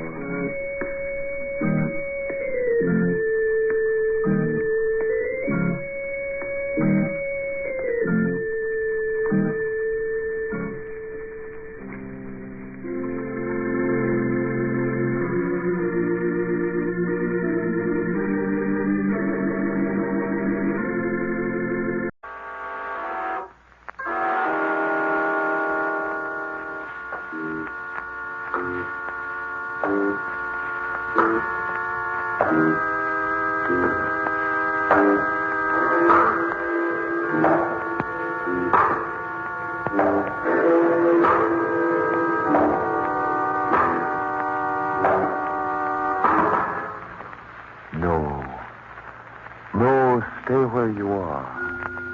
Do not break the stillness of this moment. For this is a time of mystery. A time when imagination is free and moves forward swiftly, silently. This is the haunting hour.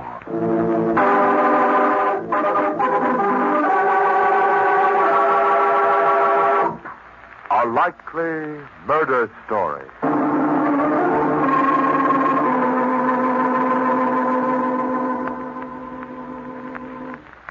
Hello, Inspector Carter. How'd it go today? Oh, not too tough, Gordon. The usual assortment of petty crooks and tin horns. You must be getting rusty on homicide, Inspector. There hasn't been a murder here in 3 months. Can't say that I miss it, Gordon. I've had my share. As a criminal reporter without any spine-chilling crimes to report, I can safely remark that the situation is not to my liking. How about rehashing an old killing for the Sunday supplement, Inspector? Well, I don't know. Oh, come on. Tell me a murder story and spread it over 9 columns, please. Hey, come to think of it, Gordon, I'd like to hear one myself. I don't want to see a movie, Inspector. I want to hear it from you. Hey, where are you going? Oh, just over here. What are you doing with that safe? Getting you a story, Gordon. Be patient. Oh, I see. A bound confession. An excellent deduction. Which case is it, Inspector? As a writer, you'll be interested. Let me read it to you.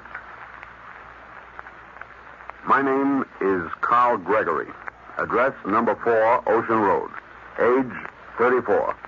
Profession, writer. My story begins on an evening in the late spring of last year.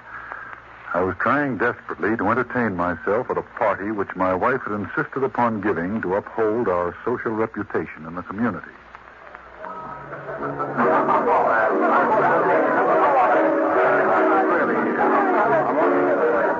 Wonderful party, Carl. Wonderful. Ellen's a talented hostess. Thank you, Alex. Remember that when you review my next book. Perhaps Ellen should write it, Carl. Oh, by the way, where is your lovely wife? Oh, probably in the garden, dreaming of you, Alex. You see, she is remarkable. Hello, Carl, Alice. Hello, Evelyn. Enjoying yourself? Of course. I was born just to go to parties. That's a plausible explanation, my dear.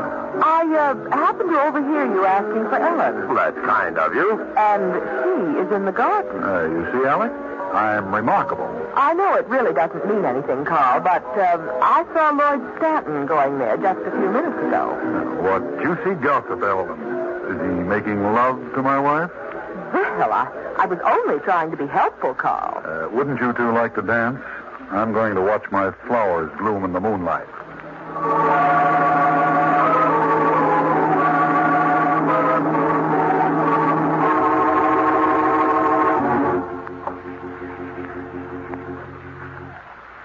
Poetry was written for a night like this, Ellen. Why, Lloyd, that sounds like a quote from one of your books. No, well, and that's not quite fair. They're not as bad as all that, are they? Oh, of course not, Lloyd. Let's sit down here, shall we, Ellen? Suits me, Lloyd. Oh, what a night. A perfect night for lovers. Quiet, Lloyd. You want Carl to hear you? You know how suspicious he is. Well, he couldn't possibly hear me. I haven't told you, but I saw him on the patio a minute ago. Following us? Oh, not exactly. Probably taking some air himself. Oh, I'll bet he's nearby. Ellen, I have a wonderful idea. What? Let's pretend I'm making love to you. Oh, no. Wait now. No, just let's pretend. I wonder how Carl would handle such a situation. Like a character in one of his books, I'm sure. Fine. Darling. Yes, Lloyd? Now that I know we're really alone, I have something I want to tell you. Oh, please, dear, not now. Darling, I love you. I love you. Lloyd, listen. Yes, it was Carl, all right. He heard everything. Oh, what a joke. Yes, but why did he run away?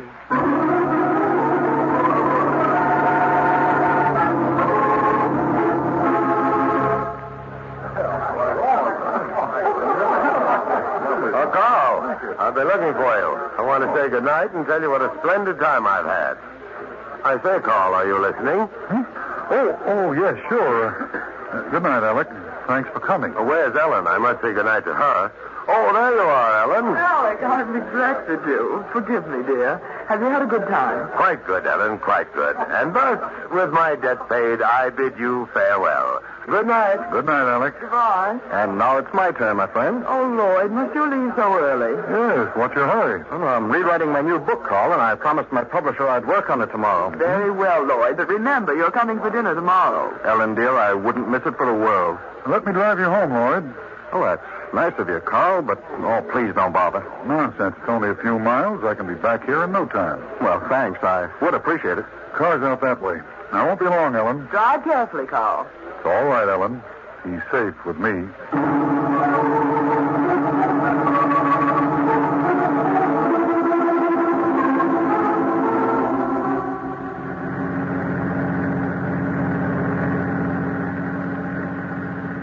It's very kind of you to take all this trouble, Carl. Well, the party was getting dull, Lloyd. It's a relief to get away. Oh, by the way, I'd like to ask a favor of you, Carl. Really? What? It's about this new book of mine. It's mostly autobiographical in theme, and I'd very much like your opinion on the manuscript. I've kept it pretty much a secret. It's called I Remember. Oh, is that it? Yeah. I'm so glad to have finished it that I've been carrying it around with me, just feeling the thickness of the pages. All right, I'll look it over, Lloyd. Drop it on the seat when you leave. Say, you must be in a hurry to get home. Look at that speedometer. Aren't you a bit nervous, Carl? No. Are you?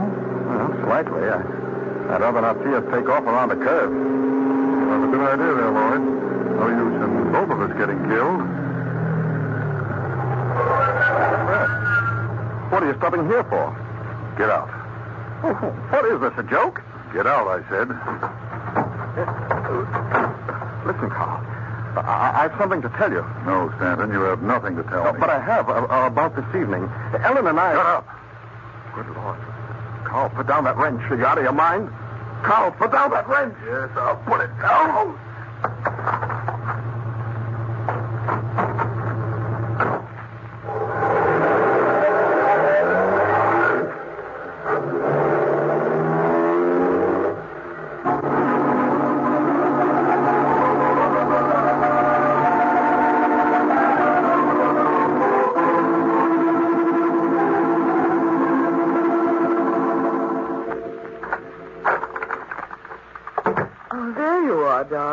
I was becoming worried. Did Lloyd get home all right? Well, of course, Ellen. Why shouldn't he? Well, I thought you two might have an argument. Why? Oh, come now, Carl. Lloyd must have told you. Told me what?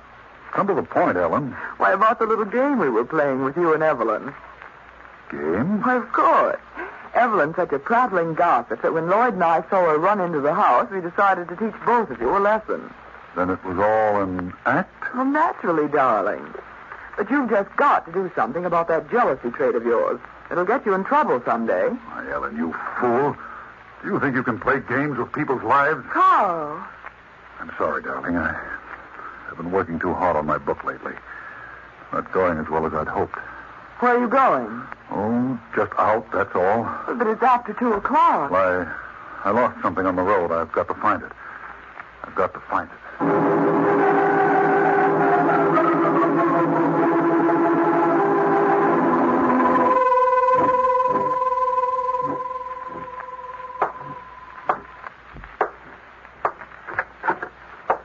Carl, is that you? Yes, Ellen, go to sleep. Did you find what you were looking for? No. Strange, but it wasn't there. What was it you lost? Oh, nothing important. Go to sleep.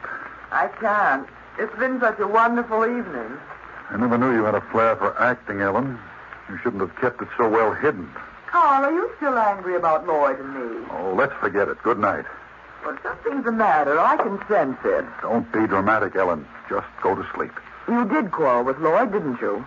It's a little late for cross-examination, Ellen. Suppose I take the stand in the morning. What are you hiding from me? I'm tired and I want very much to sleep. You can search my soul all day tomorrow. All right, Carl. We'll go to sleep now. But tomorrow I'll ask Lloyd here and we'll straighten this whole thing out once and for all.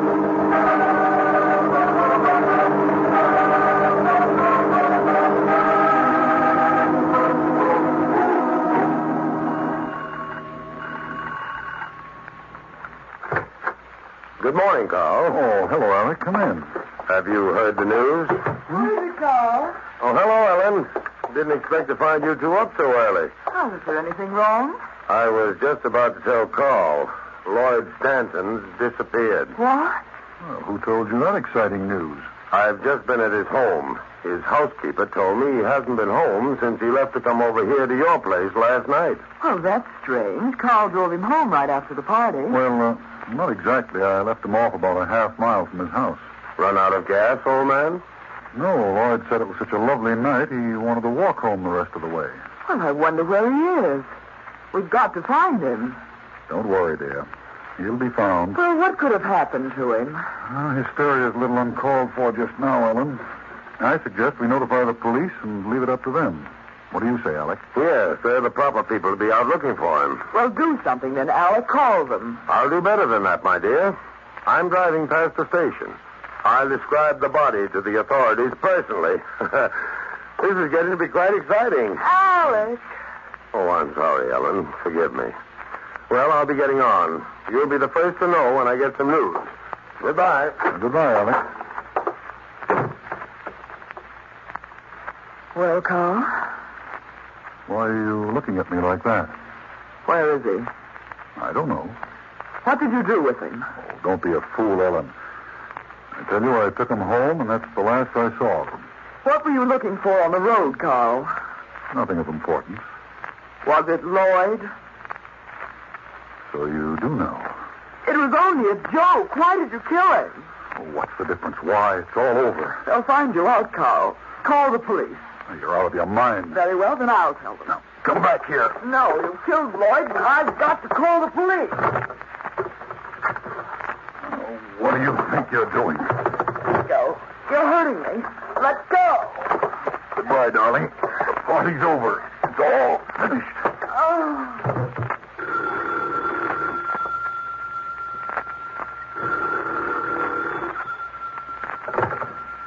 Hello? Gregory? Yes? This is Inspector Carter, police. Oh, what's wrong? We've just brought in a man accidentally killed by a truck. We'd like you to come down here and identify him. Who is it? He's pretty badly smashed up, but luckily we found some identification papers in his pocket. Well, who is it? What's his name? The card in the wallet says Lloyd Stanton.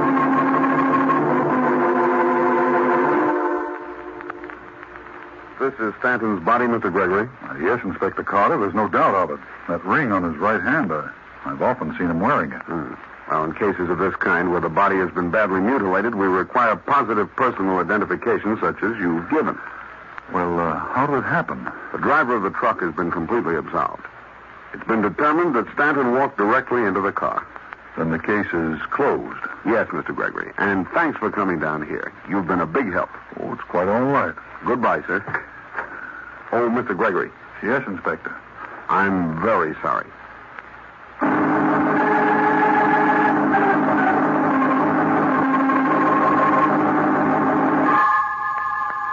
Ellen's death didn't prove too difficult to explain. The police accepted the explanation that she had a fainting spell and had struck her head on the iron guard or the fireplace. There had been the necessary questioning, but all went well. I turned again to my writing, burying the past in my work.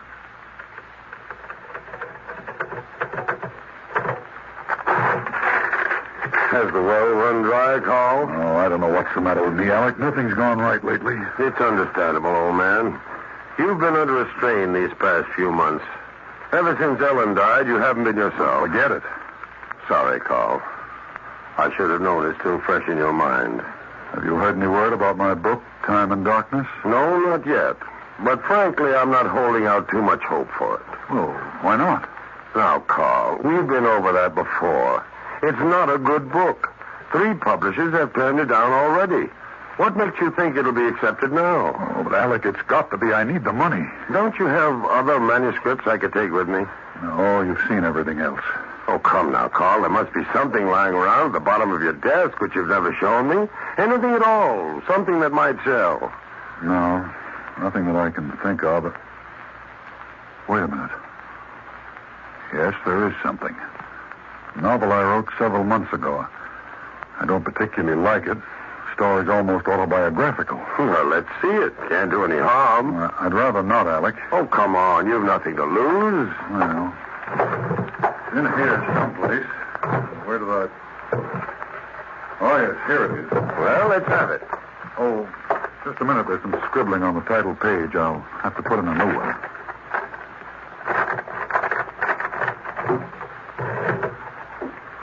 I remember by Carl Gregory.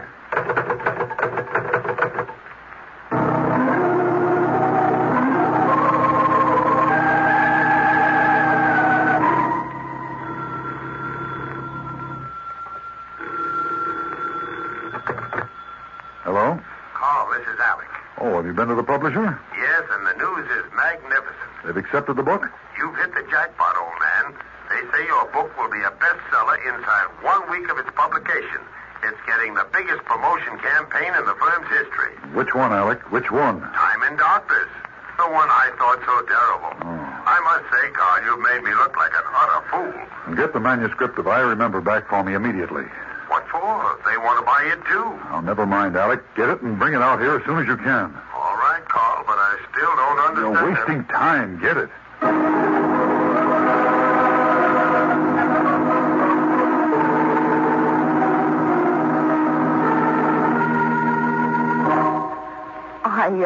I hope you don't mind my breaking in on you like this, Carl. No, Evelyn, it's quite all right.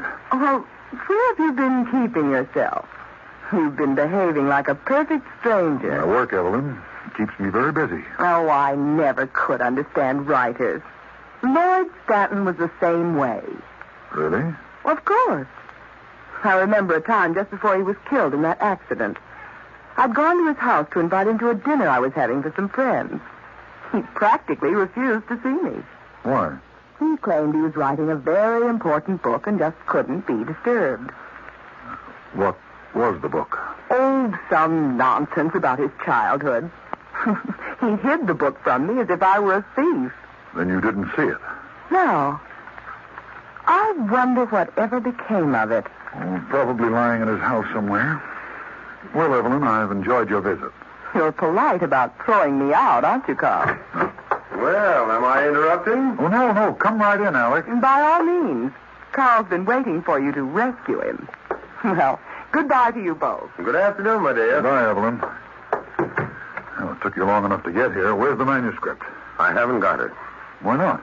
Do you think the publisher's out of his mind? They'll buy anything you give them now. I remember it's only a fair book, but the strength of your name will make it a bestseller. You're a success, Carl. Well, I don't want that book published. It's no good, Alec.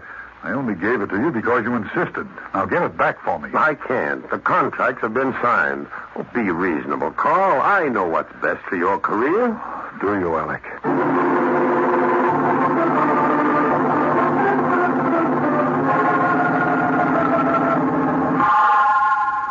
The following month proved Alec's prophecy to be quite accurate. Things went well.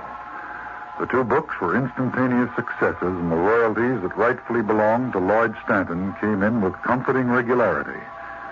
They helped me try to repair the wreckage he had made of my life. It began to look as if nothing could stop me.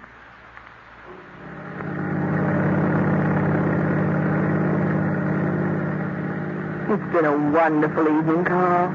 Just seeing your name on the screen was thrilling. Yes, the audiences seem to like the picture. And why not? I Remember was perfect movie material. Carl. Yes, Evelyn? Tell me, Carl, have you ever thought of marrying again? Well, not too seriously, but I do admit it's lonely at times. Well, I should say it would be. Now that you have everything you want, Carl, success, recognition, you should consider marriage very strongly. My dear Evelyn, you know that you're quite transparent, don't you? Of course. But what's your answer? Is this a proposal? Partially. Seeing your picture tonight made me very daring. I'm sorry, Evelyn. You should have caught me right after we left the theater. I was quite in love with life just then. And now? I'm tired, Evelyn. Quite tired. Well, here's your mansion.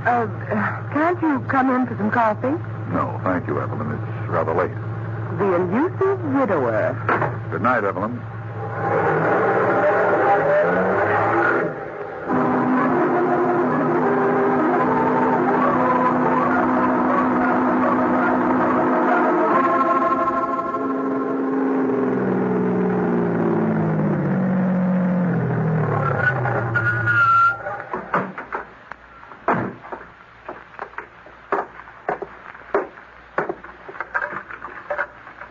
That's strange. I thought this door was locked.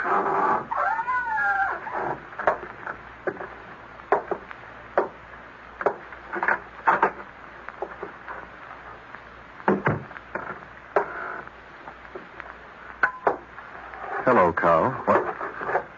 Hey, Lloyd. Lloyd, you were found dead. Not quite, Carl. I'm very much alive. Where have you been? I don't remember. I honestly don't know. But the man they found in your clothes, Lloyd, your papers, who was he? A man who robbed me when I wandered into the city after you hit me that night on the road. Why have you been hiding away all these months? Oh, I haven't been hiding, Carl. I've been trying desperately to find out who I was. You see, after I'd recovered consciousness that night, I found I'd lost my memory. And where my clothes were stolen, I had no way of knowing my identity. Why did you come back? You had no right to. You were dead. You tried to kill me, Carl, didn't you? No, it was all a mistake. I lost my head. I didn't know it was a joke, Lloyd. It's too bad, isn't it, Carl, that you had to bring me back here? No, I don't want you here. I didn't bring you back. Oh, but you did, Carl. There's a movie playing all over the country, Carl, a wonderful picture. I went to see it. It's called I Remember. And, Carl, I did. I remember place and incident and people. I saw every part of my life just as it used to be, and I knew then who I was. That I had an identity and a life that belonged to me, and that my name was Lloyd Stanton. You didn't need the book anymore. You had taken from Where's me. Ellen? I want to see her. She's dead. You killed her, didn't you, Carl? Yes. I killed her. Just as I've got to kill you, Lloyd. We thought you were dead, but you're still acting, aren't you, Lloyd? Still making believe. Stay away from me, Carl. You're mad. Am I, Lloyd? Get hold of yourself. No, Lloyd. We're both part of a story that's already been written. We can't change it. But stories aren't real. You make them up. No, this one really happened, Lloyd. And you were dead. That's the way it's got to be. No, Carl, please. I just come back.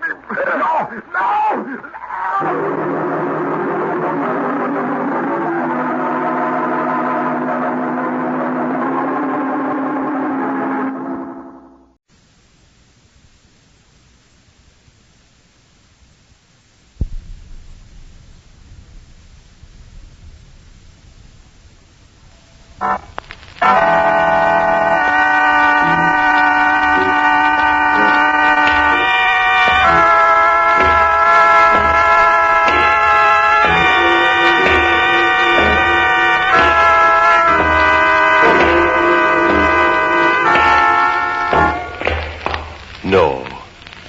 No, stay where you are.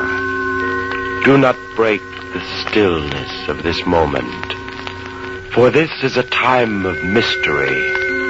A time when imagination is free and moves forward swiftly, silently. This is the haunting hour.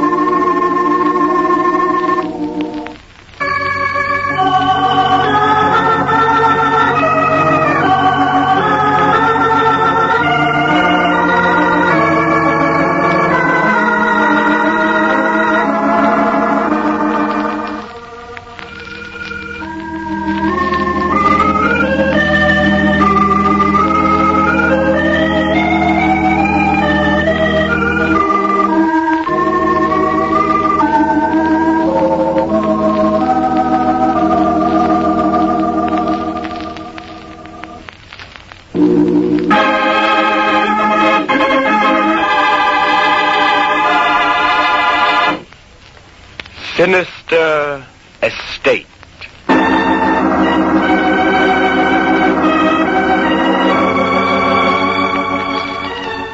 No, Mr. Tilton, your son's fears are not imaginary. They are as real to him as a dagger pointed at his heart. We doctors recognize that today. 20 years ago, we might have felt as you do now. But Roger seems so normal in every other respect, Doctor. Like any other lad of 19. Mr. Tilton, your son is suffering from fear of open spaces. To Roger, the world outside your estate, Manor Park, is filled with terror. Doctor, please, I'll put my whole fortune at your disposal if you can only cure him. I'm sorry, Mr. Tilton, your millions will not help. Someday, perhaps, he may be able to cure himself. Someday, perhaps, he may not fear to leave the gates that surround Manor Park. And if not? Roger will have to live on the estate until he dies.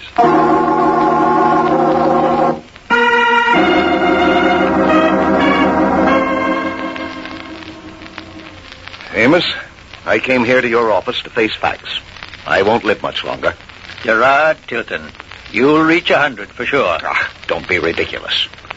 Roger's illness has cut 25 years from my life in a few short months. It's time that you drew up another will for me.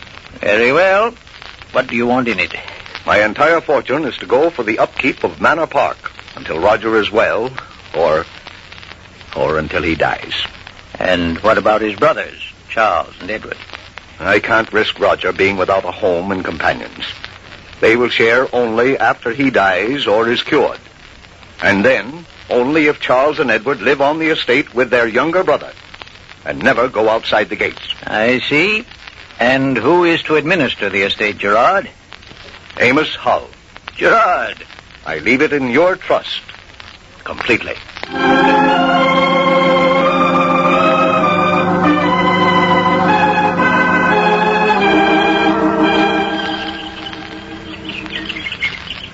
But, Abby, please be patient. I've been patient, Charles, and I'm through being patient. Perhaps in a little while. A little while. It's 18 years since your father died. 17 years since Uncle Amos first brought me to visit the poor Tilton boys cooped up on Manor Park Estate. It's 15 years since we were engaged. Abby. I love you, Charles. But the years are flying too fast. But, Abby, you know my father's will. I have to stay here at Manor Park with Roger. You'll have to marry me and live here. We've been through this 100 times. I'd rather die than stay here. Abby, please. This isn't a home, it's a prison. The very trees around us here seem to shut us in. This gate, it's a prison gate. No one really wants to be here. Roger is chained by his own fears. Edward and you are fettered by your greediness. Greedy? Yes. Other men would have gone out and earned their own living instead of sitting here waiting for Roger to die. Abby, I'm not greedy, but how can I think of leaving? I'm 42, not a lick of business experience. Oh, Charles, you'll just have to solve these problems for yourself. I'm tired. I'm desperately tired. You know how I feel. I've told you in the plainest words I know. Make up your mind, Charles. By tomorrow. I'll come back then to hear your answer. Miss was right, sir. Higgins, you were behind the trees, eavesdropping. Can't I have any privacy? I'm only a gardener, but I do know something about the world. It's money that makes you Tiltons bitter and full of hate. Mind your own business. Did you ever consider the flowers, for instance, Mr. Charles? Flowers are good people. Oh, shut up. Go back to your silly flowers. I'm going into the house. Shut up, he says. But he's got no manners. Now take my daffodils. Top of the morning, Mr. Higgins, they say to me. That's real manners, that is. People. Be better if they was all in their graves to feed the flowers.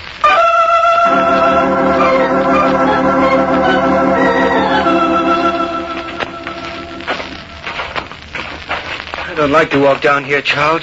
It's too near the gates. Now, don't worry, Roger. It's safe here, isn't it? Yeah, yes, of course, but not out there. You're rather smug, aren't you, Charles? You feel quite contemptuous of me, don't you? Healthy people never really understand those who are ill, no matter how sympathetic they are. And you're not even sympathetic towards me. Oh, it's nothing like that at all. It's just that... Well, you're no fool. You know there's nothing out there. I just can't step beyond the gates, Charles, that's all. Now, look. We're standing almost on the boundary of the estate. Feel safe? Yes. Then take one more step. No. Come on, Roger. Just one more step. Just to prove there's no harm. No, that's impossible. I can't do it. Ah, you stubborn fool. You were right before. I am contemptuous of you. Your sickness would have been cured a long time ago if it weren't pampered. But I'm tired of pampering it. And tired to death of your being an invalid. All your life you've had your own way. Now, this time, for once, you're going to do what someone tells you. You're going over the boundary line if I have to carry you. Stop shoving me, Charles. Now, you're behaving like a man. Come on, get going. Come on. No, stop it, Charles. Stop it. I won't go over. You can't make me. They mistake, Charles. Stop it. Charles Tilton, what are you doing? He's getting what he deserves. A grown man chaining himself to a few acres of earth just because he's stubborn. That's all it is. It makes me sick. Don't mind what Charles says, Roger. Mr. Hull is going to hear about this.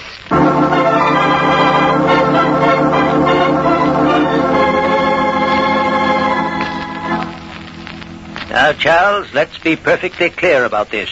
As long as I am administrator, your father's wishes are going to be carried out to the letter. But not to the spirit, Mr. Hull. If my father were alive, he'd be spending money to have Roger cured, not forcing my brother Edward and me to waste our lives in confinement. But Roger is incurable. The doctor said so 20 years ago. Oh, medical science has advanced since then. Yes, no doubt you were practicing advanced medical science when your Aunt Mildred stopped you this morning. No, Charles. Administering the Tilton estate takes too much of my time for me to go chasing these scientific will-o'-the-wisps. I know why you don't care to cure Roger. As long as he's ill, you have the estate to administer. Don't be impertinent. I'd still like an accounting. And so would Edward. I didn't come here to discuss what you and Edward want. But I'll tell you this. One more attempt to force Roger from these grounds, and both your rights to the estate will be forfeit.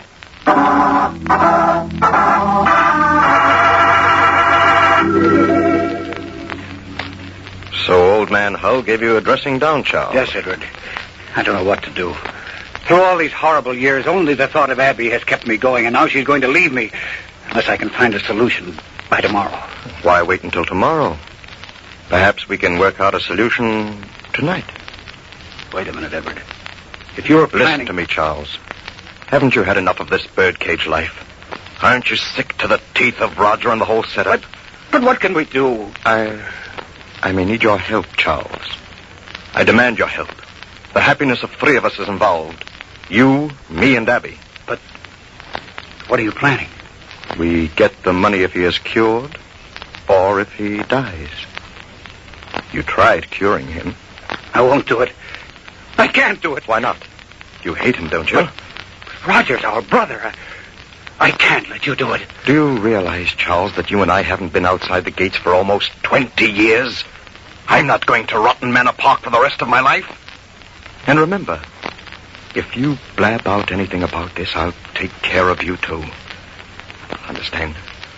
I understand, Edward. Now, get that scared look off your face. We're going outside as if nothing had happened.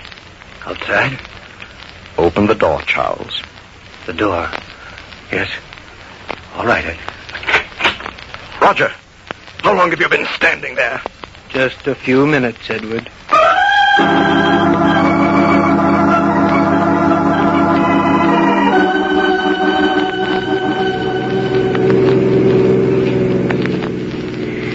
Nice of you to drive me to Manor Park, Uncle Amos. Coincidence. Business to attend to, Abby. I can hardly imagine anyone's going there for pleasure. Why say that? Well, I'm going there because Charles has promised me an answer today, and you're going on business. So? We're not going to Manor Park because we want to relax. How can anyone relax at Manor Park? Everybody who has anything to do with the place seems poisoned, polluted by it. Oh, nonsense. Manor Park is as good a place to relax as any. I wish I could feel that way, Uncle, but I can't. I hope I never have to come out here again. Well, different folks have different feelings. Here we are. Abby, be a good girl and open the gates while I drive through. Of course.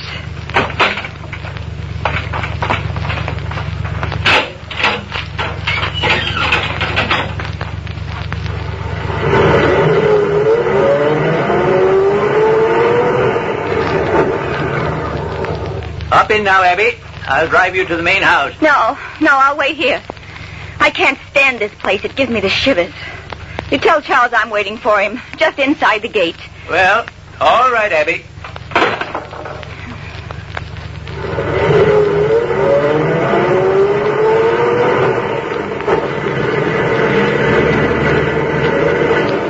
Have you seen Roger, Abby? No, Aunt Mildred, I haven't. I've been looking for him all over. Oh, Roger wouldn't be down near the gates.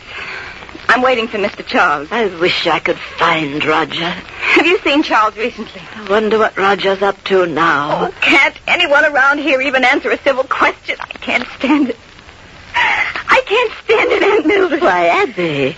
Tell Charles that if he wants to see me, he'll have to come outside.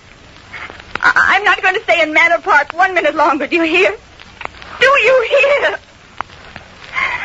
I'll be waiting outside the gate here. Tell him that.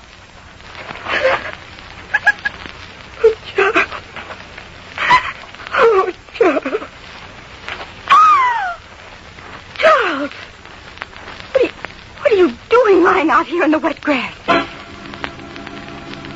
Charles. Charles! Charles!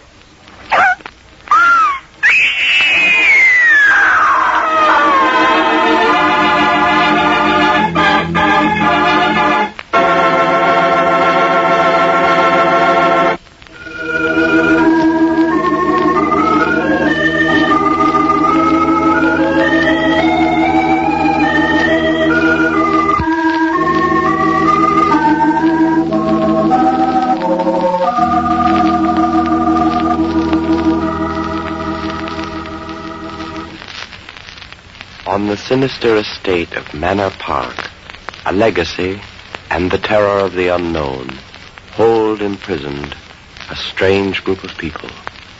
As we return to their story, Higgins, the gardener, is talking to his flowers.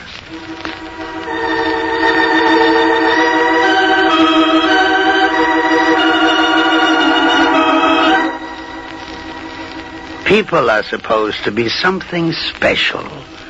But for my part, I'd much rather be with you, Flowers.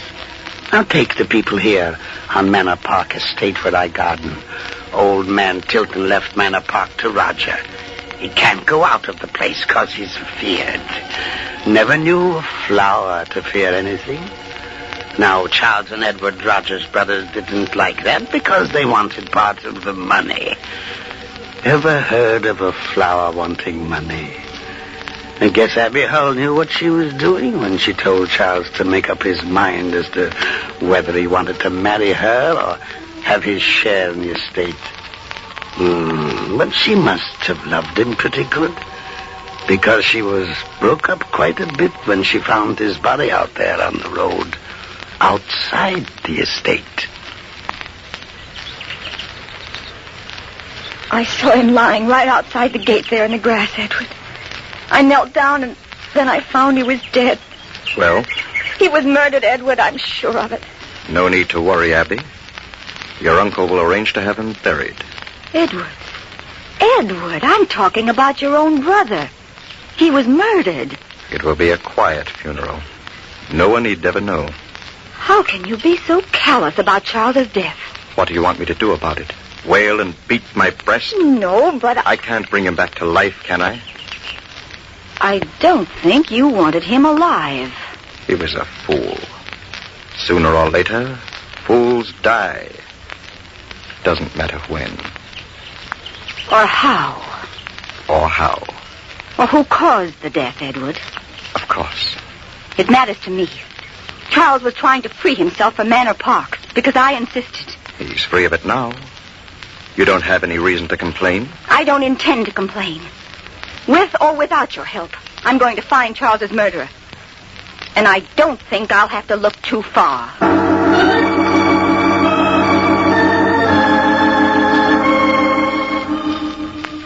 There, Abby. Now, this thing out at Manor Park will blow over. After a while, you'll feel better. Stay in town here. Try to forget. I don't want to feel better, Uncle Amos. I don't want to forget. Not until I've found out who murdered my poor Charles. Well, aren't you being a little hasty, assuming that it was murder? What else? Suicide, perhaps, or an accident. Who'd want to kill Charles, anyway? I don't know yet, but I'm going to find out. I can't understand why Edward won't help me. Death in the family doesn't change a man's nature. It's not just his selfishness. He was trying to discourage me from investigating. Well, that's nothing. So was I. How about Roger? Did you ask him any questions? No. Why not? He couldn't have had anything to do with it. I found Charles outside. That rules out Roger. Does it? Uncle Amos, I think I'd better get in touch with the police.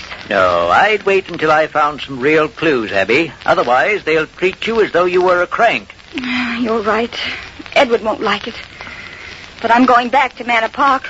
I'm going to examine that place firsthand. Excellent. I expect to be at Manor Park tonight. Perhaps I can help. Oh, would you please, Uncle Amos? Please. Well, now... Now, please. First, I have to attend to the burial arrangements. After that, I'll help you. Let's make it after dinner tonight, around 10. Oh, thank you, Uncle, thank you. I've got some questions I'd like to ask Edward Tilton. I'll go out there immediately.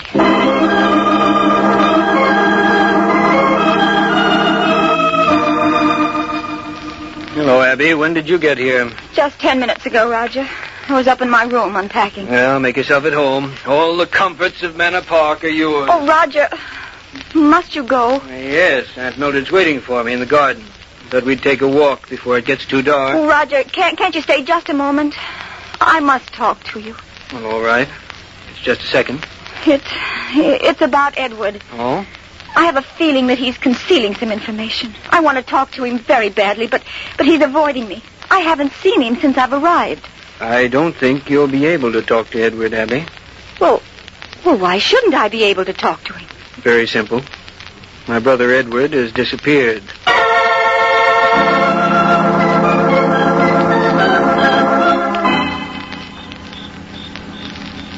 Roger, don't wander too far away in the dark. No, Aunt Mildred. I'll just sit down here under this tree. All right, dear. Aunt Mildred, do you know who killed Charles? No, Roger, I don't. Are you sure you don't know? Of course, I'm sure. You wouldn't lie to me, would you, Aunt Mildred? You know I wouldn't, Roger. Do you think anybody else knows who killed Charles? Roger, be quiet. You never can tell who's listening. Do you think anybody knows? The one who did it knows. Yes, he knows. That's right, he knows. Where are you going, Roger? Be careful, dear. It's dark. I have a flashlight. I'm just going down towards the road, Aunt Mildred. Just going down towards the road. Everything all right, ma'am? Mr. Higgins, were you eavesdropping on my boy? I never listen to what humans say. It ain't worthwhile. You didn't hear what he said about the killing, did you? Which killing? There's only been one. Two. Who's the other one? I don't know. Nonsense. If you really knew someone was killed, you'd know who it was, Mr. Higgins. Not if the body were in a flower bed, ma'am. What? My spading fork uncovered the legs. Yes? But I've already planted some flowers over there. You ninny. Ninny, am I? I'm not going to rearrange my flowers just because of some worthless corpse. Oh, of course. Of course. Tell me, Mr. Higgins, which flower bed was disturbed? The one between the fountain and the hydrangeas. Inside Manor Park? Yes, Miss Randolph. Inside the park. Oh, Roger. Roger, my poor nephew. You shouldn't have done it.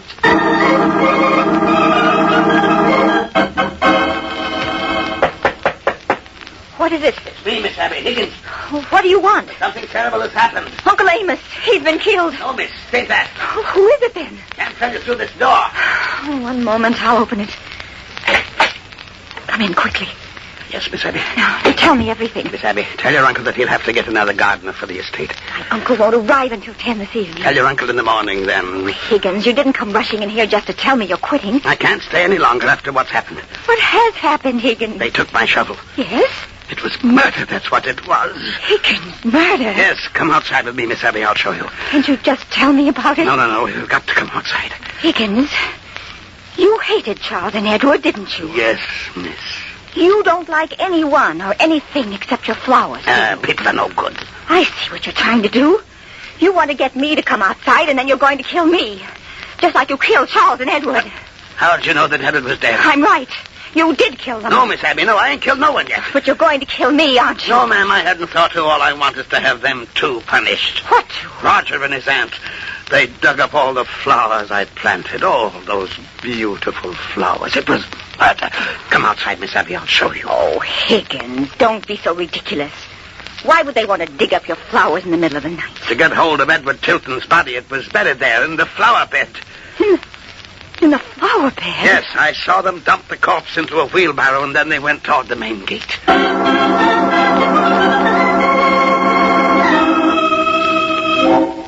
All right, Higgins. Keep walking ahead of me. Yes, ma'am. We'll soon catch up to them. You keep moving. If you make one step towards me, Higgins, I'll scream. What is it? The wheelbarrow. Hurry. Yes, ma'am. Hurry. Get behind this hedge. Yes, they're just inside the gate. Quiet. Roger, you'd better rest a while. It isn't so heavy, Aunt Mildred. I can see them now, Higgins. Be careful. Yes, ma'am. Put it down here, Roger, and I'll push it beyond the gate. All right. It mustn't be found on the grounds, Roger. You know that. It mustn't be found.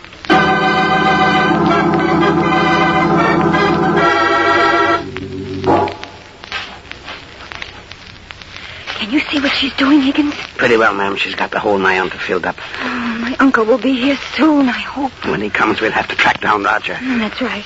I'd feel much safer here in the dark if I knew where he was. Well, he can't be wandering far. He's somewhere inside the park for sure. Who's that? Someone else here, and I don't like it. Wait a minute. I can see him now. Oh, it's Uncle Amos. All right, Mildred. Drop the shovel and keep your hands up. Amos, how? I can explain this, Amos. I didn't have anything to do with it. I don't know who did. Save your explanations. There's no one here to listen to them. Very well, Amos. I'll tell them to the police. I'll make them understand. I'm afraid you won't get to see the police, Mildred. What do you mean? The only one who's going to see the police is Roger, when they arrest him for the murder of his two brothers and you. Come along. Move over near that hole you were digging. What? Very considerate of you to dig your own grave. Saves me the trouble. So it was you all the time. You planned it all, didn't you? Go ahead and rave, Mildred. No one will hear you. Roger! Roger won't come out here. You know he wouldn't move out of Manor Park to save his life. Wouldn't he? Now, drop that gun, Amos. Drop it. Hold him, Roger. Don't let him go. I'll get his gun. Oh, don't get out. You can let him go now, Roger. I'll shoot if he tries anything. Come on, Higgins. We may be able to help. Give me the gun, Aunt Mildred.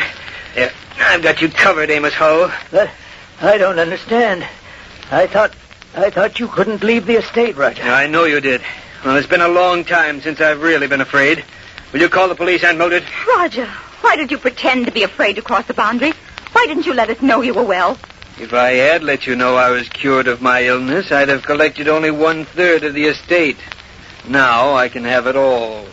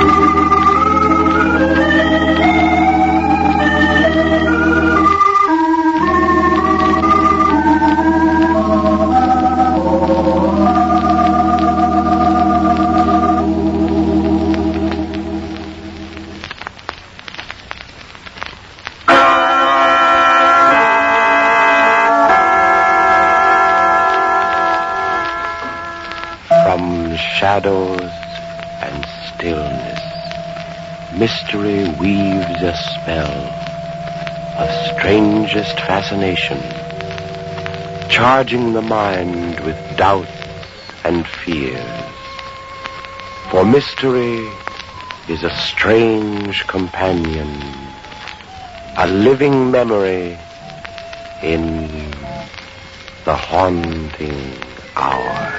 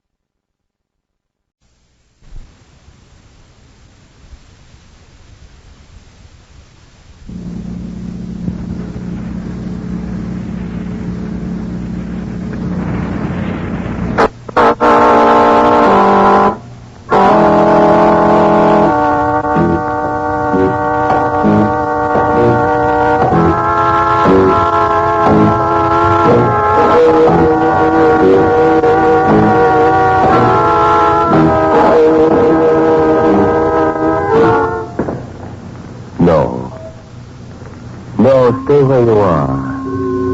Do not break the stillness of this moment. For this is a time of mystery, a time when imagination is free and moves forward swiftly, silently. This is the haunting hour.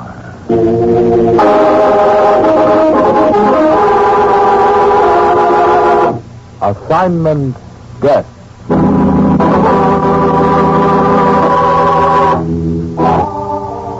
I'm Dick Ryan. Maybe you've read some of my stories in a certain national picture magazine. Well, here's a scoop that never got in. One editor and 2 vice presidents fainted at the thought. Like I told my boss, horror doesn't always come wrapped up in a haunted house with the wind howling outside.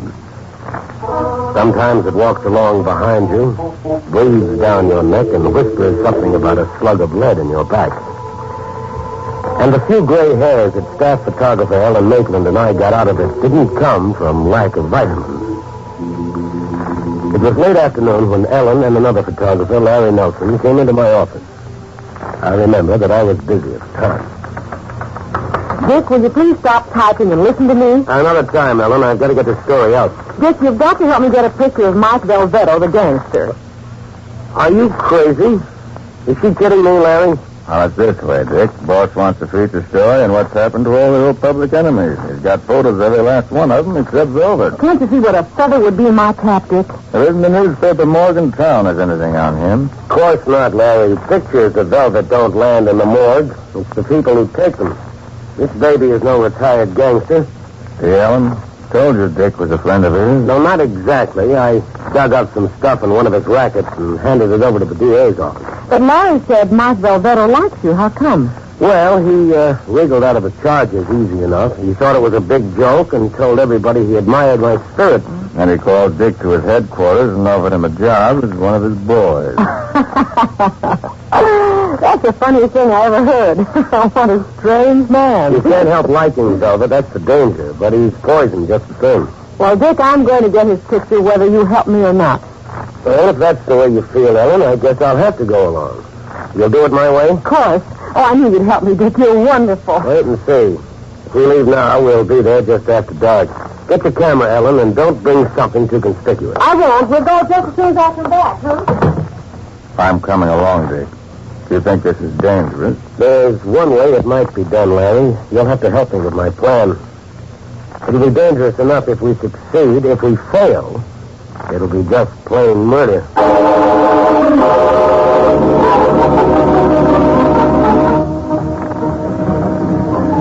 Button your coats, boys and girls. This is it. This old garage, Dick? Mike Velvetto can't be very successful. You're going to get the surprise of your life in through this door. Straight ahead. I don't like the way those mechanics look at us, Dick. Pay him no mind, pal. It's the camera Ellen's staring that's got him stumped.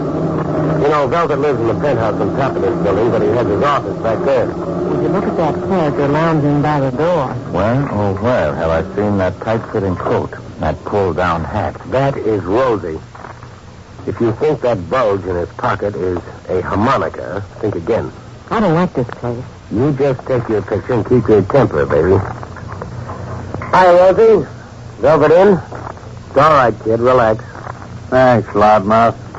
I'm the nervous type. That a camera? Guessed it the first time, Rosie. Tell Velvet Dick Ryan's here with a couple of friends. Why not? Tell a dame them things smash easy. He warned Velvet by pushing that buzzer. The door opens electrically. I don't think I like Rosie. I don't think Rosie likes you. Pete's sake, Ellen, be polite and keep your temper. You two must think I'm red-headed. I'm sorry, that's the second time. The chief says okay. Let the dame come first. Go ahead, Ellen. I think Rosie wants to frisk us. We're clean as a whistle. Please, Rosie. Those are my friends. I'm sorry, kid. You can frisk us some other time. Hello there, Velvet. Delighted to see you again, Dick, my friend. I'd like you to meet a couple of colleagues, Ellen Maitland and Larry Nelson. How do you do? We were going by. We thought we'd drop in. But of course. Perhaps a little drink of something? No, thanks. No? I see you like my office, Miss Mason. Why, I'm Sleepless, Mr. Velvetto. It's beautiful. I never dreamed. That's such a rough exterior. I know. Deception is my business. Oh, but these pictures, they're the real thing, not reproductions. Look, Larry. Yes, I noticed the minute I came in. Mr. Valvetta must be something of a collector. In a modest way. I see you've noticed that daub in back of my desk, Mr. Nelson. Hideous, isn't it? A fine example of non-objective art. Well, personally, I don't go for lines, planes, colors all thrown together without any meaning. But that picture has a special meaning for my associates. You see, Mr. Nelson, it fronts a wall safe, which very often contains large sums of money. That they appreciate. But I talk of myself while Miss Maitland is anxious to take my picture. Oh! Well, you guessed it, Velvet. I know how you feel, but she insisted. And then your reputation for never refusing a beautiful woman. How well you know me, Dick. Well, I shall sit here behind my desk and look like a successful merchant. Please, Rosie. We should have explained to him that Miss Maitland was reaching in her pocket for a flashbulb. Oh, I had forgotten that Rosie was still with us. That is one of his virtues. So unobtrusive. The nervous type is always dangerous, though, don't you think, Velvet? I'll just sit here out of the way until Ellen's set. I see our charming friend is ready. Well, I shall continue to talk so that we shall have a more informal study. Okay. Well, over so soon? I'm sorry if the flashbulb blinded you. One shot Ellen, they call me. A lovely camera. May I see it? That is, well, you see, Mr. Galvetto, I heard him, sister. Don't be afraid, Ellen. Velvet hates violence. You're afraid I'll smash your camera? What? No, nothing of the sort. I'm curious to see if it came out well. We'll open the bag. Oh, please. Oh, now you've ruined the negative. Oh, you mean the light? Oh, I'm dreadfully sorry, Miss Maitland. I simply don't have any understanding of these things. If I've spoiled it, I must pay you. But you did it on purpose. You let me take it and then... Temper, baby. I don't blame her in the least. Here, Miss Maitland, I must pay. I insist. Oh, no, thank you. You might as well take it, Ellen. You'll hurt his feelings. Well, we'll be running along. Nice to see you, Velvet. Goodbye. I'll see you, sis. No hard feelings, I hope. You must drop in again. I'll not be so clumsy next time you take my picture, Miss Maitland. Yes, I bet he won't. Well, thank you, Rosie. Give my love to the wife and kids. Velvet's soft, Ryan. I ain't. Keep your nose clean, loudmouth. Excellent advice, Rosie. You needn't see us to the street. Come on, Ellen. I'm looking forward to that street, don't mind saying. How about you, Ellen? I'm furious with the both of you. I'll never speak to either of you again, letting me make a fool of myself like that. Good Lord, Ellen, you didn't actually think he'd let you shoot him without a squawk. Now, hold that until we get out. Okay, ladies before gents. Right. What'd you get it, Larry? And it passed out when Rosie started to frisk you. She found that candid camera under my coat. You mean you had a midget concealed... Of course, Ellen, of course. How else? I watched you, synchronized it with your flash. You held his attention. I got the picture.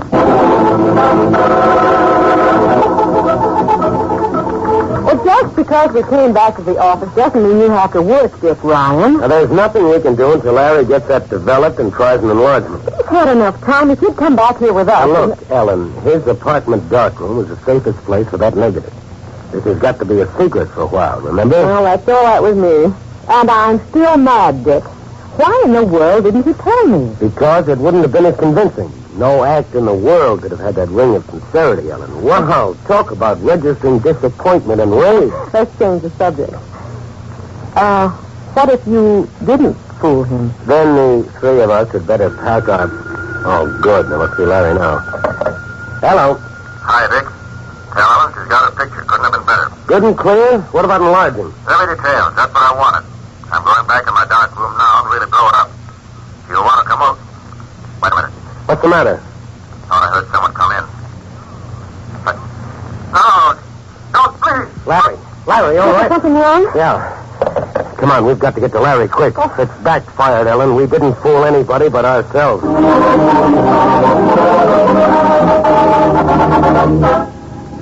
Look, Ryan, I'm only a copper, not a mind reader. If Elvis behind this, like you say, you've seen the last of your friend. There's no question who did it, Lieutenant, but if Larry's still alive, we've got to get to him. If he was alive when he went out of here, he ain't now. I know that, mob. We'll probably find him at the bottom of the river in a few days. You got here before we did. Wasn't there You any... saw everything we did. One bloody print on the floor near the phone. From what you say, this gorilla probably sliced him with his gun butt and then went after that picture. And Larry came too, and you suppose they took him to question him? Why not? You say the three of you were in on it. Only it was a revolver shot that made the neighbors call us. Sounds like curtains to me. I didn't hear any shot over the phone. Because that punk pulled the wires out. Well, here comes your young lady. Dick, it's awful. It looks as though a cyclone hit Larry's dark room. Yeah, I know. Rosie sure messed it up. No sign of the picture, of course. No. Dick, if you don't mind, I'd rather not stay here any longer. Yeah, I know how you feel. Let's go. Thanks for letting us look around, Lieutenant. We'll be at the office tomorrow if you want it. Well, if I got your story straight, it might be smart for you and the young lady to kind of keep out of sight for a while. Yes, you can depend on that. I know how Rosie works. We'll pull him in. Give him a going over. Of course, your story isn't exactly proof, but it might give Velvet ideas. Such as shutting us up. Well, pleasant dreams, Lieutenant. Come on, Ellen. Oh, Dick, I feel sick. About Larry, I mean. Yeah, me too. Let's walk down. It's only one flight. All right. You know, they could have carried Larry down the fire escape and back. Dick, do you really think he's still alive? I wish to heaven I... Oh, for Pete's sake, why kid myself? No, I don't. And you think we're in terrible danger, don't you? Now, don't let the lieutenant scare you, baby. If Velvet's got the negative back now, I don't... But we were in on it just as much as Larry. That doesn't seem fair. He should take the rap, does it? Certainly doesn't. Well, let's grab a cab. I'll take you home. There's one right there at the corner. Back into the hall, Ellen, quick. Press back against the wall. It was that cab. The shot came from that cab. What can you do? We're all right now, Ellen. We're all right now. We're being hunted, Dick. Velvet's after us. What about tomorrow? Just keep your fingers crossed and pray the guy was wrong who said tomorrow never comes.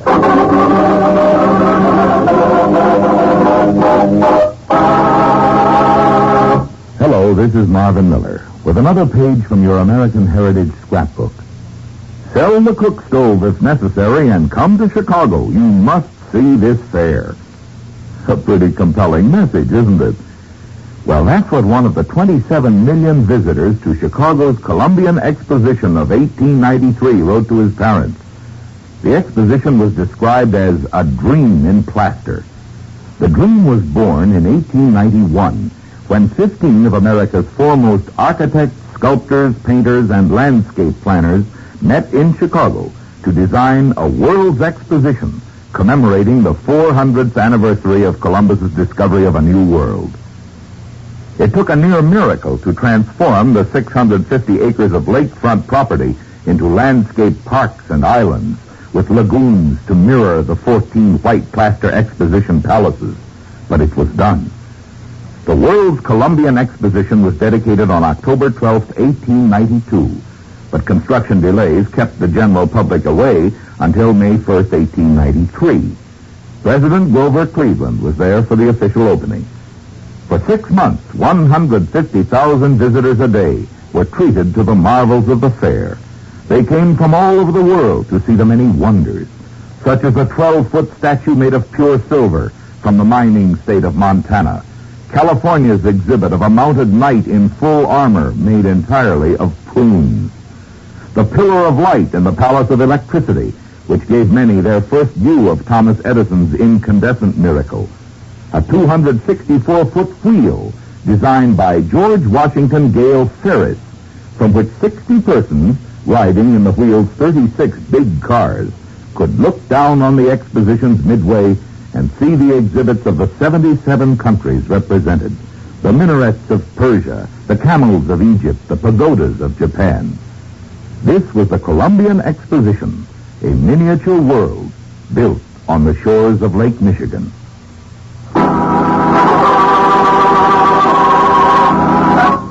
Dick Ryan back again, sadder and wiser, and no wonder. I'd helped Ellen Maitland get her picture of Mike Rovetto, the gangster, all right. We let Ellen go through the motions while Larry Nelson actually did the job with a candid camera hidden under his coat. He called us later from his apartment to tell us it was a perfect shot.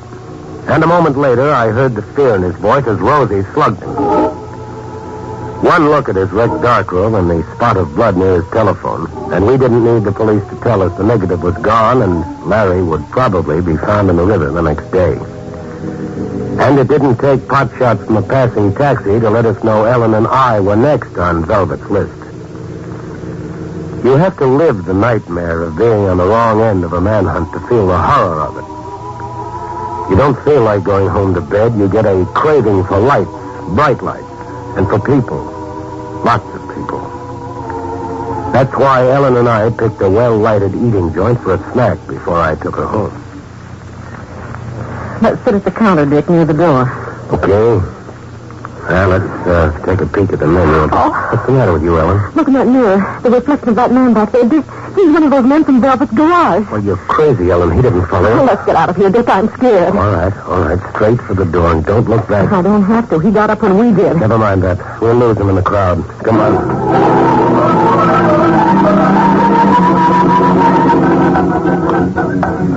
Don't walk so fast, Dick. I can't keep up with you. We may have imagined that man was following us, Ellen. At the same time, I don't like getting out of the crowd. We turn left here, Dick. Oh, you would live on one of these quiet side streets, way down the end, I suppose. That's right. The end house on the other side of the street. All right, come on, let's cross. The light's with us. Look out, Dick. There's a car coming right through that red light. Don't stop, Ellen. Keep going. Come on, run.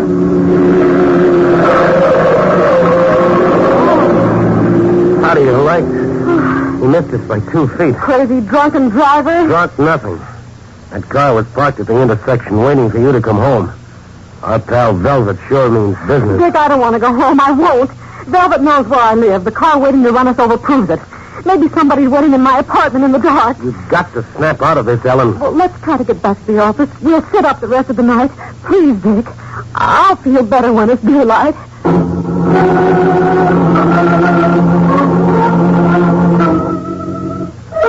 That's what I thought, but daylight didn't help. In fact, we felt even more out in the open. That's the terror of being hunted. It grows like some clinging, choking weed. We set out for breakfast, and neither of us left the editorial offices until I ducked out for a shave about noon. But when the barber lifted the razor and I got the shakes, I knew that was the breaking point.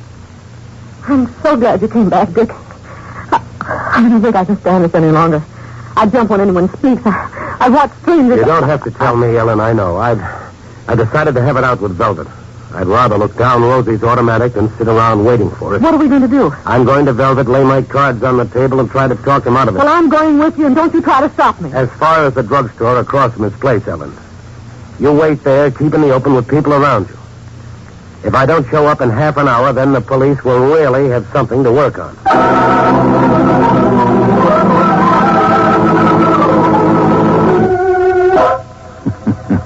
But, my dear Dick, I already know your whole story.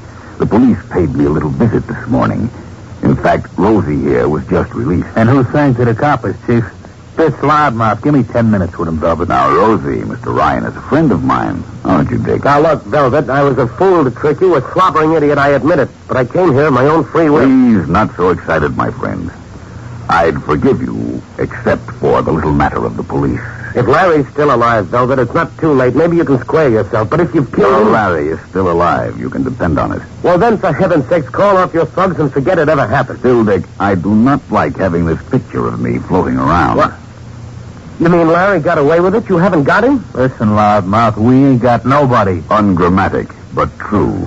Well, that makes it different. In that case, I'm telling you, Velvet, lay off me. Ellen Maitland is waiting for me nearby. If I'm not back, she'll buzz the cops again. The nice young lady with the camera? Where is she? You think I'm crazy enough to tell you? I think you're crazy not to. But it doesn't matter. Since the police, one of my boys has been tailing you. You'll know. If anything happens to that girl... You're a bigger fool than I thought, Ryan. As my guest, you're perfectly safe.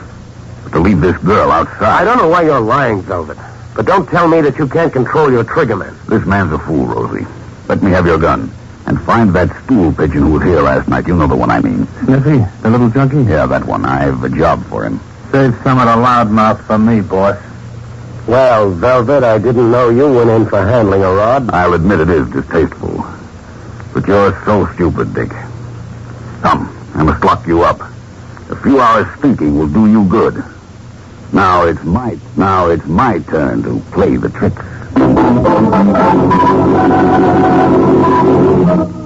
I really sweated out that afternoon. Hours went by and no Ellen.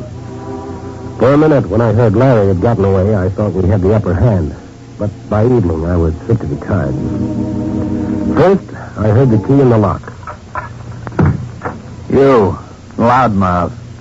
Come on. If anything's happened to Ellen, Rosie, I'll get you in velvet if it's the last thing I do. I'm frightened. Why should we hurt the dame? You had a couple of good tries at it last night. Right boy. Come on, get in the elevator. Elevator? You mean that... You've seen him before. Get in. We're going down to Velvet's office behind a garage. Is Ellen there? You'll see. Hold out your hands. Handcuffs. All the modern equipment, huh, kid? Self-service elevator to the private office, handcuffs. You got a gas chamber down there? Shut up. Hold your hands still. Maybe you're one of Velvet's favorite characters. You ain't mine. I'm not impressed with Velvet's hospitality, Rosie. I must have been locked up there hours. What time is it? 9. All right, no tricks now. Ellen. Dick. They found you. You all right? Of course I am, Dick. But I've been worried sick about you. They told me if I didn't come with you... Yeah, I know, honey, I know. It's one of Velvet's bright ideas. But you're handcuffed. Dick hasn't hurt you. Break it up, lovebirds. Nobody ain't been hurt yet. Sit down here, loudmouth. You there, sister. Well, this sort of looks like it, Ellen. Now you see how handy it is to have a garage outside your office. I wonder if they can spare the gas to take us for a ride. Button the lip, right, boy. I don't like that kind of talk. Velvet had me locked up for a long time, and then he asked me to do the strangest thing, Dick. He told me... Look, sister, this is Velvet's party. He'll do the talking. Maybe that's him now. Sit quiet, both of you. I get paid for opening doors. It's okay, Chief. Hold it, Rosie. Don't move. Be a pleasure to shoot you. Step back now. Larry Nelson.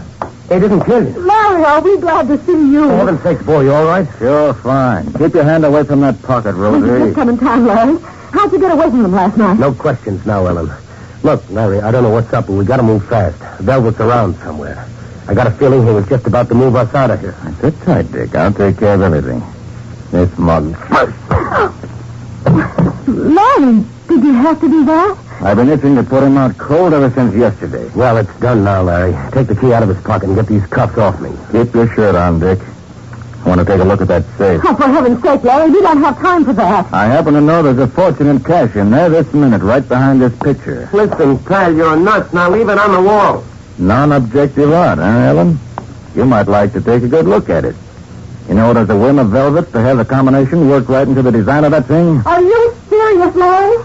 Wait and see, baby. I've got that combination now. I'll have it open in a second. Oh, you're kidding, Larry. Fooling around with that safe when it's a matter of life and death. Now, cut it out. Not me, brother. Not after I went to the trouble of getting a photo of that painting to enlarge and study. You got the combination from that picture yesterday? But I thought... Yeah, sure. You thought we were taking a picture of Velvet. Well, no wonder Velvet was hunting us. If he knew you had that combination, Larry. Wise up, chump. Velvet hasn't been hunting you. He saved your lives by keeping you hidden this afternoon. I've been hunting you. No. Oh, Larry, no. Those shots, that taxi... You gave me a lot of trouble, Ellen. Don't edge up, Dick. You wouldn't want this gun to go off. I'm not, Larry. I still don't believe it. You're sick. You're out of your mind. I heard you over the phone when Rosie attacked you. Little death scene for your benefit, Dick. I knew you'd spill the story to the cops. And when I got rid of you, too, Velvet would be a stint to be blamed for your killing. But we're your friends, Larry. Why would you want to kill us? You were the only ones who knew I had the picture. You'd have figured out that I cracked this safe once the story hit the papers. I see. You still plan to kill us and let Rosie take the rap? Uh-huh. That's right. Now just stand where you are where I can see you while I'm opening the safe. Let him, Dick. Let him open the safe. Very kind of you, Ellen. Now, 2 to the left. I appreciate both of you helping me get this combination. 1 to the simple as can be. Just open the door and help myself like... Out my eyes! It's the flash bulb I put in the safe, Dick. It's blinded him. Don't make a move, either of you. I've still got this gun. This will wear off in a minute. Look out, Dick. There's Velvet. He's going to kill us. Oh. Okay, Velvet, you got him. He dropped the gun. It was getting awfully stuffy hiding in the closet. And I suppose it wasn't very sporting of me to shoot a man who was temporarily blinded. Larry, it's all right. You just winged him in the shoulder. My shooting's really improving. Now let's all be very calm. How do you feel, Mr. Nelson? Not so good. Well, we'll fix your shoulder. And as for the effect of the flash bulb... Hey, now, wait just a minute. What is a flash bulb doing in that safe? I put it there, Dick. The camera, too. Velvet made me do it, but he wouldn't tell me why. My dear Ellen, wouldn't you have believed me if I'd told you your friend Larry was trying to kill you? How in the world did you know Larry was after it?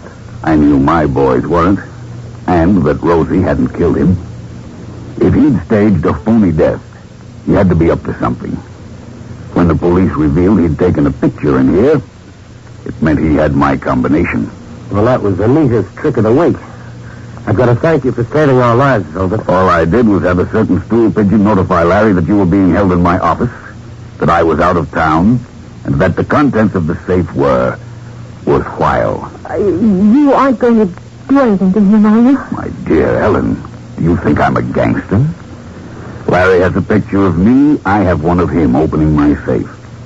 Why should anyone object to a little business-like discussion? I think the police might object to attempted murder. That you can't prove without me, Dick, so I suggest you forget it.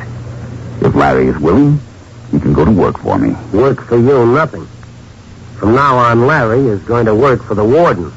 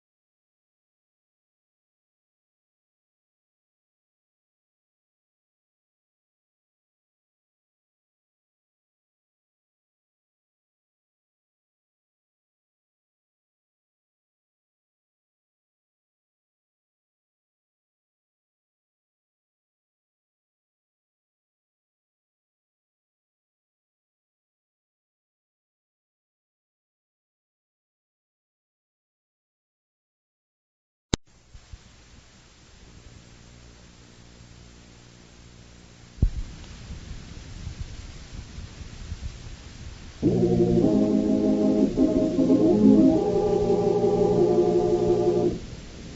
hands that kill.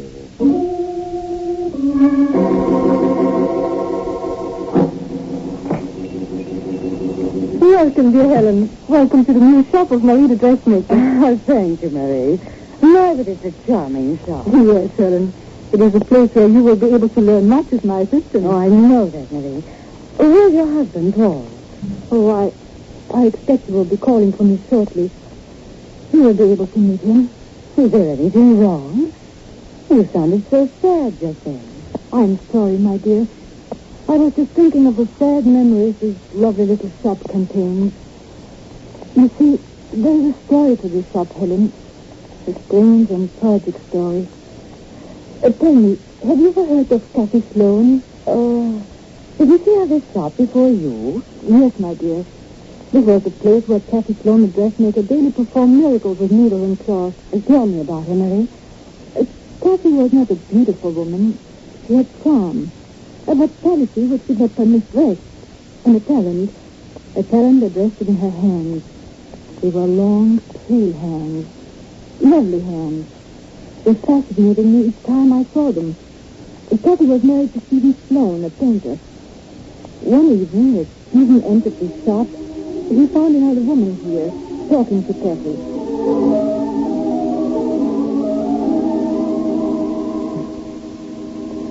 Well, hello. Who's the breathing mannequin, darling? Oh, hello, Steve. This is Alice Barton, my new assistant. Wow. Welcome, Alice.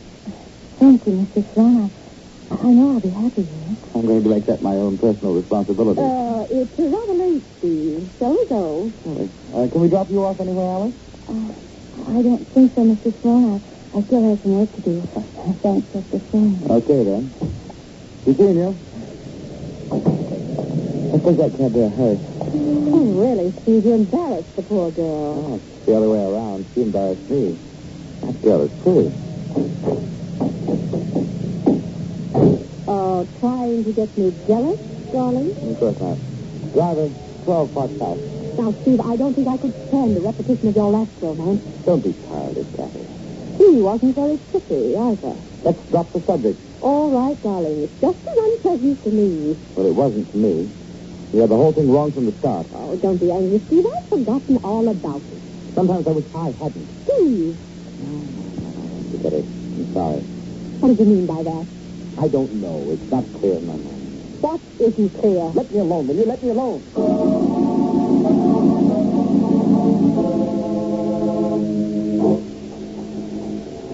Hello. Mind if I walk with you?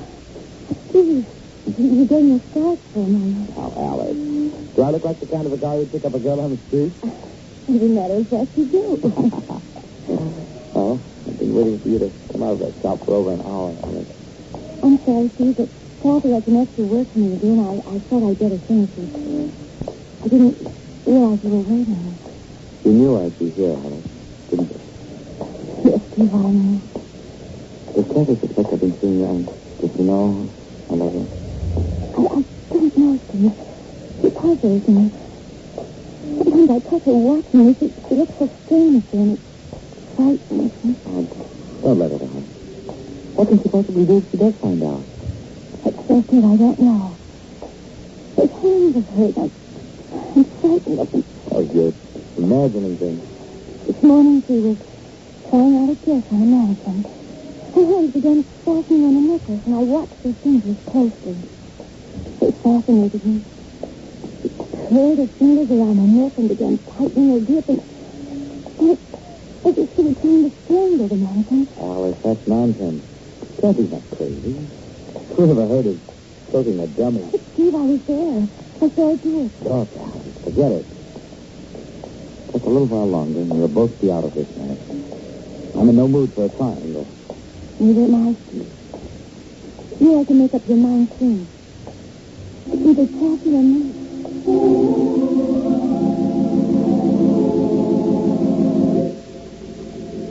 I've kept your dinner warm, Steve. Don't bother, I'm not hungry.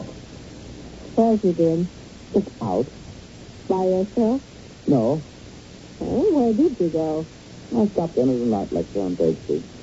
Why did you phone me? I might have wanted to go. Well, I forgot.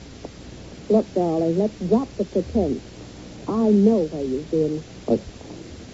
Kathy, it's a little late for that witness stand routine. I'm going to bed. Not until we understand each other, Steve. I don't intend to sit idly by and be made a fool of. Look, Kathy, melodrama at night is too unnerving for me.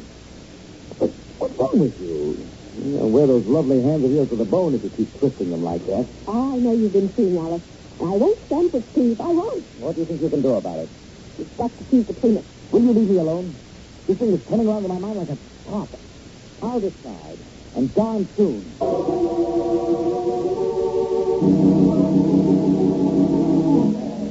Hello. From the depot. Two of what that cultured gentleman at the end of the bar is thinking. Right, you are. Coming right up. Steve, how was she this morning? She doesn't calm down like she usually does. I've got to admit, I'm a little bit worried about her, Alice. Can't forget how she behaved with that mannequin yesterday. That doesn't bother me, Alice. I know she wouldn't do anything drastic. Then, what's wrong? This morning, at breakfast, she didn't say a word. She just sat there. Steve, No. look out the window. That girl getting into a car. It looks like Kathy. That's not Kathy. She's much too tall for her. Besides, she didn't have a red coat like that girl was wearing. Here they are, folks. Oh, thank you, boy. You just can't go on. I'm frightened. It isn't good for any of us. Look, Alice. We need some fresh air, Let's get out of here and take a walk in the park. Maybe the fresh air will clear our heads so we can think.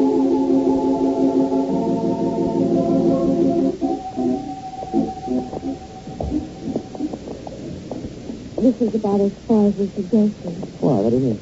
I can walk on easily from here. Just a short walk across the park. Alice, I want to take you home. I'd rather not. Steve, listen to me. We can't go on like this any longer. You won't tell me that it's so, but we know it. We know there has to be a stop. I tell you what, putting it this isn't easy, Molly. I'm meeting secretly and not telling Kathy. Hiding it somewhere like an ugly sin. What do you want me to do? I told you. You've got to decide, Steve. You've got to make up your mind which one of us you want. It's a tough decision. My home and Kathy against an unknown future and you. I'm going. If you're here tomorrow night at the same time, I know you want me. It's not safe. Goodbye. Alice, wait. Alice, wait. Which one? Which one?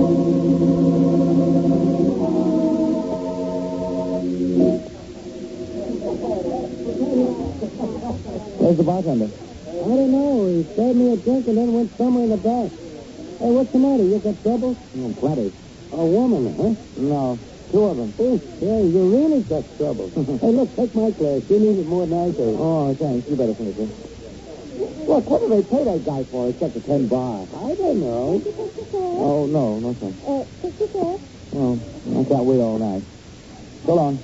Oh, yes. They're always taking them pictures. Always flashing those things off. Oh, be careful, eh? Hey, you throw your jacket on that hook. Yeah, I know. There's a good tailor right down the street. So long.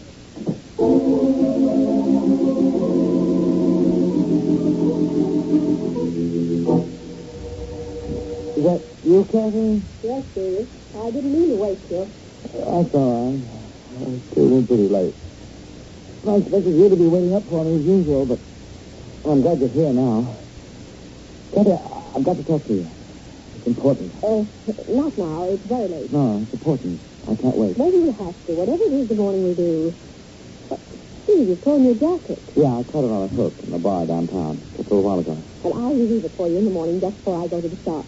No one can tell the difference. I'll make the cloth look practically brand new.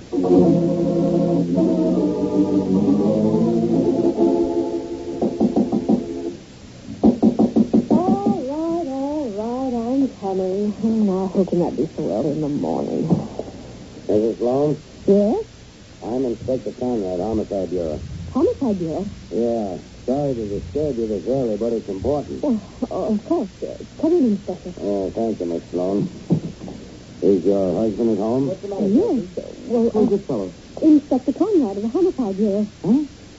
What did you want with us? I was just coming to that, Mr. Sloan. We'd like to ask you a few questions about the murder of Alice Barton. Oh, no. You can't mean it. I'm afraid that I do. But when did it happen? Last night, she was killed in Brentwood Park. What do you want with my husband? He was known to have been with Miss Barton last night. That can't be true. We have the sworn testimony of a bartender at a cafe where he and Miss Barton stopped to prove it.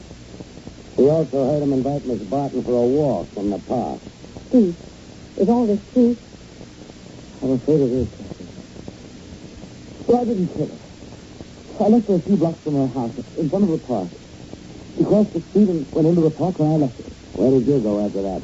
I went back to the bar where we'd been earlier. The bartender didn't mention that to us. Well, he wasn't there. He was in the back of the cafe someplace. I don't know. Then how can you prove you were there? Wait a minute. I have got something. I tore my jacket on the way out and I hit by the door. Yeah, let's see the jacket. Sure. Here it is. You must have been very drunk last night during all this, Sloan. What do you mean? There's no tear in this jacket.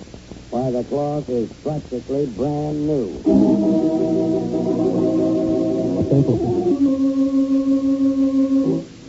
The little dress shop on a side street has a strange story. Marie, the proprietor, stands before her new assistant, telling the story of Kathy Sloan, a dressmaker who owned the shop before her. It is now easy to understand, my dear Helen, the tragedy of Kathy Sloan, who once owned the shop. Well, what happened after Inspector Conrad accused her husband Steve of murder?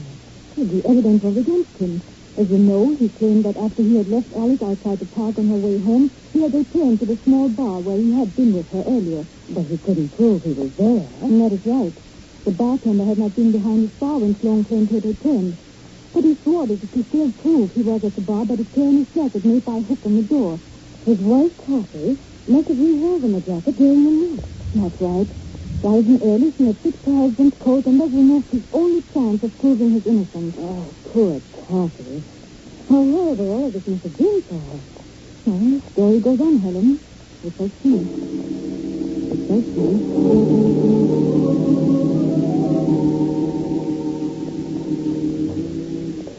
Oh, what a terrible place this prison is. My poor darling. What do you want, Kathy? Oh, Steve, darling, please, I was only trying to help you. I didn't realize that tearing your jacket was your alibi. Why did you hesitate just then? Oh, please. Steve, why did you do it? Do you think I'm guilty? Keep darling, you're a hero. You're insane. I didn't kill Alice. Oh, stop wringing those hands of yours. I'm not dead yet. Oh, those hands. What is it, Steve? I don't understand you. She told me that I only laughed. She watched you with that mannequin. How you put those long, ugly fingers of yours around its neck. How your fingers dug in tighter and tighter. You don't know what you're saying. She told me, you. Darling, please, you're wrong. I love you. Please. You've got to tell them, Kathy. You've got to confess. Confess? I don't know what you're talking about. They won't kill me, Kathy. They'll find you out. You'll die for murdering Alice. Alice, the girl I loved. You hear that? Alice. Please, don't. I loved Alice. I loved her.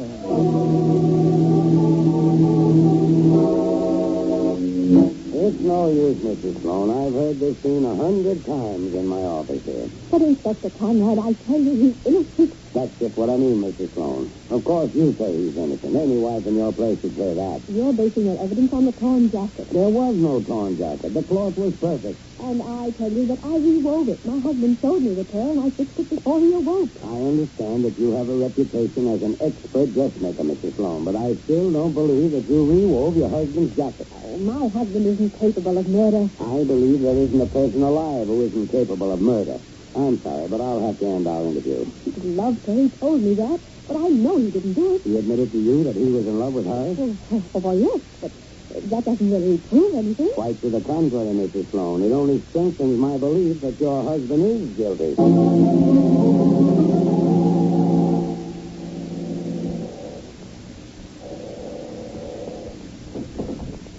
Hello? Hello, is this Mrs. Sloan? Yes? Who's this? My name is Jimmy Barnes. I'm the bus. I'm afraid I don't recall your... Sure you do. Inspector Conrad asked me to identify your husband as coming back a second time, but I couldn't remember. Oh, yes, Mr. Barnes. I haven't forgotten you. Well, I guess you saw at me for not saying I seen him come back, but I had to tell the truth, Mrs. Sloan. I had no choice. Why have you called me, Mr. Barnes? Well, I've got good news for you. What do you mean? Well, just listen to this. Like a miracle. Some fella just came in here a few minutes ago and showed me a flashbulb picture of himself and his girlfriend that was taken at the bar the exact same time your husband claimed he was in here. I still don't understand. But you will in a minute. In the corner of the picture, there's a man seen just walking away from the bar. That man, Mrs. Sloan, is your husband. Are you sure? That's positive. As a matter of fact, the whole thing is so clear it even shows your husband's jacket being held by some sort of hook by the door, but it's not important. Have you called Inspector Conrad yet? No, I thought I'd let you know first. Don't phone him then. I want to tell him myself. Well, it's safe. Don't do a thing till I get there. I'll be right over.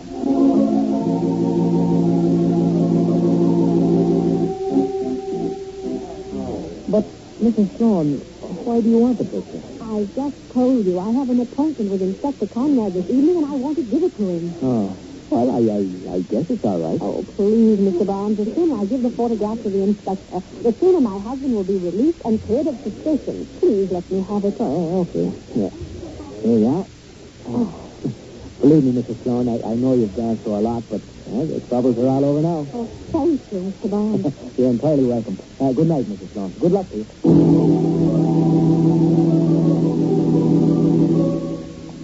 I hope you don't mind my calling on you like this, but I need a little more information. Oh, not at all. I'll be glad to help. And while we're talking, I wonder if you wouldn't mind repairing this slight rip in my sleeve? Oh, of course not.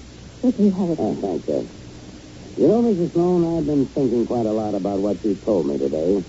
What in particular, Inspector Conrad? About your husband being in love with Miss Barton. Tell me, why do you continue to stick by him, knowing that? Oh, it's simple, Inspector. I still love him. I don't mind saying that this case against your husband isn't as airtight as I thought. A couple of disturbing factors have come up.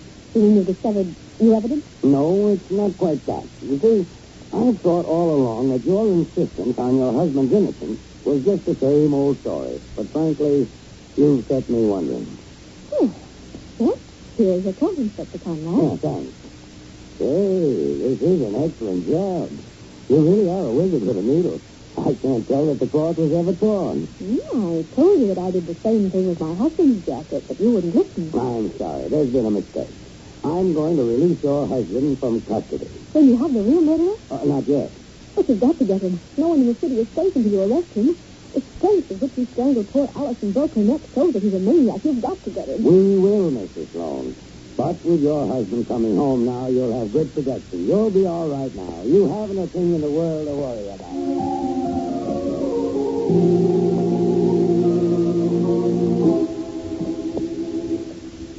I'm back, Kathy. Oh, darling. Oh, it's wonderful having you back. Cut it out, Kathy. See, what's wrong? Don't touch me. After the way I fought for your release. That's the only thing I can't figure out. But it's probably part of your scheme to pin the murder on somebody else. Oh, stop talking like that. The little plan won't work. You haven't got a chance. I don't know what you're talking about. Why do you think they let me go? They know who the real killer is.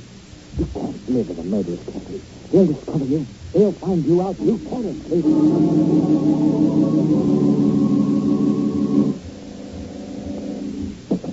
Inspector Conrad. Oh, Inspector, this is Captain Sloan. You've got to help me. What's wrong? It's my husband. He's gone crazy. Last night as we slept, he was almost feverish the way he talked. What did he say? He practically described the killing of Alice Barton. And when he awoke later, I saw him coming toward me with his hand outstretched. It was horrible. Did he hurt you? No. I got up as he came near me, and then he quickly made believe he was just looking for something. Oh, please, Inspector, you've got to help me. My husband's guilty. I know it now. He's a murderer.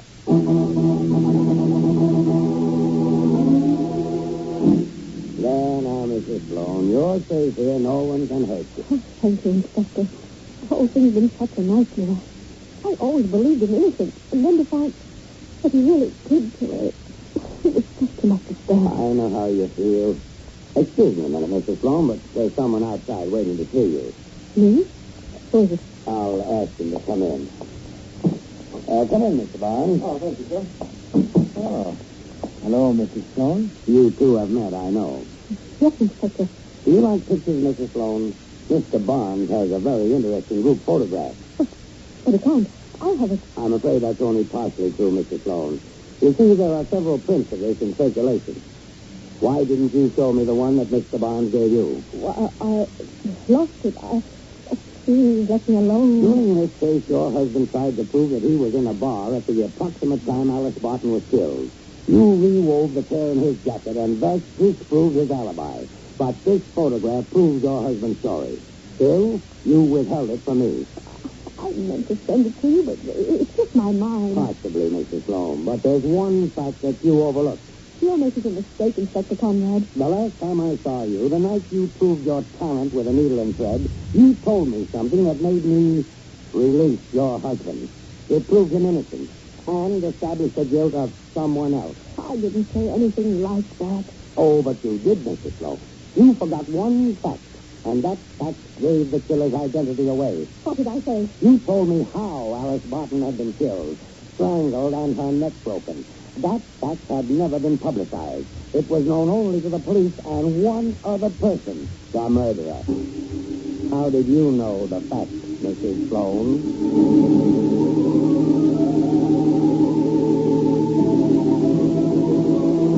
Do you see, my dear Helen? This chap has quite a story to his name. They executed her, didn't they, Mary? Yes, Helen. Kathy was judged guilty, and a few weeks after her trial, she was put to death. Did you even marry, my dear? And who is this charming young miss? Helen, this is my husband, Paul. Your husband? How do you do? Well, I must be going. Well, can we drive you somewhere? Oh, no. Oh, thank you. Goodbye, and thank you for telling me the story, Mary. Mary? Well, what did you do to frighten that girl so? Oh, nothing, Mary. I just told her a simple story. That's all. Just a story.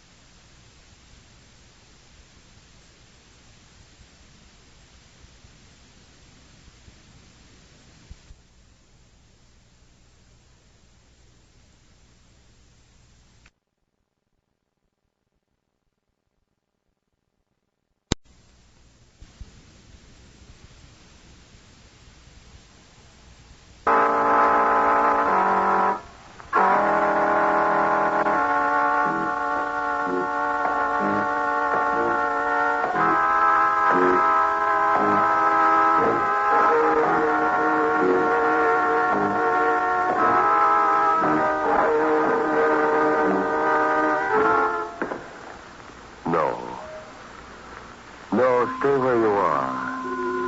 Do not break the stillness of this moment. For this is a time of mystery, a time when imagination is free and moves forward swiftly, silently. This is the haunting hour.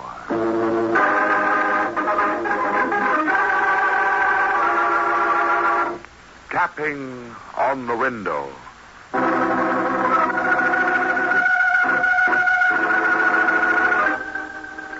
Any city that marks the end of a long trail is beautiful.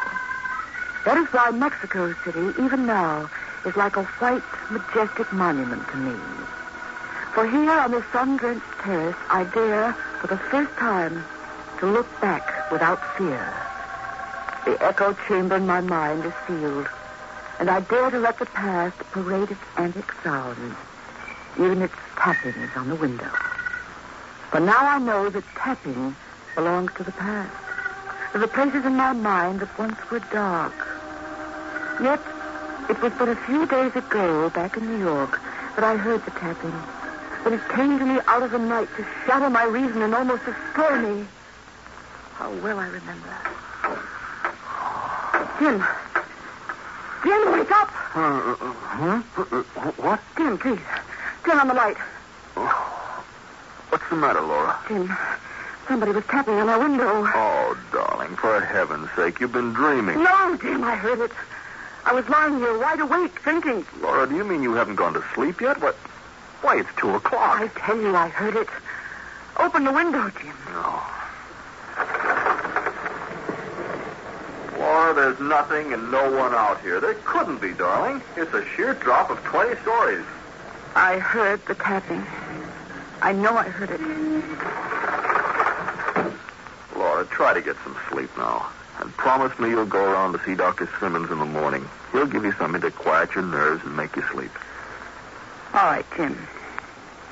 I guess I am overwrought. You want me to leave the light on? No. Good night, Jim. Good night, Laura.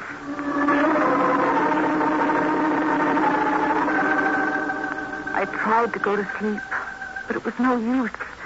The tapping was real. I'd heard it there on my window. And all the memories came back. They pounded persistently against my will to shut them out. And finally, when I couldn't fight them any longer, I let them take possession to slide into the past. Back 5 years to California, to the time I thought I was so desperately in love with Courtney Lang. Courtney. I heard the tapping, Courtney. I heard it and I hated you. Hated every memory of you from that first evening we met in the little garden that separated our apartment. Oh. Well, I'm sorry. I didn't know anyone was out here. Well, don't let me frighten you away. This garden isn't private. Thank you. I'm Courtney Lang. That's my apartment there on the left. I'm Laura Harding. I live here, too. Yes, I know. I've watched you here in the garden from my window. You're very lovely. I'll be going in now. Oh, please don't be offended, Miss Harding. That must have sounded rather like a fresh compliment, but it wasn't meant to be. I'm an artist, and I notice beautiful things and beautiful people just as a matter of course. I see. Still, it is getting late. I must go in. You're not angry, then? Of course not. Good night. Good night, Miss Harding. I hope we'll meet again.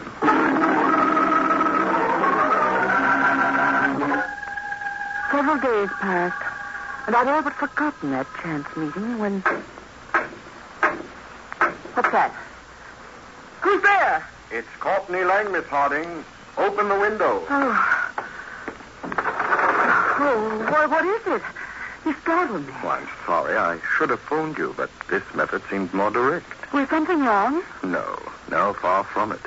In fact, this bold, unconventional summons is an invitation to a party. I see. Or rather, I don't, of course. Well, I have a few friends in my apartment who are about to pass judgment on my latest painting. I'd like very much to have you join us and pass judgment, too. Well, I don't know. Do come. please? All right. I really would like to see some of your work. I'll join you in a moment.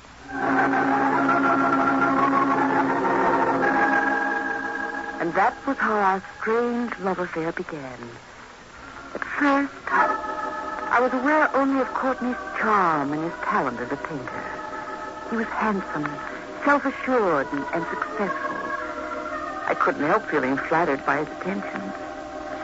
Then one evening, as we sat together in the garden, I had my first glimpse of the Courtney I was to learn to fear. The real Courtney. Tired, Laura?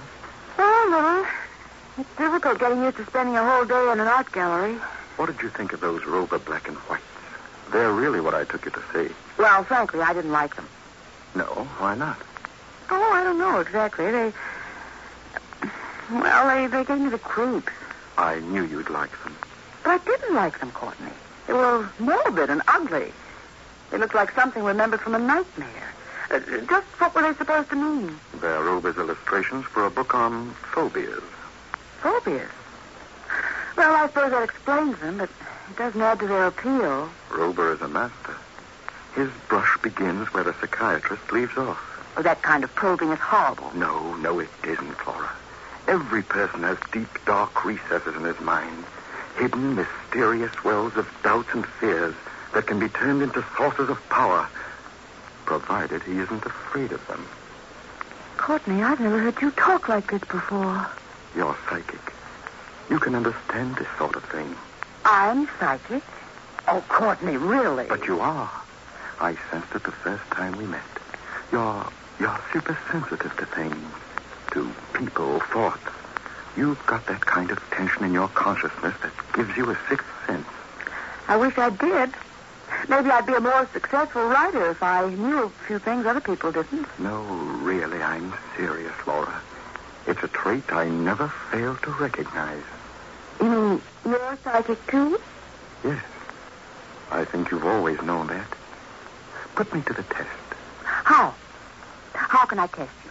Well, suppose you concentrate on something we both know about. Some incident or conversation, even a person we both know. Let your mind take complete hold of it for a moment, and don't let go. Ready? No. Give me time to think of something difficult. Something you won't be likely to guess. Now, let me see. All right, I'm ready. Concentrate, then. I am. I've got it. You have? What? You were thinking of me, right? Oh, yes, but that's just an obvious guess on your part. No, there's more to it. You were thinking of the way I tap upon your window when I come to call for you. Why, Courtney, that's exactly right. How did you know? Well, it's particularly easy for me to hear any sound in a thought. You heard the sound in my thought? The tapping? Distinctly.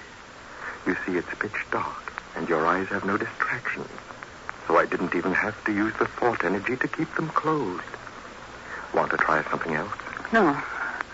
No, it frightens me. I don't believe in it, but I'm afraid. It's because you don't want to recognize the psychical powers you know you have. You've been frightened and appalled by your own ability sometimes, by your hunches, your premonitions, even your dreams. Courtney, stop. This kind of talk is nonsense. Laura, if you are given this power to look on glory, you should be proud of it. No, I'm not. I want to go in now, Courtney. All right, Laura. I'll see you tomorrow evening, then. I should have left you then, Courtney. I should have run away.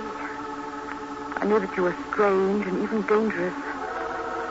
But I thought I loved you, and I stayed. And then one day... I want to talk to you seriously about something, Laura. Yes, Courtney? What is it? I'd like to paint your portrait. Why, Courtney. Well, I'm really terribly flattered. In that blue dress you wore to Florence Whitby's party the other night. Mm-hmm. That would be perfect. There's just one other thing, Laura. I have so many pressing commitments at present, we'll have to work whenever I can squeeze in the time. Well, that doesn't matter at all. Fine. Suppose I tap on your window as a sort of signal whenever I'm free. No, I'd rather you didn't do that. Oh, of course, Courtney. Whenever you want me, just tap on my window and I'll be right with you. Coming, Courtney. I'll be with you in a moment, Courtney. I heard you, Courtney. I'm coming.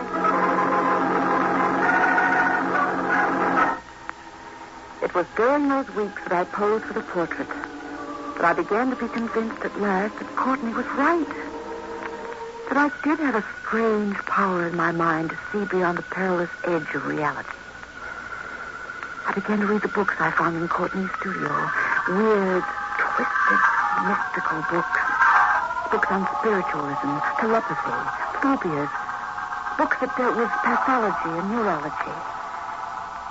Finally, I began to believe I understood something of Courtney's strange philosophy.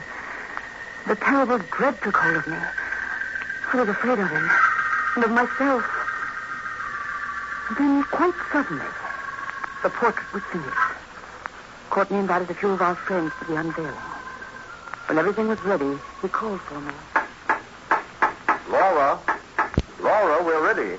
Come and see yourself as an artist sees you. I'll be out in a moment, Courtney. Wait for me. Yes, Laura.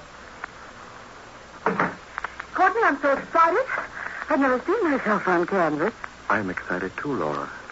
And yet, I'm rather sad. Why, Courtney?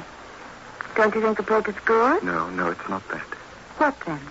I've been thinking about us, Laura, and wondering. I think you know that I've fallen deeply in love with you. So much so that I'm beginning to be afraid for us. Afraid? Of what? Well, all these weeks I've been tapping out a tattoo upon your window, and you've come running to me. Now the portrait's finished, and I'm wondering if you'll go on responding whenever I call. Oh, Courtney, of course I will. Whenever your message sounds upon my window, I'll come, no matter what. Remember this promise, Laura. When I send a message for you, you'll come, no matter what.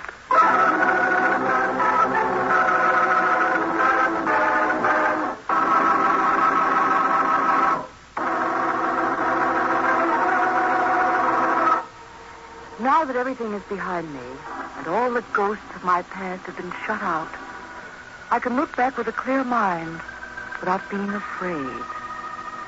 I know I fell in love with Courtney Lang before I realized what a strange person he was. I had tried to make concessions for him because he was a talented artist and the most fascinating man I'd ever known.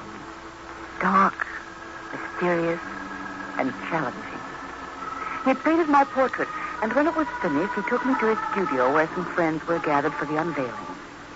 And when they were gone, Courtney said, Well, darling, now that you've seen it, tell me, how do you like your portrait? Courtney, I'm sure it's a beautiful piece of work. Artistically, I mean. But... But what? Well, don't be angry with me, but it seems to me that there's something almost sinister about it. In the eyes. They're too deep, too dark, somehow too knowing. But that's the real you, Laura. The you I love. Oh, Courtney, please. Let's not go through all that again. I have no special powers of mind or spirit. I know better, Laura. Think of it. To look into a world beyond this one. A world that we can find together if you will let me take you. Laura, we have but to combine our powers and the great unknown will open up to us. No, Courtney, no. Help me to pierce the veil into that mystic world. We could travel on wings, Laura. Together Courtney, you're mad. Let me go. Courtney, please let go of my arm. I'm afraid of you. Laura. I'm afraid of you. I never want to see you again. I hate you. I'm afraid.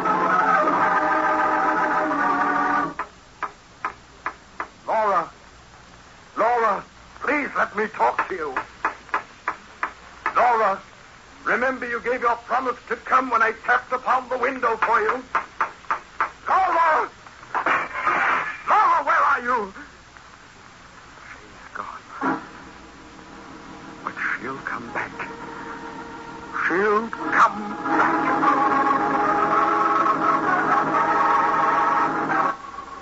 I ran away to New York. and tried to forget Courtney. When I met Jim Ralston, suddenly everything was changed. I forgot Courtney completely and my love for Jim. We were married, Jim and I. And for almost 2 years, I was divinely happy. Then came the night I heard the tapping on my window. And I was sure that Courtney was sounding his message for me. The next morning, Jim tried to convince me that the tapping was a nightmare. Laura, let's not talk about that tapping anymore. Eat your breakfast. I don't want anything, Jim. Darling, you must eat. Come now, make an effort. Here, have some fruit. All right, Jim. I'll try. Oh, by the way, darling, remember that artist by the name of Courtney Lang you used to know in California? Why? Why do you speak of him? Well, there's an article in the morning paper about him. Yes? He died last night. Well, Laura, what's the matter? Courtney's dead. That's what the tapping meant. I knew. Let me see the paper, Jim. Here. Oh, darling, I'm sorry. I didn't know. Courtney Lang, well-known artist, died in an automobile accident near his Los Angeles home last night at 11 o'clock. Jim, that was 2 o'clock New York time. That's right. It was Courtney then. He tapped for me. I knew I would have sworn my life upon it. Laura, get hold of yourself. After all, you haven't seen Courtney Lang for years. You told me that was all over. You won't let me go, Jim. Laura, I'm going to call Dr. Simmons. No, please. I'm all right now. Really.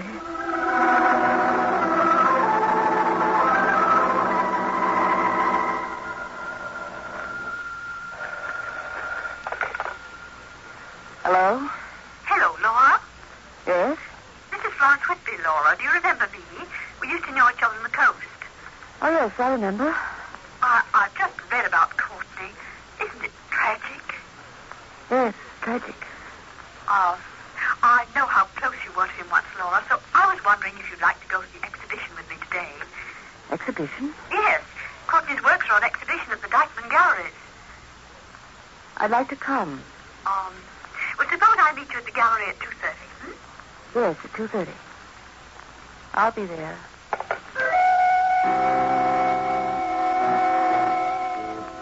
The gallery was a haunted place.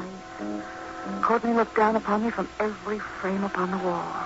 I could feel his presence all around me, his spirit reaching out for mine. Florence. Yes, Laura? When did you last see Courtney? Oh, about 2 weeks ago. He oughtn't look you up here. Well, I suppose you know that he never got over you, Laura. Yes, I know. Oh, you should never have left him, Laura. He was lost and unhappy without you. He never gave up hope that you'd come back. I know that. Didn't he know that I'd married Jim Ralston? Yes, he knew. But that didn't seem to make any difference. He said there was a bond between you that nothing could break. A bond stronger than marriage or even death. Oh, look, Laura. They're giving your portrait star billing. My portrait? Where? Where is it? There, in the alcove. Come with me. I want to see it. Oh, of course. Oh, this portrait was by far the best thing Courtney ever did, Laura. Yes, I remember every line of it. Every shadow. The eyes. The eyes are strange, but somehow rather beautiful. They're horrible and ugly. But they're real. They're my eyes, Florence. Look at me. Those eyes in the portrait are just like mine, aren't they? Well, I don't know. Perhaps. Yes, they are. I know they are. Courtney was right. He alone could see me as I really am. Oh, Courtney, I want to come back to you. I'm Laura. Laura, come, Laura. We'd better go. I want to be with you, Courtney. I was wrong to run away. I belong with you. No one else can ever reach me or understand. Let me come to you, Courtney. Call me back. Come away. Courtney. Heaven's name, Laura. People are staring. Send your message, Courtney. I'll come this time. I'll keep my promise, Courtney. God. Courtney. Miss? Oh, help me, please. This lady's ill. Courtney, call me back. Courtney!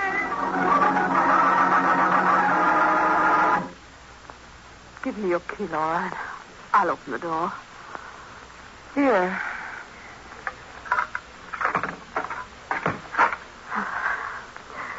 Are you sure you don't want me to stay with you till Jim comes home? No. I'm all right, Florence.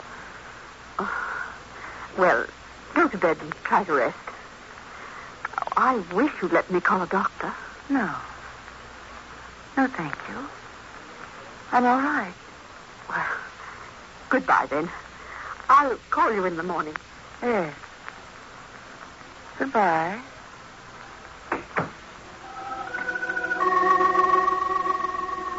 The door closed, and I was alone. I remember the thought that immediately took possession of me. I was alone, and now I had to face things as they were. I'd been a fool. All those years when I tried to live a normal life, loving Jim, hoping he'd never discover the truth, I'd been a fool. Yet I thought, I must have known that one day Courtney would find me and take me away. And I felt myself sinking deeper and deeper into his grasp. What's Courtney now? He's calling to me, and I must go. I promised. I'm coming, Courtney. I'm coming. I'll climb upon the sill and open up the window. Wait, Courtney. Wait. I can't get the window open, Courtney. Wait for me. Wait for me. Laura, what are you doing? I can't get the window open, Jim. Help me. Laura, get down. No, Jim, no, he's out there. Courtney, he tapped for me. There.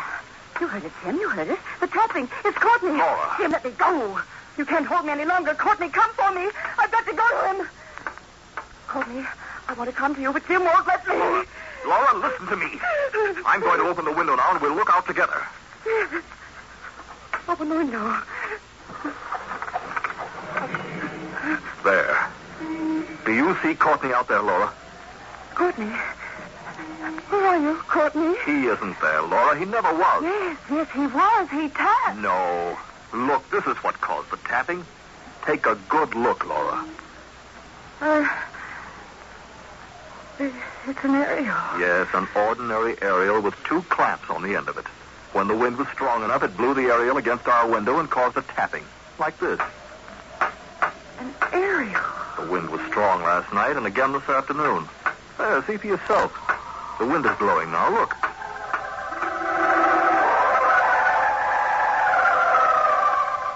And so, all the fears of the past that had been walled up inside me, the tappings on the window that to me had been living ghosts, were suddenly melted away into nothingness. The next morning, Jim and I were on a plane bound for Mexico City. I don't know how Jim managed it, but he did. During the flight, Jim was very quiet, almost despondent. But now I understand the reason for that.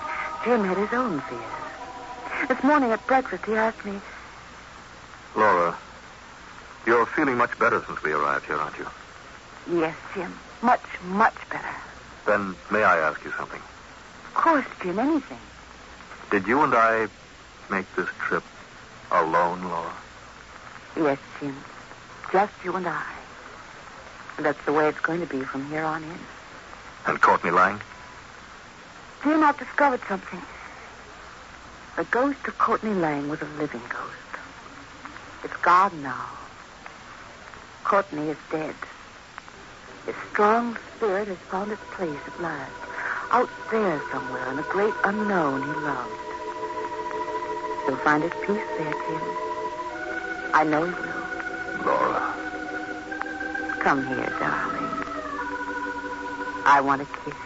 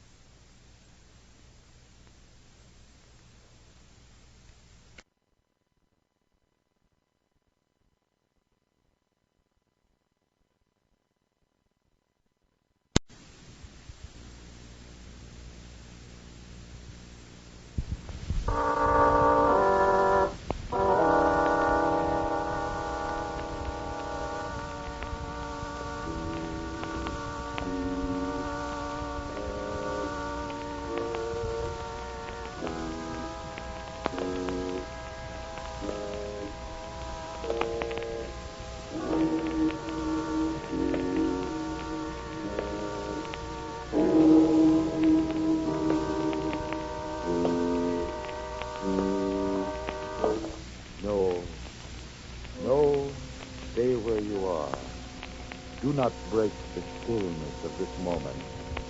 For this is a time of mystery, a time when imagination is free and moves forward swiftly, silently. This is the Haunting Hour.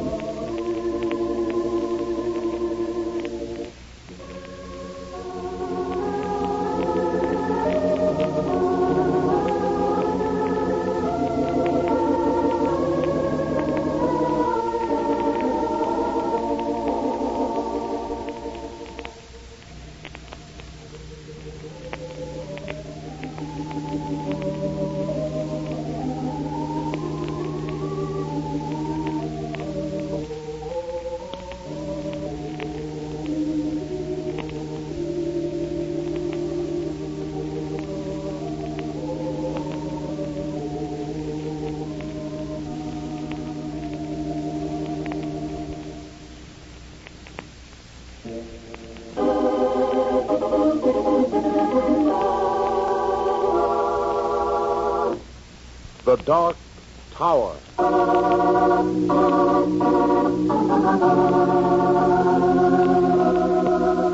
Perhaps I should have known from the very beginning, as the car brought me up the great curving drive.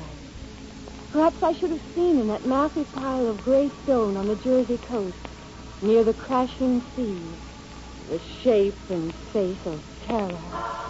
But at that moment, nothing was further from my mind. The recent death of my invalid father had left me alone. And here on the East Coast, far from all associations, I was starting my life again.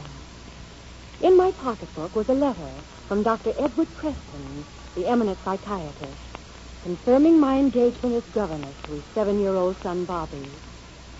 And in my mind were all the thoughts of a young girl, anticipating anything except fear.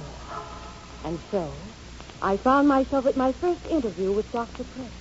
Well, I think we understand each other then. And the salary's agreeable? Of course, Dr. Preston. But it seems a great deal for... Please, Miss Carroll. As I explained in my letter, there's good reason for that. A reason that becomes my painful duty to tell you now. Yes? My wife is mad. Oh, how terrible for you. To be a psychiatrist and be powerless to help my own wife. Is there no hope? No, I'm afraid not. You see, I'm not her first husband. She was married before and had a son, John. He was killed last year in China in a plane crash. Oh. His death was a great shock to my wife. She never recovered. I can understand that. I told you that my father... Yes, of course. Mrs. Preston, however, is still quite active. That's why you must be with Bobby continually. Dr. Preston, you don't mean... I mean that Bobby must never be left alone with her. Oh. My wife is attended constantly by my housekeeper, Miss Brandley. She's completely trustworthy and has been with my family in this house for years. And I am Bobby's guardian. Exactly. It's no easy job. Miss French, the last governess, just packed up and left without a word. I want to be sure you understand completely before you begin. I appreciate your honesty, Doctor, and I wish I could tell you how sorry I am for you. Thank you, Miss Carroll. In spite of what you know now, you will stay? Of course, Doctor. You need me. I'll stay. Not only need you, Miss Carroll, but want you. But I'm sure Bobby will agree when he sees what a pretty young governess I've been. You rang, Doctor. Oh, yes, Miss Brandy. This is Miss Carroll, Bobby's new governess. Will you show her to her room, please? Very well, Doctor. Now, if you'll excuse me, Miss Carroll, I'll arrange for your bags to be sent upstairs. And once again, for your understanding, thank you with all my heart. So you're the new governess? Yes. I hope little Bobby will like... Go. What? Get out of here, you little fool, while you still have time. My arm. Let's go. Get out. You're not wanted here. Not wanted.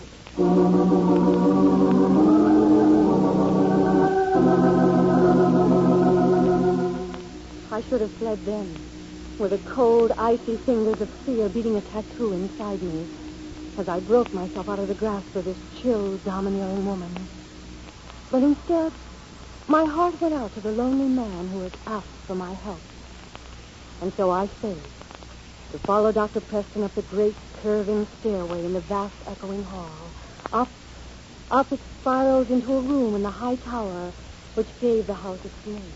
This will be your room, Miss Carroll. Bobby's through the connecting door. Oh, what a magnificent view. Yes, the view is wonderful. The Atlantic. That's all ocean for 3,000 miles over the horizon. The sea breaking on the rocks far below may disturb you a little at first, but eventually that rhythm becomes a lullaby. One could sleep to it forever. Listen to it. Oh, French windows. And a little balcony, too. Oh. Yes, I wouldn't use this balcony if I were you. You see how low the railing is, and it's a sheer drop to the sea and the rocks. I hope you won't find a use for it, Miss Carroll. No, I certainly won't. And with a child, it seems very dangerous to have it. What? Well, here's Bobby. Bobby, come here. Daddy. Hi, Daddy. It's all right, Miss Bradley. How are you, son? Well, look who's here. The new governess. Bobby, this is Mary. Hello, Bobby. How do? Are you Mary Papa? Now, who's Mary Papa? I know. She's in a book, isn't she, Bobby? She had an umbrella. Yes, and she slid up the banisters. Can you slide up the banisters, Mary? I'm afraid not. Well, I should think not. Miss Carroll isn't in a book. She's real. But Miss French was real, only she was an angel, and she could fly. Miss French was the governess who left. Oh. And what makes you think, young man, that she could fly? I know she could fly because... Mrs. Preston, what are you doing up here? Joyce. I wanted to see my baby, Edward. No. I just wanted to touch him. No, don't let her touch me. She's bad. Mary, don't let her touch me. Now, Bobby, that's all right.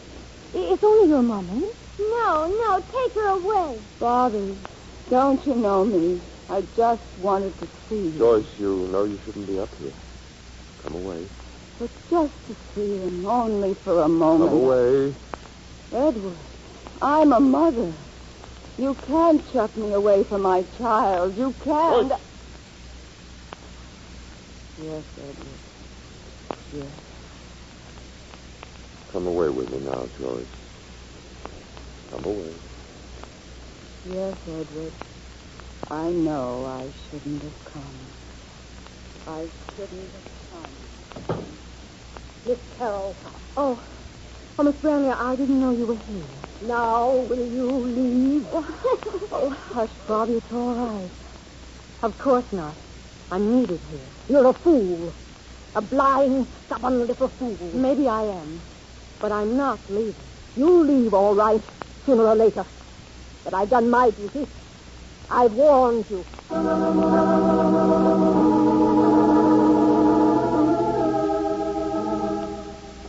A week in the Tower House, and I had settled into a kind of routine. And then one day, as Bobby was having his afternoon nap, I went out into the garden for a breath of air. A visitor and Mrs. Preston were in the summer house. And Mrs. Preston was a different person. She was alive and vibrant and almost gay when she called me. Mary, come over here, dear. Yes, Mrs. Preston? You'll never guess who this is. Mr. Frank King. Mr. King was John's closest friend in China. John? Yes. My first son, the one who was... How do you do? My name's Mary Carroll. How do you do? Forgive me, my dear. For a moment, It's perfectly natural. It was wonderful, anyway. You see, Miss Carroll, John and I were, well, pretty friendly, and I promised myself as soon as I got back to the States I'd drop in and see his folks. So I checked in at the Continental Hotel and came straight out here. I think that's very nice of you, Mr. King. Oh, I don't know. It seemed like the thing to do. It was a wonderful thing to do. I know very little about how John... about the details. And you've been like a breath of good, pure air. Oh, you've blown away a lot of the cobwebs for me, Mr. King. Really, I feel like you... Edward. Oh, Dr. Preston, this is a Young man, friend. I don't know who you are, but you have no business here. My wife isn't well. She's forbidden to have visitors. Miss Carroll will see that you leave. Come, Joyce. But, Edward, this is John's friend. You'll allow me to know what's best for you. Oh, now look here, sir. You will please leave at once. Are you coming, Joyce? Yes, Edward. I'm coming.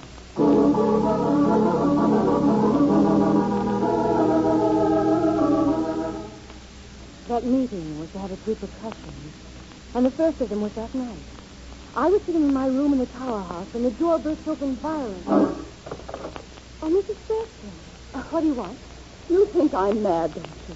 He told you I was, didn't he? Oh, Mrs. Oh, don't answer. I know he did. You don't understand. It isn't I. It's he who is mad. Dr. Preston? Yes. Oh, listen, my dear, and leave me. I need a friend desperately. Do you know how my first husband died? No, He committed suicide because he believed himself insane. But what does that to do with Dr. Preston? Edward Preston was our best friend. He was also my husband's doctor. Oh, don't you see it? The pattern repeating itself. First he wanted me, so he kicked my husband to his death, his best friend. And now he's driving me in the same direction. Oh, how can I convince you? Mrs. Preston, you're tired and excited now. Wouldn't it be better? Stubborn little fool. How can I prove it to you? The governess was here before you. Miss French. He's told you about her. Oh, yes. She left suddenly. Suddenly? Yes, very suddenly. She was my only friend, the only one who could have saved me, but... Look, I'll show you. You see these windows facing on the sea?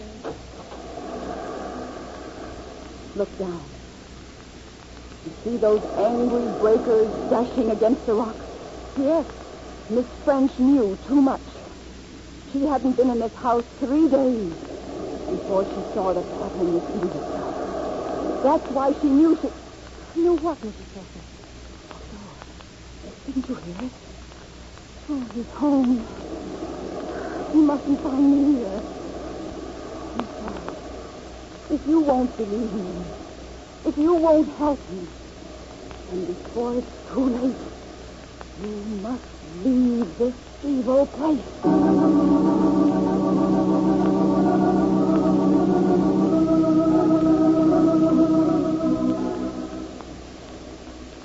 Miss Carroll? Bobby, what are you doing out of bed? I heard you and Mommy talking before. I'm afraid of her. She knows the secret, too. What secret? She knows Miss French flew away. Miss French was here with Daddy, and they were yelling at each other, so I hid away in my room. Then Daddy went away, and I looked in, and Miss French was gone. And the windows were open, just like that. Oh. You're not going to fly away, too, Mary? No, my darling. When I leave, it will be with you, and not that way. Not that way.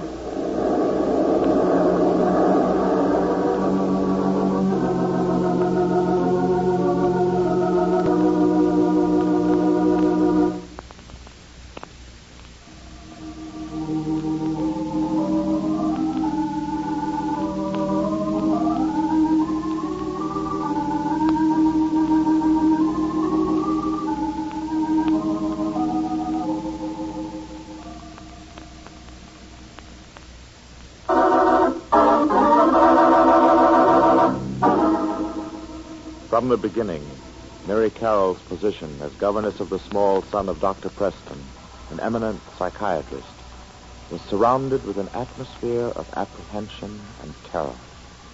Arriving at Dr. Preston's old tower house, poised on a sheer cliff over the crashing sea, she learned that instead of a governess, she was expected to be a guardian to Bobby. For according to the doctor, Mrs. Preston, Bobby's mother, was mad. Mad from grief over the death of a soldier son by a former marriage. Mary's apprehension mounts when the housekeeper, Miss Brandley, tells her to leave, to flee this awful house before some unnamed danger overtakes her. The pattern of terror became more complex after a visit by Frank King, a friend of Mrs. Preston's dead son. His coming precipitated a strange and violent scene between the doctor and his wife. Now, two frightening questions begin to haunt Mary Carroll. Is Mrs. Preston really mad? And what really happened to the governess she replaced? Bobby says she flew away out the French windows of Mary Carroll's room that overlooks the tumultuous sea. In her room, Mary Carroll ponders these questions. In my room overlooking the sea, high under the eaves of grim Tower House, I sat with fear running through me like the cold, scurrying feet of some nameless thing. Had Dr. Preston, my employer, murdered the governess before me? Had she watched him all those years ago drive Mrs. Preston's first husband to suicide and returned again to the house to watch him deliberately repeat the pattern with his wife? Was I to believe the stories of a child and a mad woman against the word of an eminent psychiatrist?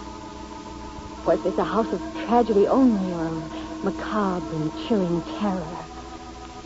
I knew now that I must have help. But where to turn? Dr. Preston himself? Mrs. Preston, a woman who might be mad? Miss Brandley, that cold, hard housekeeper who already hated me as an interloper in her house. Bobby, a 7-year-old child. And then in a flash, I knew my only hope. Mr. King? Yes? This is Mary Carroll, the governess at Tower House. I'm in terrible trouble, and I'm phoning to ask if you'll help me. Carol, I don't know what to say. Oh, please, I don't dare talk long. Will you meet me in the summer house as soon as you can? I scarcely know you. Why me? It's not for me. It's for John, your friend. Mrs. Preston's first son who died in China. Will you come for his sake? Well, hello? Are you still there? Yes. What's the matter? There's someone missing on the phone. I can't talk anymore. Will you meet me where I asked? Okay, Miss Carroll. I'll be there about 1.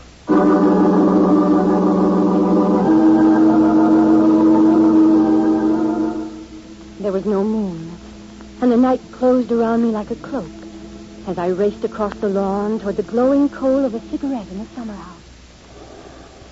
Oh, thank heavens you came. Were you expecting me, Miss Carroll? Dr. Preston. You were expecting someone else.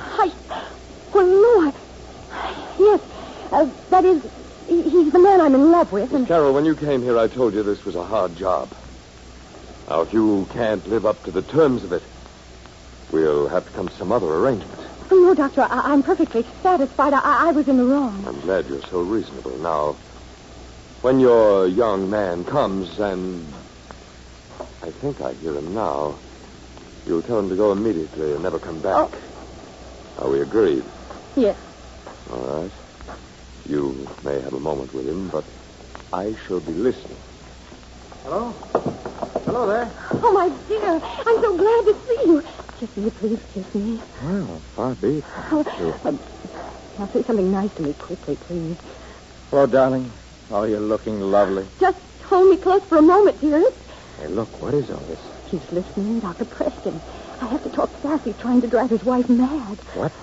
Darling, I can't tell you why, but I can't see you anymore for a while. Mary, I don't understand. Well, will you trust me till I can explain? Oh, I don't know what to say. Oh, don't say anything, darling. What do you want me to do? There was a governess here, Miss French.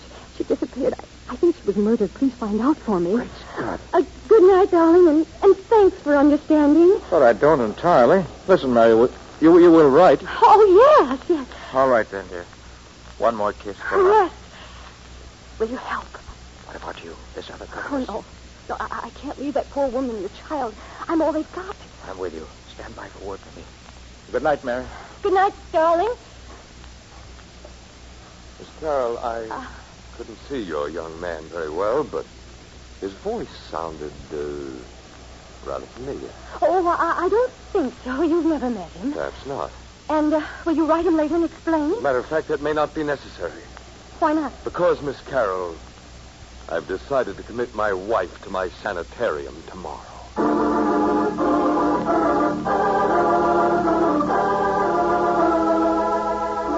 I spent that night and the next day in a fever of impatience, helpless to stop the impending tragedy. waiting for that phone call from Frank, terrified that Dr. Preston might have guessed that I knew his secret. And then, at last, when it was all over, and Dr. Preston and Miss Brandy had left with Mrs. Preston in the car for the sanitarium, the brooding silence of that terrible house was shattered.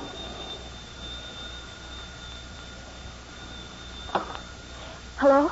Mary? Frank King. Yes? You were right about that governor. She did disappear. The police are checking out right now. It doesn't matter. What? It's too late. They left 15 minutes ago. They took Mrs. Preston to the insane asylum. Are you alone there? Except for Bobby. Mary, you've got to leave that place. You're in danger. Not anymore. It doesn't matter. Mary, what's wrong? Mary. There's a draft. As though the front door... Mary, listen to me. Get to your room and lock yourself in. I'm coming right out. Frank, I'm scared. There's someone in the house. Get hold of yourself, Mary. Don't talk. Get to your room and lock yourself in. I'm on my way. Who's there? Oh, the lights. Where are the lights? Oh, Dr. Preston, don't point that gun at... You little idiot. You think you deceived me for a moment. I knew you'd found out. So I'm afraid you must be removed. You wouldn't dare. Why not? I listened to you on the phone telling your gallant Mr. King that I'd left the house for the sanitarium. Who knows that I've come back, except you? Miss Brantley? Miss Brantley doesn't care for anything but this house and me. My wife is insane. Just for the time, I drove slowly, natural under the circumstances. But why are you doing all of this? Why? Do you know what it is to love a woman of stone? A woman who could never forget her first husband? Do you know the humiliation of loving without being loved? A love I committed murder to gain. Oh, so you did murder him, too? Of course. Oh, it was noble. His best friend, his doctor. The kind words, the gentle suggestions, like water dripping on a stone.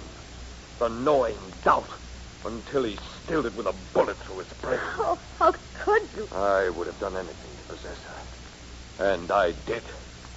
I married her a year later. I lavished everything on her, even gave her the child she wanted, and for what? Only to find her love given to a child. But I've had my revenge.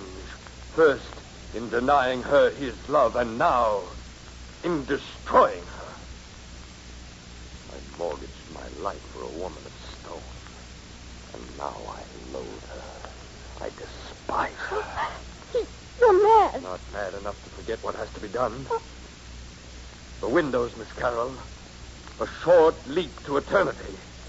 Maybe you are the lucky one. Oh, Come. Oh, no. Come, no, or must I shoot you first? Come. Please, I won't tell, I promise. Too late. The time is running out. There, that's better. No. Now, jump. No, Mary, don't fly away. Please don't fly away. Bobby. Daddy, don't let her fly away. I want her to stay. Bobby, let go of me. Let go of my leg. Oh, no, watch out, the balcony. Help me.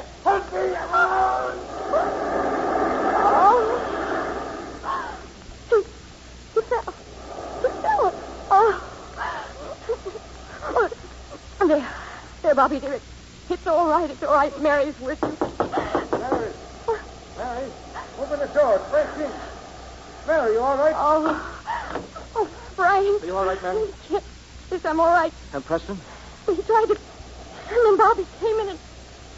Oh, Frank was so terrible he fell. Daddy couldn't fly, could he, Mary? Daddy wasn't an angel. No, Sonny, he wasn't an angel. Daddy, I'm scared. I want my mommy.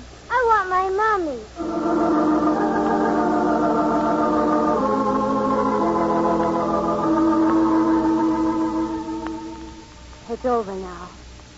The days of terror are over, of hope begun. Frank is driving us away from Tower House, down the long, curving drive. And Bobby is sitting in the back seat, shyly beside his mother. And her eyes are shining down. For a moment, Frank touches my hand. And I have the strength to turn and look for the last time at that massive pile of gray stone. The tower dark against the evening sky.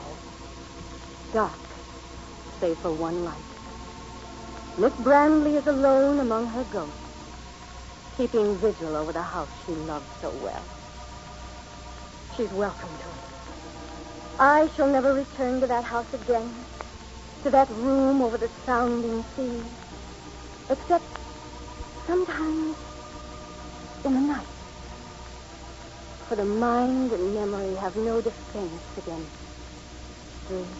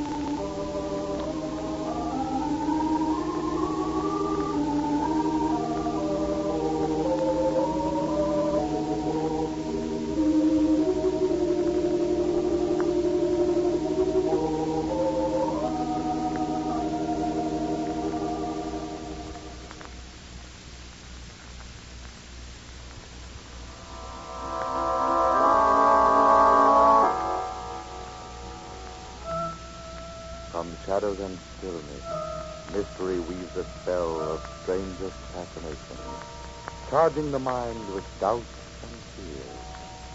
For mystery is a strange companion, a living memory in the haunting hour.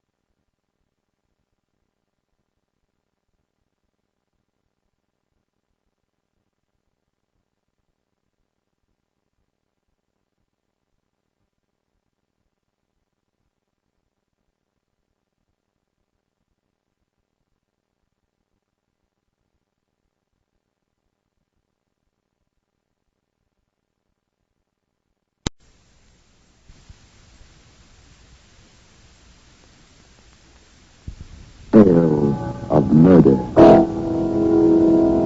It is late afternoon. Lee House is set strangely on a cliff beside the rolling sea. Autumn leaves fall, and with them the threads of night. And in a car, parked a little distance from the house at a pillared gate, sits there behind the wheel. Beside her stands an old man with sad and beguiling eyes. No, it's a bad night, Miss Anna, to be driving the city road. I know, Johnson. But I must go. I must. How could I spend another night in my house? What could be keeping him? Is this young man, Miss Anna? He's a good driver, Johnson. I'll be perfectly safe. I do hope you will be, ma'am. Listen. You can hear the church from here. How Mr. Jonathan loved the sea. Jonathan, think. Oh, there's rain behind that window there.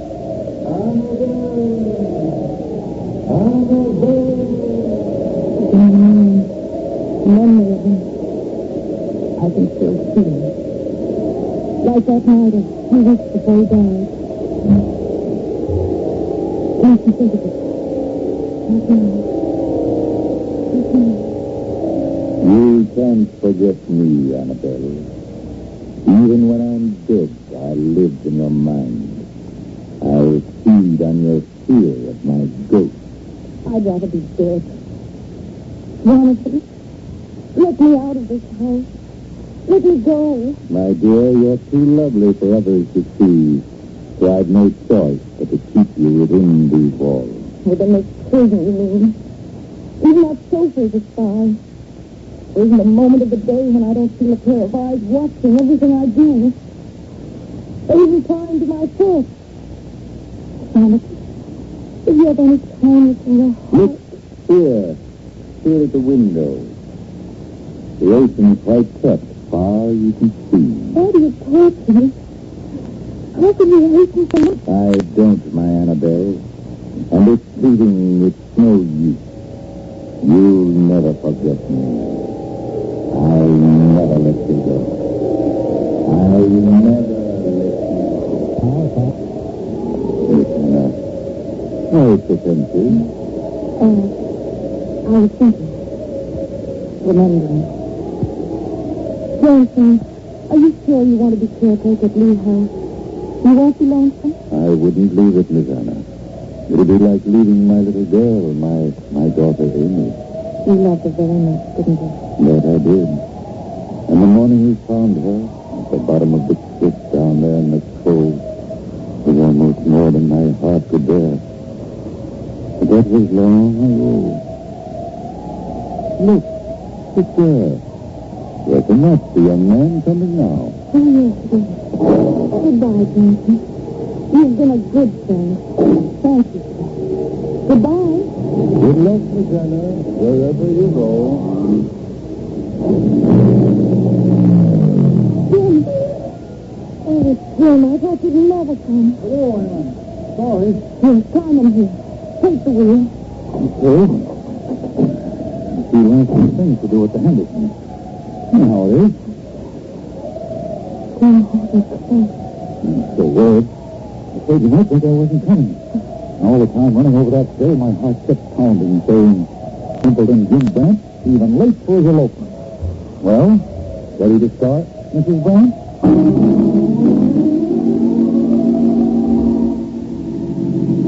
If you wish to see what a swell honeymoon trip I've got planned for us, Mrs. Brant. Oh, so wonderful. What is it real, Jim? What do you mean real? Of course it's real. It seems like a good dream. After the last 3 months since he died, I've lived in a nightmare since then. It's over now. Over and done with.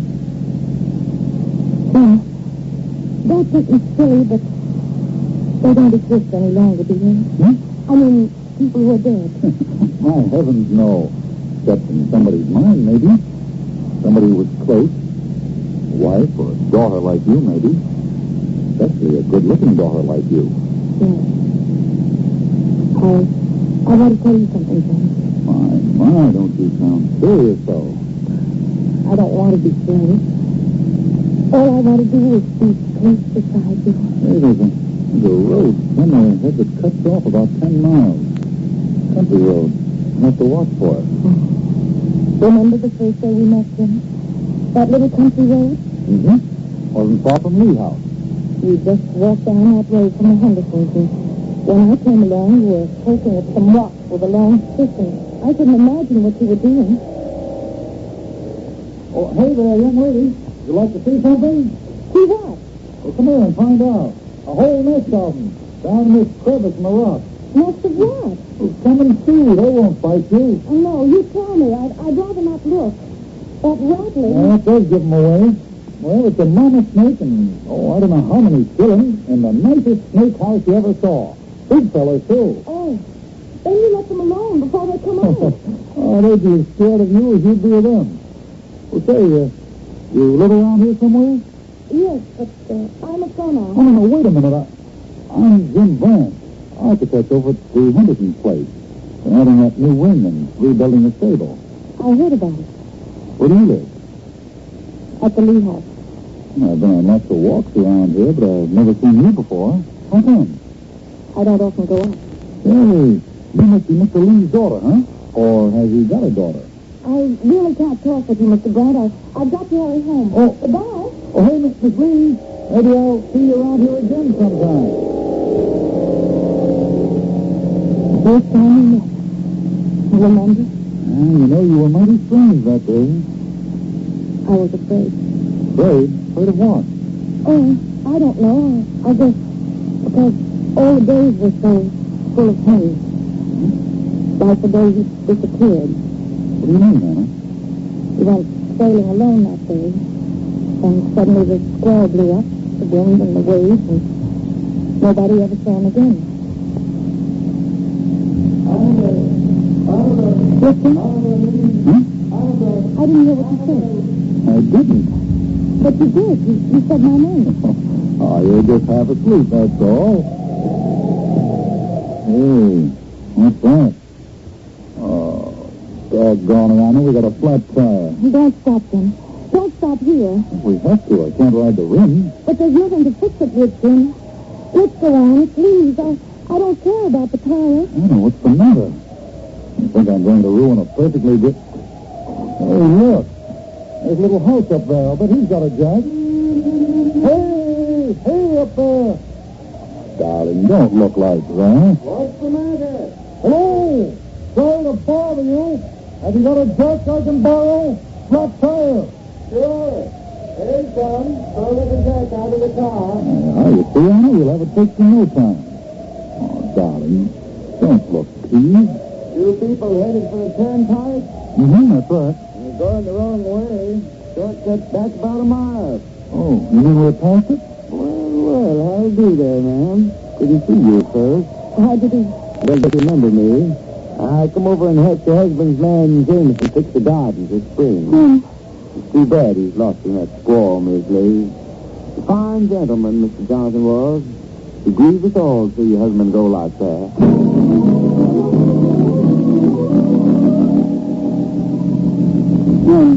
You came back. You're taking me home.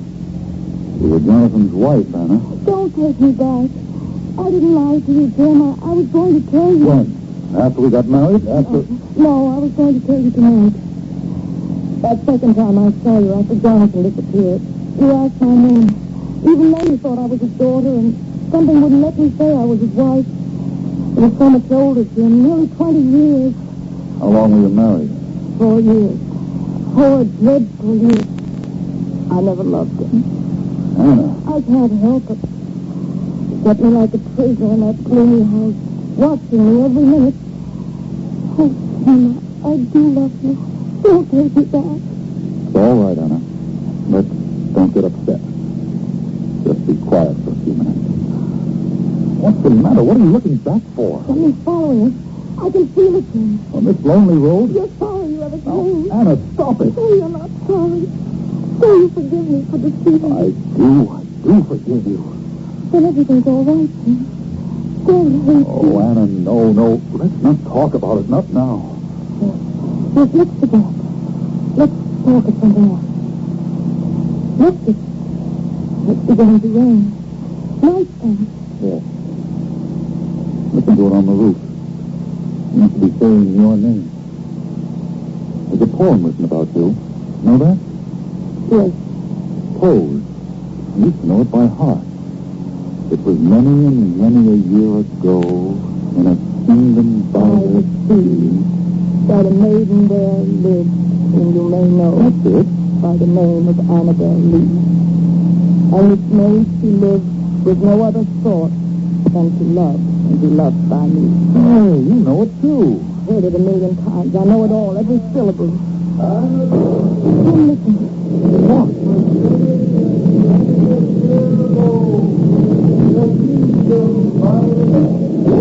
Look.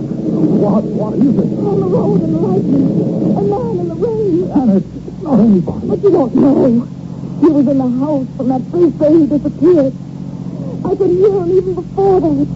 Out at sea, calling my name. Anna, you've got to stop this. But please. You're just imagining it, I tell you. I've got to tell you.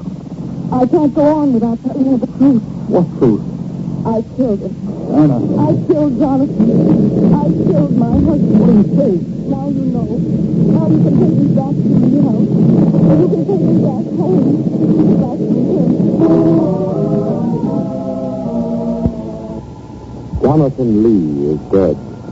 And our story begins one night a few months later when Anna, a young woman who has lived in seclusion for 4 years at Lee House, is to be married to Jim Brandt, a young architect. Jameson, the old caretaker, sees her off in the station wagon. And as Anna and Jim drive along, she confesses that she was Jonathan's wife, that she herself murdered him. Her mind is distraught with a terrible fear that the dead man is somehow among the undead, that he is waiting for her. Oh, Anna, I don't believe you. What are you saying? That I killed him. I planned to kill him. No, you couldn't have. I had to tell you. Because Jim, somehow he's not dead. You said the dead only live in somebody's mind. And they do. They also live beyond the mind. Oh, Anna, please. That's why I couldn't wait to tell you. Calmly and sternly in the light of day. Jonathan's waiting somewhere. Please. Now, Anna, listen. Don't you see it, Ted? I thought I could run away from him. I thought I could send him out to sea and he'd never come back again. Yeah, I'm going to stop the car. Oh, no. Jim, please, no. If you loved me, take me away. And tell me why. Why on earth did you do this? I had... Tell me why. That poem you mentioned. You used to say it to me. You used to love it. I'll hear him till I die. His voice droning out the words. Sometimes then he'd lie awake and I'd hear him whispering it over and over. I'd see, mournful and sad. When I started working in the village at the library, 5 years ago that was, he used to come in and ask for parole. At first I thought he was just a lonely old man, lonely because his wife was dead. That day, late in October, he asked me if I'd take the job of cataloging his library. It was right after my mother died. I was alone.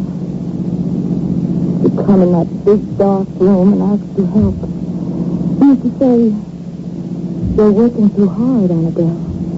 Come for a sail with me." I went once or twice. He'd look at me with a strange kind of laughter in his eyes. Then he asked me to marry him. He asked me 12 times. At last I did. And then 4 years in that house with the sea always pounding, the wind crying in the cove. But what did he do, Anna? What could have made you? He was going to kill me. Just as he killed the first Mrs. Lee. What? He murdered her? Oh. I had to do it. From the day I married him, I wasn't allowed out of that house. Except when he went along. That afternoon I met you. He'd gone for a sail, and I planned to run away. Yes, you did have a suitcase, I remember. But when I met you, I was sure you were one of his spies, so I had to go back again. That night, I went to his room. He was sitting in a huge chair by the fire. He Jonathan looked up and smiled that grim smile. Did you want something, Annabelle? Jonathan, you loved me once. I had pity for you once, if not love. Oh, listen to me, please. But you said it all before, hundreds of times. Couldn't say it enough, Jonathan. Please, please let me go. I'll do anything you say if you'll only let me go. But, my dear, when I met you, didn't my money please your eyes? Isn't it enough to have that? Wasn't your money, Jonathan. It was pity for you. Only pity. I thought it was love. Where is your pity now? No, Annabelle. I couldn't let you go. You'd find pity for another man and grow to believe that you loved him, too. How could I bear such a thing to happen? No. You see, your pity, as you call it, is only for me. Until that day you die. What do you mean? Jonathan, what do you mean? Soon, I'll let you go, Annabelle. Someday soon you must go for a sail with me. Screamed and ran from me. My mind was sick with terror. What was I to do? The house was like a prison, and everywhere I turned was shadows and gloom, and Jonathan was part of it all. But I had one friend that he'd come to me when I needed him most. Anna, don't turn on the light. Jonathan, where are you? Here beside you. I've been waiting in your room because I had to see you without him knowing it. Oh, Jonathan, you've got to help me. I've got to get out of here. No, Miss Anna. That's what he wants you to do. That's why I came to stop you from going. Why? He'd follow you. He'd find you. You heard what he said? I've heard it before. The other Mrs. Lay. He begged him to let her go. Time and again she begged him. And one day, he took a boat from the cove. He was left in the sea. Yes, Miss Anna. But Mr. Jonathan followed in a skiff, and then he never came back. He murdered her. Oh. It's the truth. I believe you. I do. Then wait and plan. I'll help, but he mustn't know about it. Tomorrow, we'll talk tomorrow, if he goes sailing again. You're right, Jonathan. I won't run away. I know now what I have to do. I know now what I must do. And that night, I made my plan. The next day, he did go sailing. And that was when I caught him. With a little cord noose I made myself. I lay on the rocks for a long time, looking down, waiting until I could get the cord over their heads. Caught what? The rattlesnakes you showed me that day. Yeah. I caught them and took them down to the cove in a box. And that night I put them in his boat in a coil of rope. I left them there. Oh, Anna, terrible. The next day he went sailing again. He didn't see them at first. The motion of the boat and a sharp sting on his leg. And waiting in the dark, I could picture him. Fighting, drawing back, turning loose the boom, climbing out of the pit. And the squall came. And he was gone. Oh, Anna, what are we going to do? But I had to, Jim. It wasn't because of me. I'd only seen you once. I didn't know you weren't somebody he'd hired to watch me, so I saw you again and again after we did. Oh, Jim. Anna, look out. Hold on. The cliff. You're hanging over the edge, Anna. Get out, quick. Here. Take my hand. This side, Anna. This side. That was close. You all right? I'm all right. Look, we nearly went over into the sea. Golly, we both have been killed. Jim! What, Anna? We're back where we started. There's the house and the cliff. What? You brought me back. Anna, you know I didn't. Jim, look. Who's it, Jim? Yonder on the road. I don't know. It's Jonathan. He's walked up from the sea. Oh, let me go, Jim. Let me go. Oh, it's only some man. Anna, come back here. Come back. Hey, down there. What's the trouble? Quick, man. Help me stop her. Oh, where'd she go? I'm Jameson. We had an accident, Jameson. She's gotten some crazy notion in her head about a ghost. Look, she's running across the lawn. Down to the sea path. Hurry.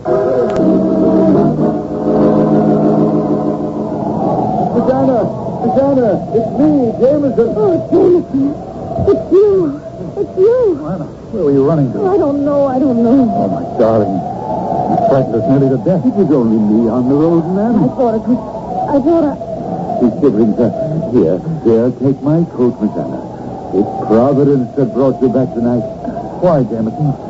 There's nothing to say, Jameson.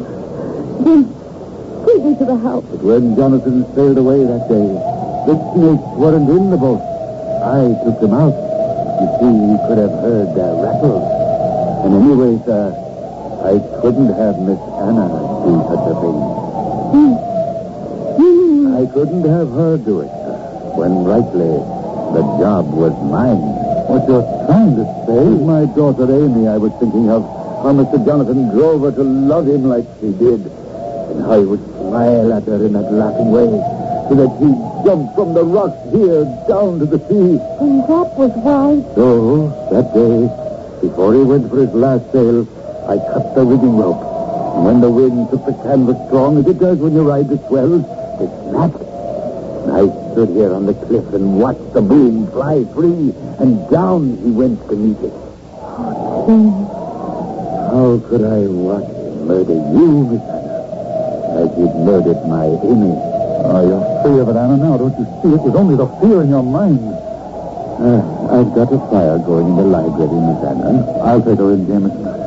I'll go see if I can get your car off the cliff. Oh, no, Jameson. Let it alone. We don't care about Oh, the but you two can be on your way again when the rain blows over. Come along in, Anna. You're cold now. Here, pull the coat around you. Did it for me, Jim. Are you all right now? Now I am. Jim, look. What's Jameson doing? Climbing in the car. Stop him, Jim. What? He started the motor. But the car's hanging over the edge of the rock. Jim, stop him. It's toppling. It's toppling over the cliff.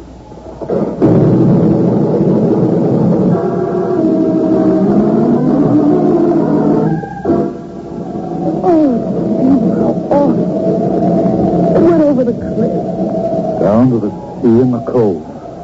He did it all for me. And for me, too, darling. But he's made everything all right, Anna. He's made everything all right.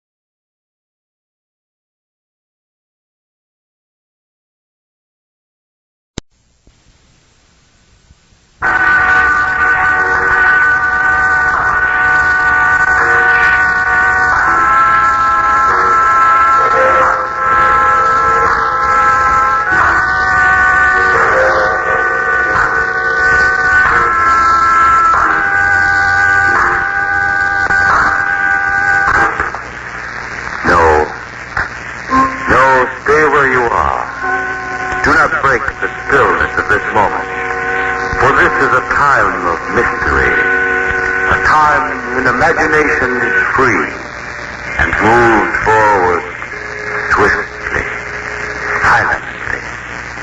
This is the Haunting Hour. This is Dustin Hoffman asking you to join me in aiding the children. The noise within the police precinct drowned out the bigger noise of the city without. But the office of Inspector Brogan was quiet. He had said all he was going to say. And now he waited for the little man to speak. The little man with the patch on his forehead and the bandage around his arm. The little man who sat opposite him. The puzzled little man with the nervous eyes and the tense, staccato speech. But I tell you, Inspector, I ain't mixed up with them guys. We found you with them. I know, but that was only an accident, my being with them. The whole thing is an accident, even from the beginning. Then why don't you tell me about it from the beginning? What's the use of telling? You won't believe me. Nobody'd believe me. The whole thing is a case of nobody believing me. All I know is that we found you with them. If you don't start talking, I'll believe plenty. Oh, what the heck. I got nothing to lose, I guess. Except my neck. That's right. Might as well spill it. Well, you know me. I'm Joe Morris, and I drive this hack, see? This was a couple of days ago, see? And I was cruising along, minding my own business, when this guy hails me. I pull up to the curb, and he gets in.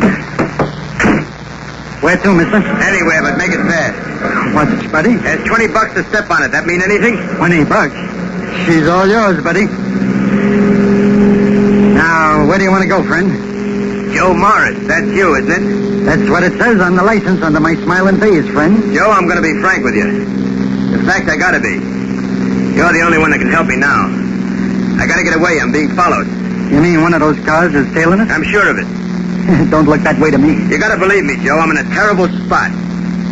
You see, I'm on a special mission, carrying an important letter that can help all of us. All of humanity. It's got to be delivered. Slip the oil to me easy, pal. You don't believe me, huh?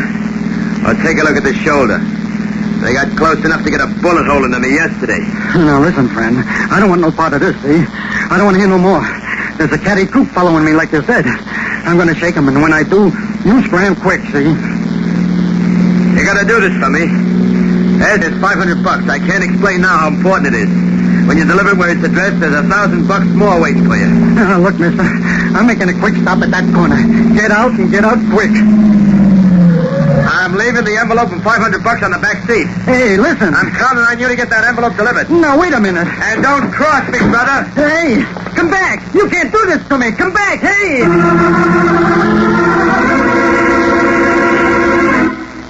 I yelled after this guy, but he just ignored me.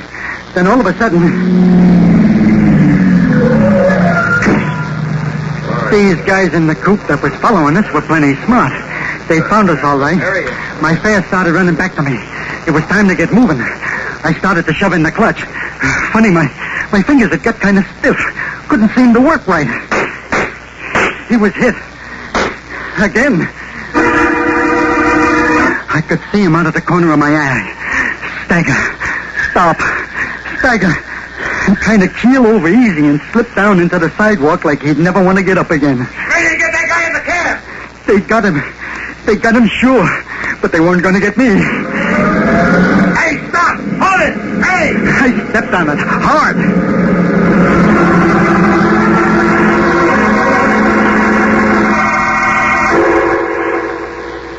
After a while, I got to thinking. $500. I counted them. My wife, Bess, was going to like that. I looked the envelope over. It was addressed to Mr. Kramer. Kramer. Hotel Crescent. I opened it. The key dropped out. It was little. It wasn't a house key. There was only one piece of paper inside, and the writing on it didn't make no sense. Like a secret code. Yeah, that's what it was. Say, maybe this dead guy wasn't giving me a spiel after all. Maybe this paper was a plan that some right guy ought to have his hands on. Something that'd help the country. Then I thought, things like that never happened to me. Stop kidding yourself. Be smart. Play it safe. Pocket the 500 and call it quits. Nobody knows anything about it but you and the guy that was bumped. But that 1,500 in one lump would sure look good. Double or nothing. Come on, Joey. Where's the old nerve? Double or nothing. Why not?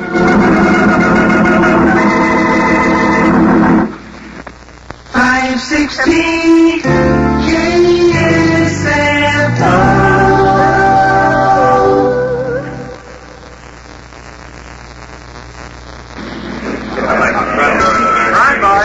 Yes, sir? Can I do anything for you? Yeah, I want to see Mr. Kramer. Just a moment, please. I'll see if he's in. Excuse me. Kramer? I guess that's it. He checked out early this morning. He left no forwarding address. Oh, I see. Thanks. Oh, excuse me. Did I hear you ask for Mr. Kramer? What's that? Kramer. Are you looking for Kramer? No, I ain't looking for Kramer. You sure?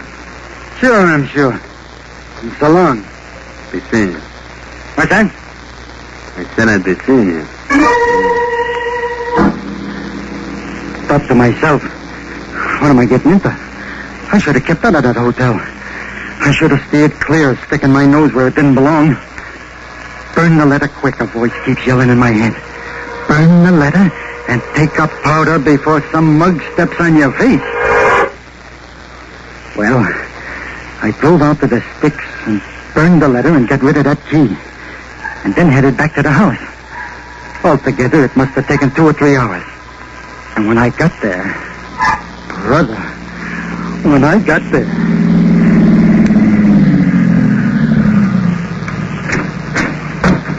Hello, Joe. How are you? Huh? Talking to me? Who else? Remember me? Remember the little talk we had at the Crescent Hotel? Oh, yeah. Say, how come you know my name and where I live? Easy. I copied down your license numbers. There's a way of getting a hackey's name and address if you know his license numbers. Okay, what's on your mind? You read the paper? About the guy that was shot just after he got out of a cab? Tell you a secret, Joe. I happen to know who this double-crossing jerk was. And a friend of mine tells me that this jerk jumped out of a cab just like yours. Now, listen, mister, I don't know nothing. Just call me Smitty, Joe. And you know what else? I think this guy who was riding in your cab, I think he gave you a letter. Listen, fella, you're barking up the wrong tree. That letter was addressed to Mr. Kramer. And I'm telling you like a brother that Mr. Kramer don't like his mail held up. In fact, you can hand it over right now. I ain't got no letter. I tell you, I don't know what you're talking about. Now, Joe, you're kind of dumb for a family man. What do you mean? Well, I've been checking around, Joe. I know all about that wife and kid. You know, a family man is supposed to protect his wife and kids so nothing happens to him. You get it? Now, you and I know Mr. Kramer don't live at the hotel anymore, so I'll expect you to have his mail on you the next time I call. I'll be seeing you, Joe. And you know I keep my word.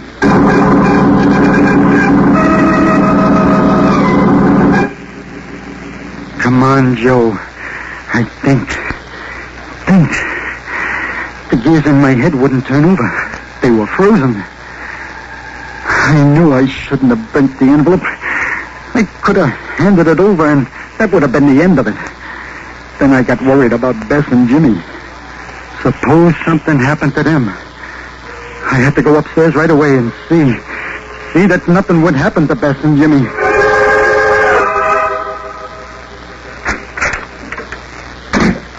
Hello, Joe. Have a hard day? Nothing special, Bess. How's Jimmy? He's sleeping, thank heaven. I finally got him off to bed. Did he cough much today? No, not much today. None of that medicine's doing him some good. He even ate his soup today. Don't you worry none, Bess, honey. We're going to take care of Jimmy. We're going to give him all the sunshine and dry climate he needs.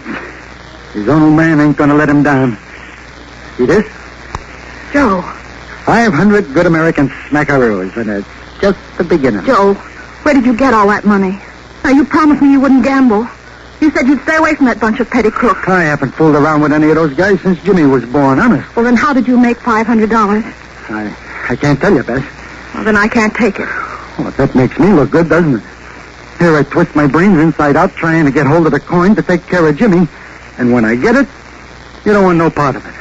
Well, somebody gave it to me just like that. So it's mine and you can take it. No. Well, that's gratitude. Here it is on the table. Do you want it? Do what you want with it. I'm going out.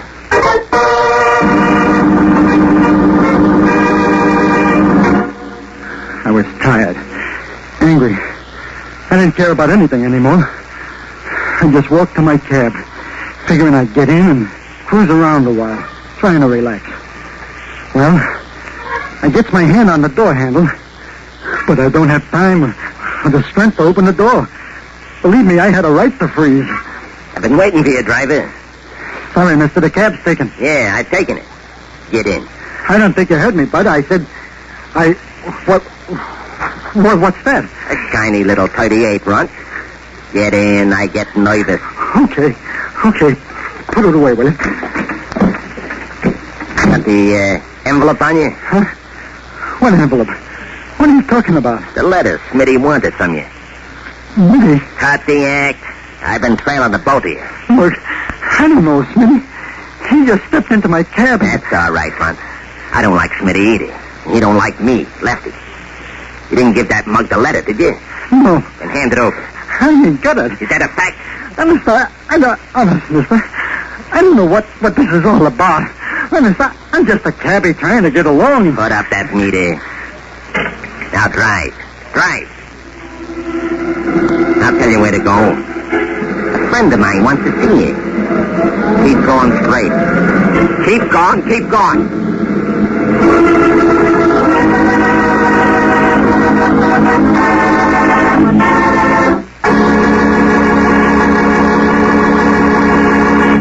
560 KSFO is proud to bring you these great American broadcasts, part of the real entertainment we have for you every night. This is Jerry Gordon. Here's more of the best. Go on in. This is the cabbie boss, Joe Morris. Well, I'm sorry we've put you to all this trouble, Mr. Morris. Who are you? Kramer is my name. I believe you have a letter from me which you received from a friend who is unfortunately no longer living. Speak up, Mr. Morris. I don't know anything about it. I know you have the letter. Now, if you're worried about the money you're supposed to get... Don't you believe me? I ain't got it. Was it 1,000? 1,500 then. All right, how much did Smitty offer you? I'll top it. Nothing. I don't know why you keep picking on me. I ain't got the letter. I burned it. Take a good look at me. Know who I really am? Yeah. I saw your picture in the papers yesterday. You're Big Eddie. Well, you have a good memory, Mr. Morris. I just got out. Did a 5-year stretch, but I've still got a very good memory, too. I never forget a double-crosser. You know, Smitty used to work for me. Now he's trying to cut in on me. You mean he ain't part of your gang? That's right. He's not connected with my organization. So if I were you, I wouldn't give him that letter. But I tell you, I ain't got no letter. I got scared. I burned it. Very interesting. I understand you have a family, Mr. Morris. Is that right, Lefty? Yeah, that's right, boss. We just come from where he lives. Now, we don't like to get violent, Mr. Morris, so I'll expect that letter sometime tomorrow. Lefty will get in touch with you. You can go now. But I'd stay away from that rat Smitty. It won't be safe around him. Well, there I was. 2 gangs wanted one letter that I didn't have. I thought, maybe I ought to spill it to the cops. But it was so mixed up, I figured they wouldn't believe me neither. The cops couldn't believe me. Smitty didn't believe me. Big Ed Kramer didn't believe me. Even my wife Bess didn't believe me. I got behind the wheel and cruised around for a while and then headed for my friend Willie's pool room. I can dope a lot of things out when I'm shooting pool. What's the matter, Joey? You sure are off your pool game today. It's like taking candy from a baby. Anything wrong with Jimmy? Anything I can do for you, fellas? No, thanks. This is something I get into myself, and I gotta figure it out myself. Figure it out for myself. What good's one letter you don't have when two tough guys want it? Now, if I had two letters, then, a crazy idea popped into my head. I ran over with it to Willie's office.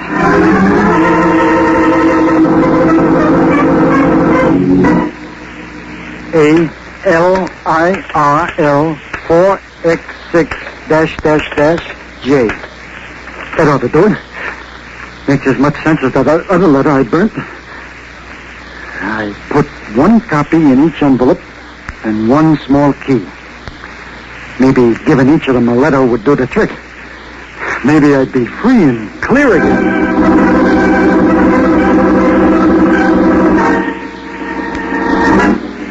You got it? Yes, Smitty, here it is. Oh, no thanks. No, I don't want no money. If you're smart, you'll forget you ever saw me. Well, Runt, you got it? Yeah, Lefty, here it is. Oh, no, I don't want nothing. If you ever see me or Big Ed again, you never laid eyes on it. You get it, Runt? That was that. If I didn't see them again, I'd know it worked. And that Joey Morris had pulled himself out of a jam again. If it worked. Oh, Joe, there was a man asking for you today. Said he'd call again. Hey, Joe, a couple of fellas asking for you. One of them was that same guy. Joe, some fellas around the pool room an hour ago asking for you.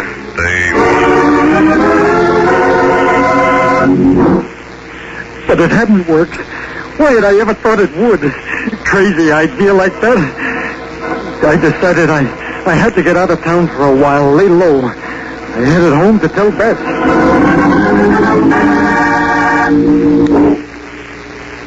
I knew there'd be trouble when you brought all that money home. I knew it, Joe. I knew it. Okay. Oh, Joe, why don't you go to the police? Stop jabbing at me and listen to me. Keep the door locked and don't open it except for Willie and me, understand? Yes. Why? Oh, Bess, please don't ask questions and don't let Jimmy down in the street by himself, understand? Don't let Jimmy down in the street by himself. Well, Joe, what is it? What's the matter? Nothing, only don't. Don't.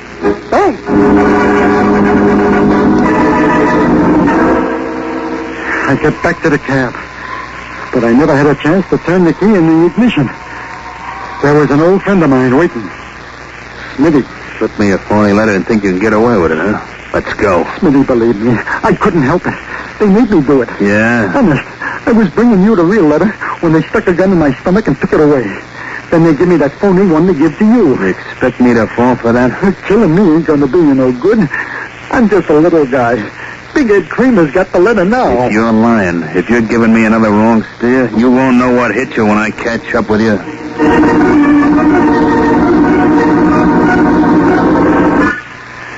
I watched him walk down the block.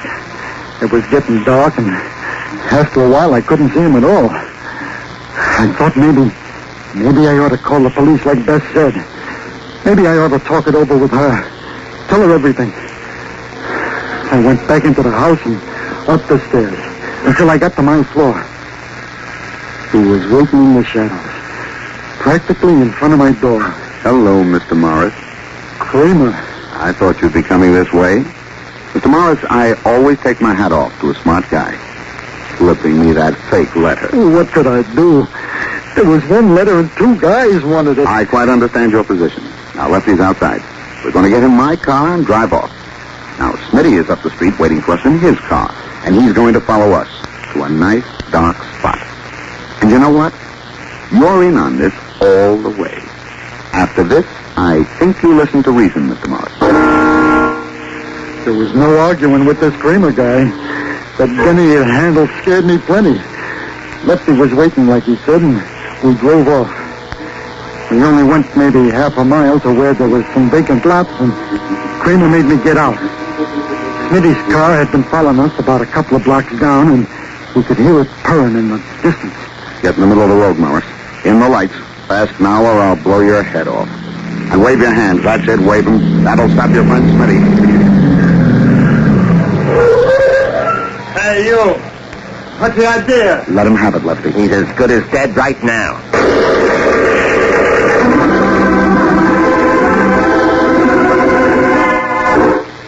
They murdered him as quick as that.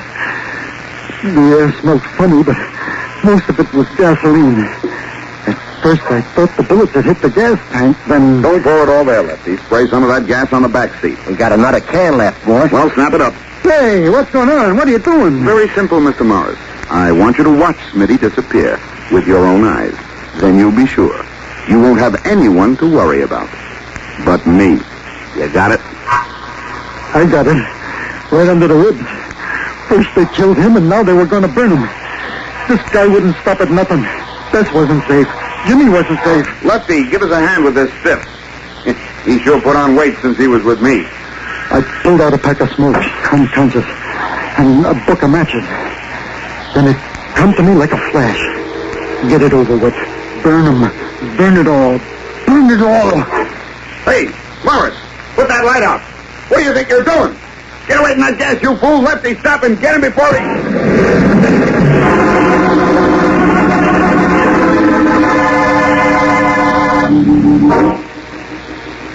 That's all I remember, Inspector, till I woke up here in the police station. You dead sure about that? Honest.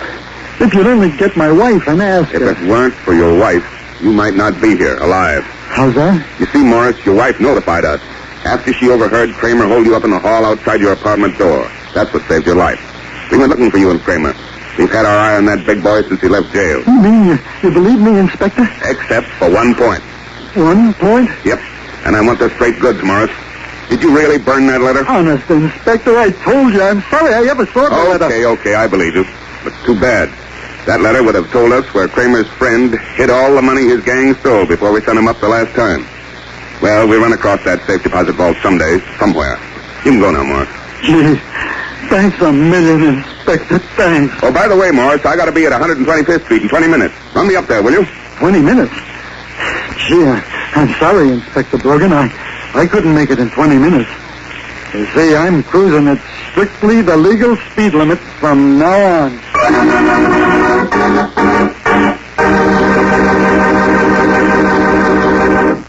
This is Katharine Hepburn, UNICEF, a future for every child. Right, UNICEF, United Nations 10017.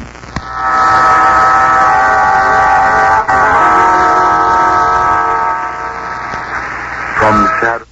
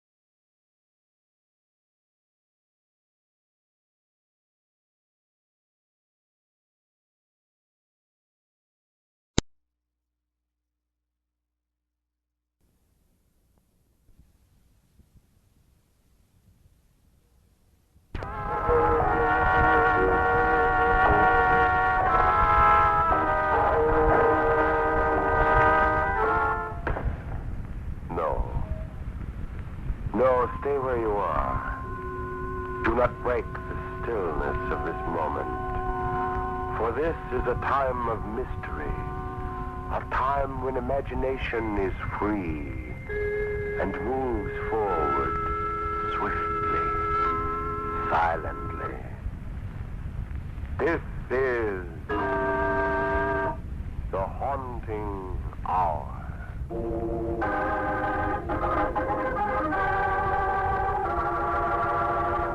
Perfect crime.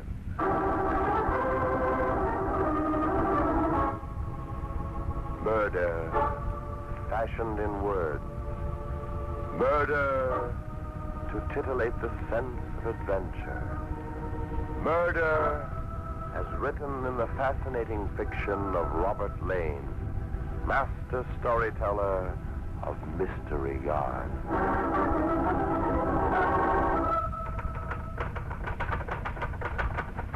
What a tale this will be. It almost writes itself, it flows so easily. I just sit here and let the typewriter tell the story. Vance, you're going to die.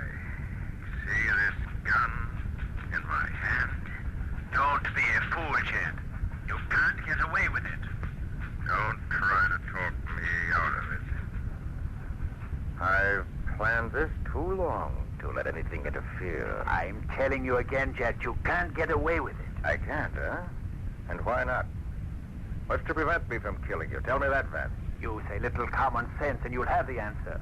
Certainly you can shoot me. But what'll it get you? Satisfaction. Satisfaction of knowing you'll never marry Myra. But neither will you. And why not? She loved me once, before you came along and took her away from me. And with you out of the way... So that's it. With me out of the way, you think you'll have the inside track with Myra again. Well, you're wrong. Go on. Tell me why Myra won't return to me. Because she will be undergoing treatment in the well-known fireless cooker. The electric chair? Yes. The electric chair, the hot seat. The scientific contraption that converts a murderer into a corpse. Don't make me laugh. I've considered this from every angle. Here's what's going to happen. First, I'll shoot you. The shot will be heard. People will come running up here. Sorry to disappoint you, Vance. People will not come running up here because the shot will not be heard. I've taken care of that. You'll notice my gun is equipped with a mechanism which will muffle the sound of the shot. But suppose it doesn't work. Oh, it will. I just tested it. I fired a shot up into the air through an open window, and no one heard it. And, oh yes, I replaced the bullet so the police won't find 2 empty cartridges where there should be only 1. But then I'll carefully wipe away all traces of my fingerprints and remove the silencer. Oh, rest assured, I'll be very careful of that. I'll leave no incriminating evidence behind. The only thing I'll leave will be the gun in your dead hand. You're mad. Thank you. I'm glad you appreciate how carefully I've planned your suicide.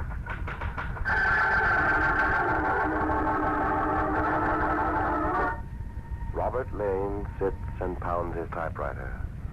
The words flow freely. A thrill of satisfaction courses through him. The satisfaction of a creative artist who beholds his work in the formative process and knows it is good.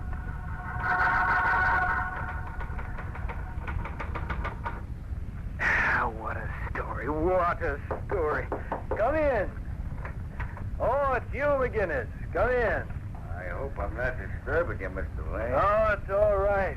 I'm about ready for a breather anyway. Writing another one of your mystery stories, huh? Oh, not another one, McGinnis.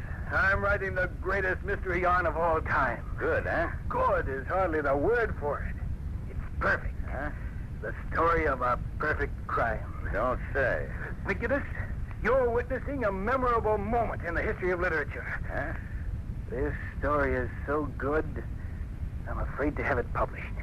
I don't get it. My friend, I'm about to do what every writer dreams of. Depict the story of a perfect crime. Mr. Lane, I'm just a dumb hotel detective, so I don't know all the answers like you writers do, but tell me, What's wrong with printing the story of a perfect crime? Use your imagination, McGinnis. Huh? Look, suppose you wanted to kill someone, but you were afraid to because you might get caught. Then you read a story that tells you how to commit the murder and still be safe. What would you do? Well, guess I'd bump the guy off like it says in the story. Exactly. And that's what may, in fact, undoubtedly will happen if this story ever gets into print. Just imagine the consequences. Be pretty bad, huh? Nothing short of a catastrophe. Or the country may be deluged by a wave of killings and the police will be helpless to solve them. Oh, I don't know, Mr. Lane. The police are pretty smart when it comes to figure things out. Spoken like a cop, McGinnis. Naturally, I don't agree with you. The police are able to pin down the average murderer because the average murderer is a pretty dumb cluck. And someone with brains and imagination... I know. You geniuses who write what you call murder mysteries, you always solve the case by brilliant detection that's out of the world. While we dumb flatfoots use just plain old police methods. We managed to get results. Well, as I said before, you and I have argued this many times, that's because the average murderer leaves behind some clue or clues that even you cops can't miss. Right. But a really smart murderer, like the fellow in my story, doesn't leave any clues. Then how do you solve it in the end? I don't. This is the story of the perfect crime. It defies solution. It simply can't be solved. Not even by you? Not even by me. That's something new. One of you geniuses not being able to find the murderer. I thought you fellas always got your man, by using that psychology and inspiration and razzle-dazzle. That stuff that turns an ordinary cop's stomach when it doesn't make him laugh. No, not this time, McGinnis. This is a perfect crime. Oh, I bet you us dumb flatfoots could figure it out. Yeah, we could go on like this forever, but you didn't come to my apartment to expound your theories of crime detection. What's on your mind, McGinnis? Well, sort of wondered if you'd mind autographing this story of yours in one of the magazines here I brought with me. Why, sure, I'll be glad to. Thanks. Hey, the way you push that pen around with your left hand gets me. Yeah, I've been left-handed all my life. You all right? Oh, thanks. I thought you didn't care for my razzle-dazzle ideas of crime detection. Well, the autograph's from my kid. He's at the age where he thinks your stuff is wonderful. But you don't, huh? Well, I don't think so much of your police methods, so we're even. Yes, sir. Now, I better get back to work. So long, McGinnis. So long, Mr. Lane, and thanks a lot for the autograph. It'll take the socks off my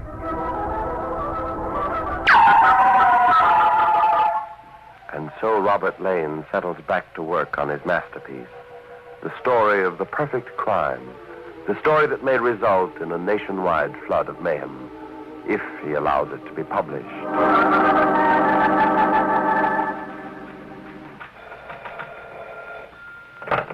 Hello? Oh, hello, Marge. Yes, darling, I'm working. No, you didn't disturb me. No, I'll be through in a little while anyway, then we can go to dinner. It's quite a story. My best. Yes, dear. Oh, will you stop worrying?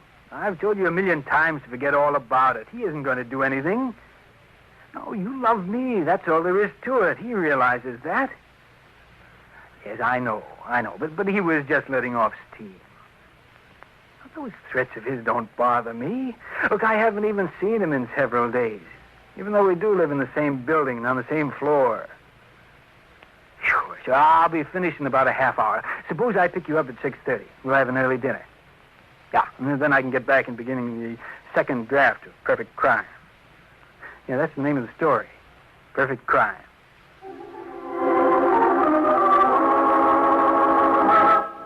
Robert Lane is writing the story of a perfect crime. Robert Lane has an enemy who has uttered threats against him. Robert Lane is skillful at constructing intriguing plots. But so is life.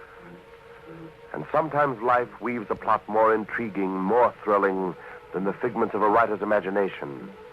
But Robert Lane doesn't think of this. He finishes the first draft of Perfect Crime and goes to dinner with the lady he addressed as Marge. Now he returns to his apartment. He opens the door and... Lane, you're going to die. See this gun in my hand? Jewett, you. Yes, I. What are you doing in my apartment? I thought I'd made that quite clear. I'm here to kill you. Stop joking. Does this gun look like a joke? Don't be a fool, Jewett. You can't get away with it. That's what the character in your story said. But the other fellow did get away with it. My story? It isn't on the desk where I left it. No. No, I've burned it up. Burned my story? Naturally. What did you expect? You didn't think I'd leave it here as a blueprint for the police to follow? No. No, I destroyed it after reading it very carefully. It was quite a story. Thank you. No, thank you for planning your own death. But You didn't think it would be used against you. Well, you should have. Something inside you, let's say your subconscious mind, should have warned you. Your subconscious mind made you call the murderer Jet. That's almost my name. You called the lady Myra. Oh, that's pretty close to Marge. Strange, isn't it? Fiction is one thing and real murder is the same thing. Don't underrate your calling. You plotted the perfect crime. All right. This will be the perfect crime. I'll follow your plan in every detail. You, my dear Lane, will, to all intents and purposes, commit suicide. But the sound of the shot will not be heard. I've taken the proper precautions, just the way you said in your story. I've even tested the mechanism by firing a shot up into the air through an open window, and I've replaced the bullet so the police won't find 2 empty cartridges where there should be only 1. I'll also remove the silencer. You're mad. Oh, you're quoting from the story again. Now, I'll quote from it, too. This should give you quite a kick. Not every man gets the chance to study his own post-mortem. Jewett, please. Oh, now you're getting away from the story. Your fictitious character didn't plead for mercy. Instead, he tried to talk the other fellow out of killing him by telling him he'd never get the girl. Remember? He said Jet would never get Myra because he'd be frying in the, fireless cooker. Jewett, listen to me. But I'll bet you I do get Marge after you're out of the way. Jewett, please. I'm through listening, and so are you. You'll hear only 2 more things. First, the line from your story. You'll make a handsome corpse. Consider that your epitaph. And second, the faint sound of the muffled shot by which you are committing suicide.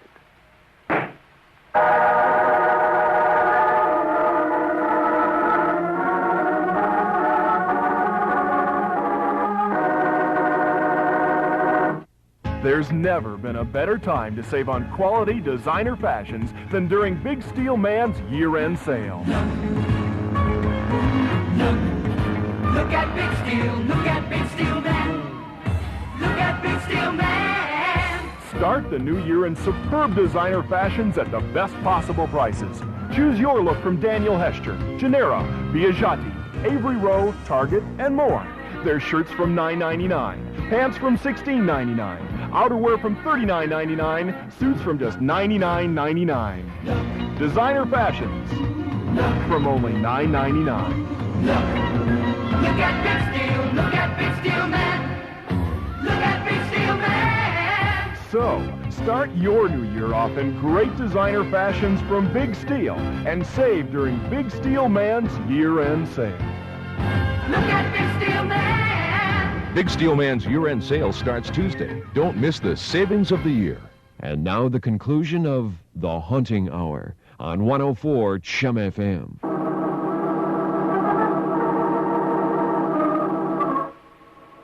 A well-known writer of murder mysteries named Robert Lane was working on a story of a perfect crime, a murder that had all the earmarks of a suicide, when McGinnis, the house detective of the building he lived in, dropped in to see him. McGinnis and Lane continued a long-standing friendly argument about police methods of crime detection. Lane contended that the police usually lack imagination, while McGinnis maintained that their methods get results. After McGinnis had gone, Lane got a phone call from a girl called Marge, his fiancée.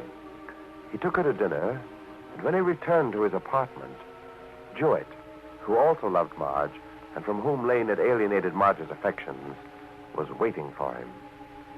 Jewett had destroyed Lane's manuscript of The Perfect Crime because he intended to use the technique described in the story to kill Lane. Afterward, he wiped his fingerprints from the gun and placed it in Lane's hand. Now he proceeds to carry out the rest of the plan of The Perfect Crime. Well, McGinnis ought to be here any minute. He's usually very punctual. Is he to be our fourth tonight? That's right, Warren. Well, for a house detective, he's a pretty good bridge player. Well, what are you complaining about? We want him for a bridge player, not a detective. Well, who's complaining? Come in. Evening, gents. Oh, McGinnis. Sorry to be late, Mr. Jewett. Oh, that's all right, McGinnis. You're only a few minutes behind time. Well, what detained you? Run into a murder or something? No, I wouldn't be here now if I had. It wasn't anything as serious as all that. Just, jewel robbery, eh? No, Mr. Marshall, just a case of the assistant manager wanting somebody to listen to one of his so-called funny stories. And of all people, he had to pick on you. Well, Mr. Warren, there wasn't much I could do about it. You see, I'm not supposed to be up here playing bridge while I'm on duty. Well, we won't tell on you, McGinnis. No. Well, you've been doing this for months now, McGinnis. No one's any the wiser. Well, are we going to gab all night, or did you fellows come up here to play bridge? Well, you're the host, Jewett. Start the ball rolling. Okay. I'll take McGinnis for my partner. Oh, so you want the best bridge player in the building, huh? All right. Marshall and I'll pin your ears back anyway. Yeah, you said it, Warren. I feel kind of lucky tonight. So do I. So do I.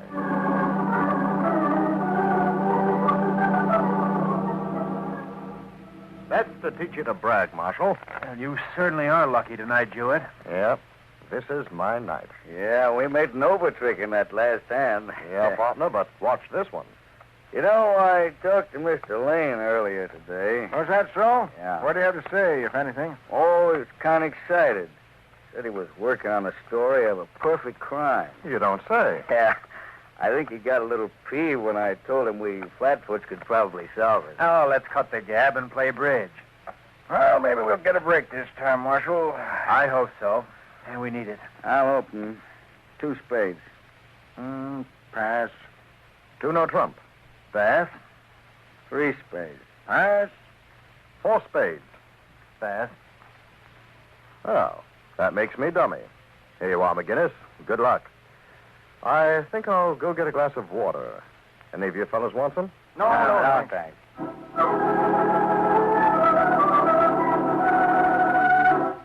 The next step in The Perfect Crime. Being dummy in the bridge game, Jewett uses this opportunity to step into the bathroom of his apartment. He turns on the faucet so that the sound of running water will be heard in the next room. Then he quietly raises the window. Not more than 5 feet away, across an areaway, the open bathroom window of Lane's apartment gapes at him. From his pocket, he takes a small bomb called a cherry bomb, used in military mock warfare to simulate the sound of gunfire in battle. Lane has fastened a long fuse to the cherry bomb. Now he lights it and throws it into Lane's window. Then he closes his own window, turns off the water, and leisurely saunters back to the bridge game. Well, how's it going, McGinnis? Not bad at all. Marshall and I are certainly taking the beating tonight. We made our book, Mr. Jewett. Good. I knew I could count on you. 3 more to go for contracts. Maybe I should have stood in bed. You and I both, Warren. I never thought... What was that? Sounded like a shot to me. No, probably the backfire from a car. Ah, it's too close. It sounded like it came from Mr. Lane's apartment. I'm going to take a look. I'll go with you. Yeah, we might as well go along with you.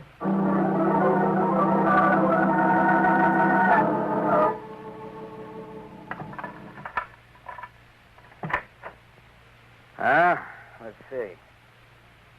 There must be somebody here. The light on. Anybody here? Mr. Lane? Look, over there. Why, it's Lane. With a gun in his hand. McGinnis. Is he... Yeah.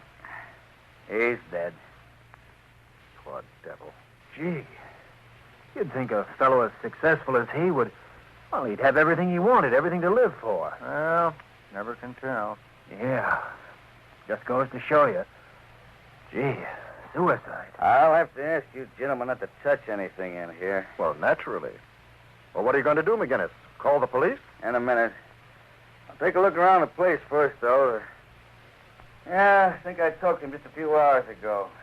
He had a crazy idea. His story told how a crime could be committed so perfectly, cops would never catch the killer. Huh. Wonder what that story is.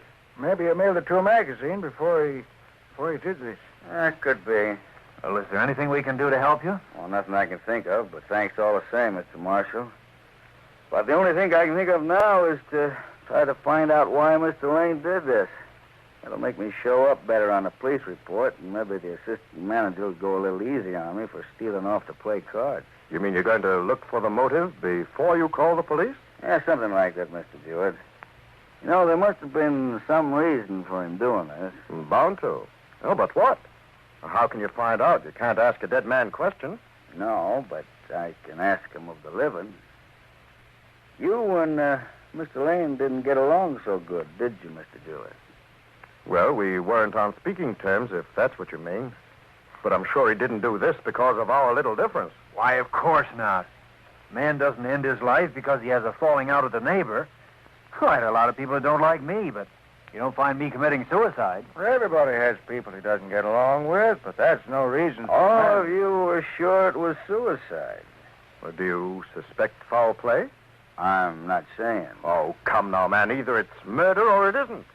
Mr. Jewett, a man doesn't take his life without a good reason. Well, I'll agree to that. Nor, on the other hand, does a man kill someone without a good reason. True. Then the thing for me to do is to find the reason. Ah, the motive. Yeah, I suppose you could call it that.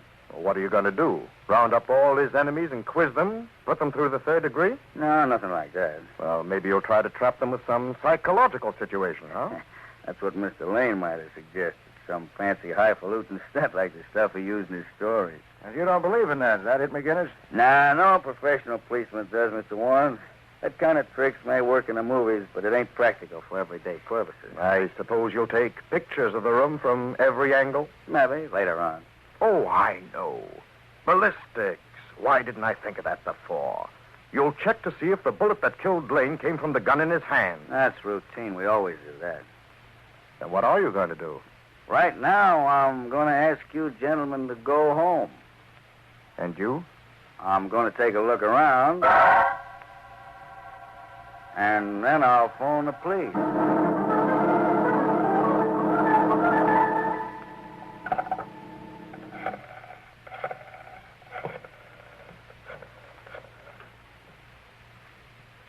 Hello? Is that you, Marge? This is Jewett. Listen to me, Marge. I don't know how to say this. It isn't the kind of news anyone likes to tell. But, well, you know I don't like Lane, and you know why. But still, I didn't wish to see him. Brace yourself, my dear. And please believe me, I'm sincerely sorry, but Lane is dead. Yes. Suicide. No, don't take it so hard, Marge. My dear, if there's anything I can do...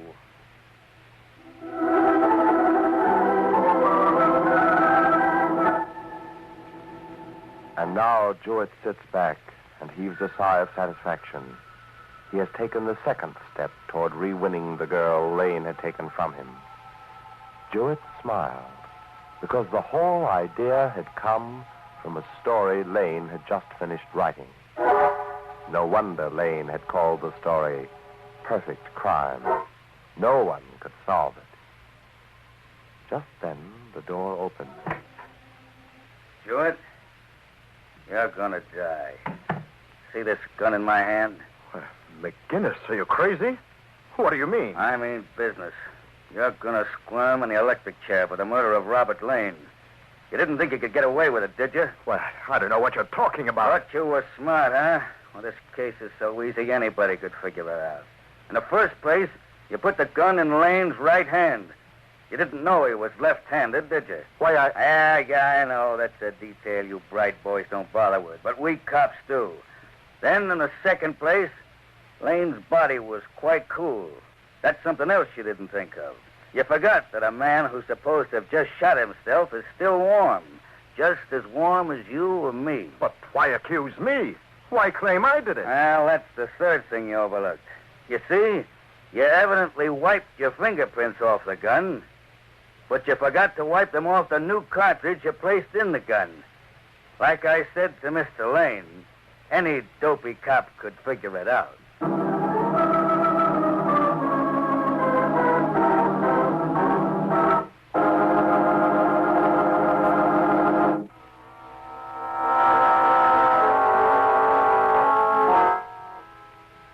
From shadows and stillness, mystery weaves a spell of strangest fascination, charging the mind with doubts and fears. For mystery is a strange companion, a living memory in the haunting hour.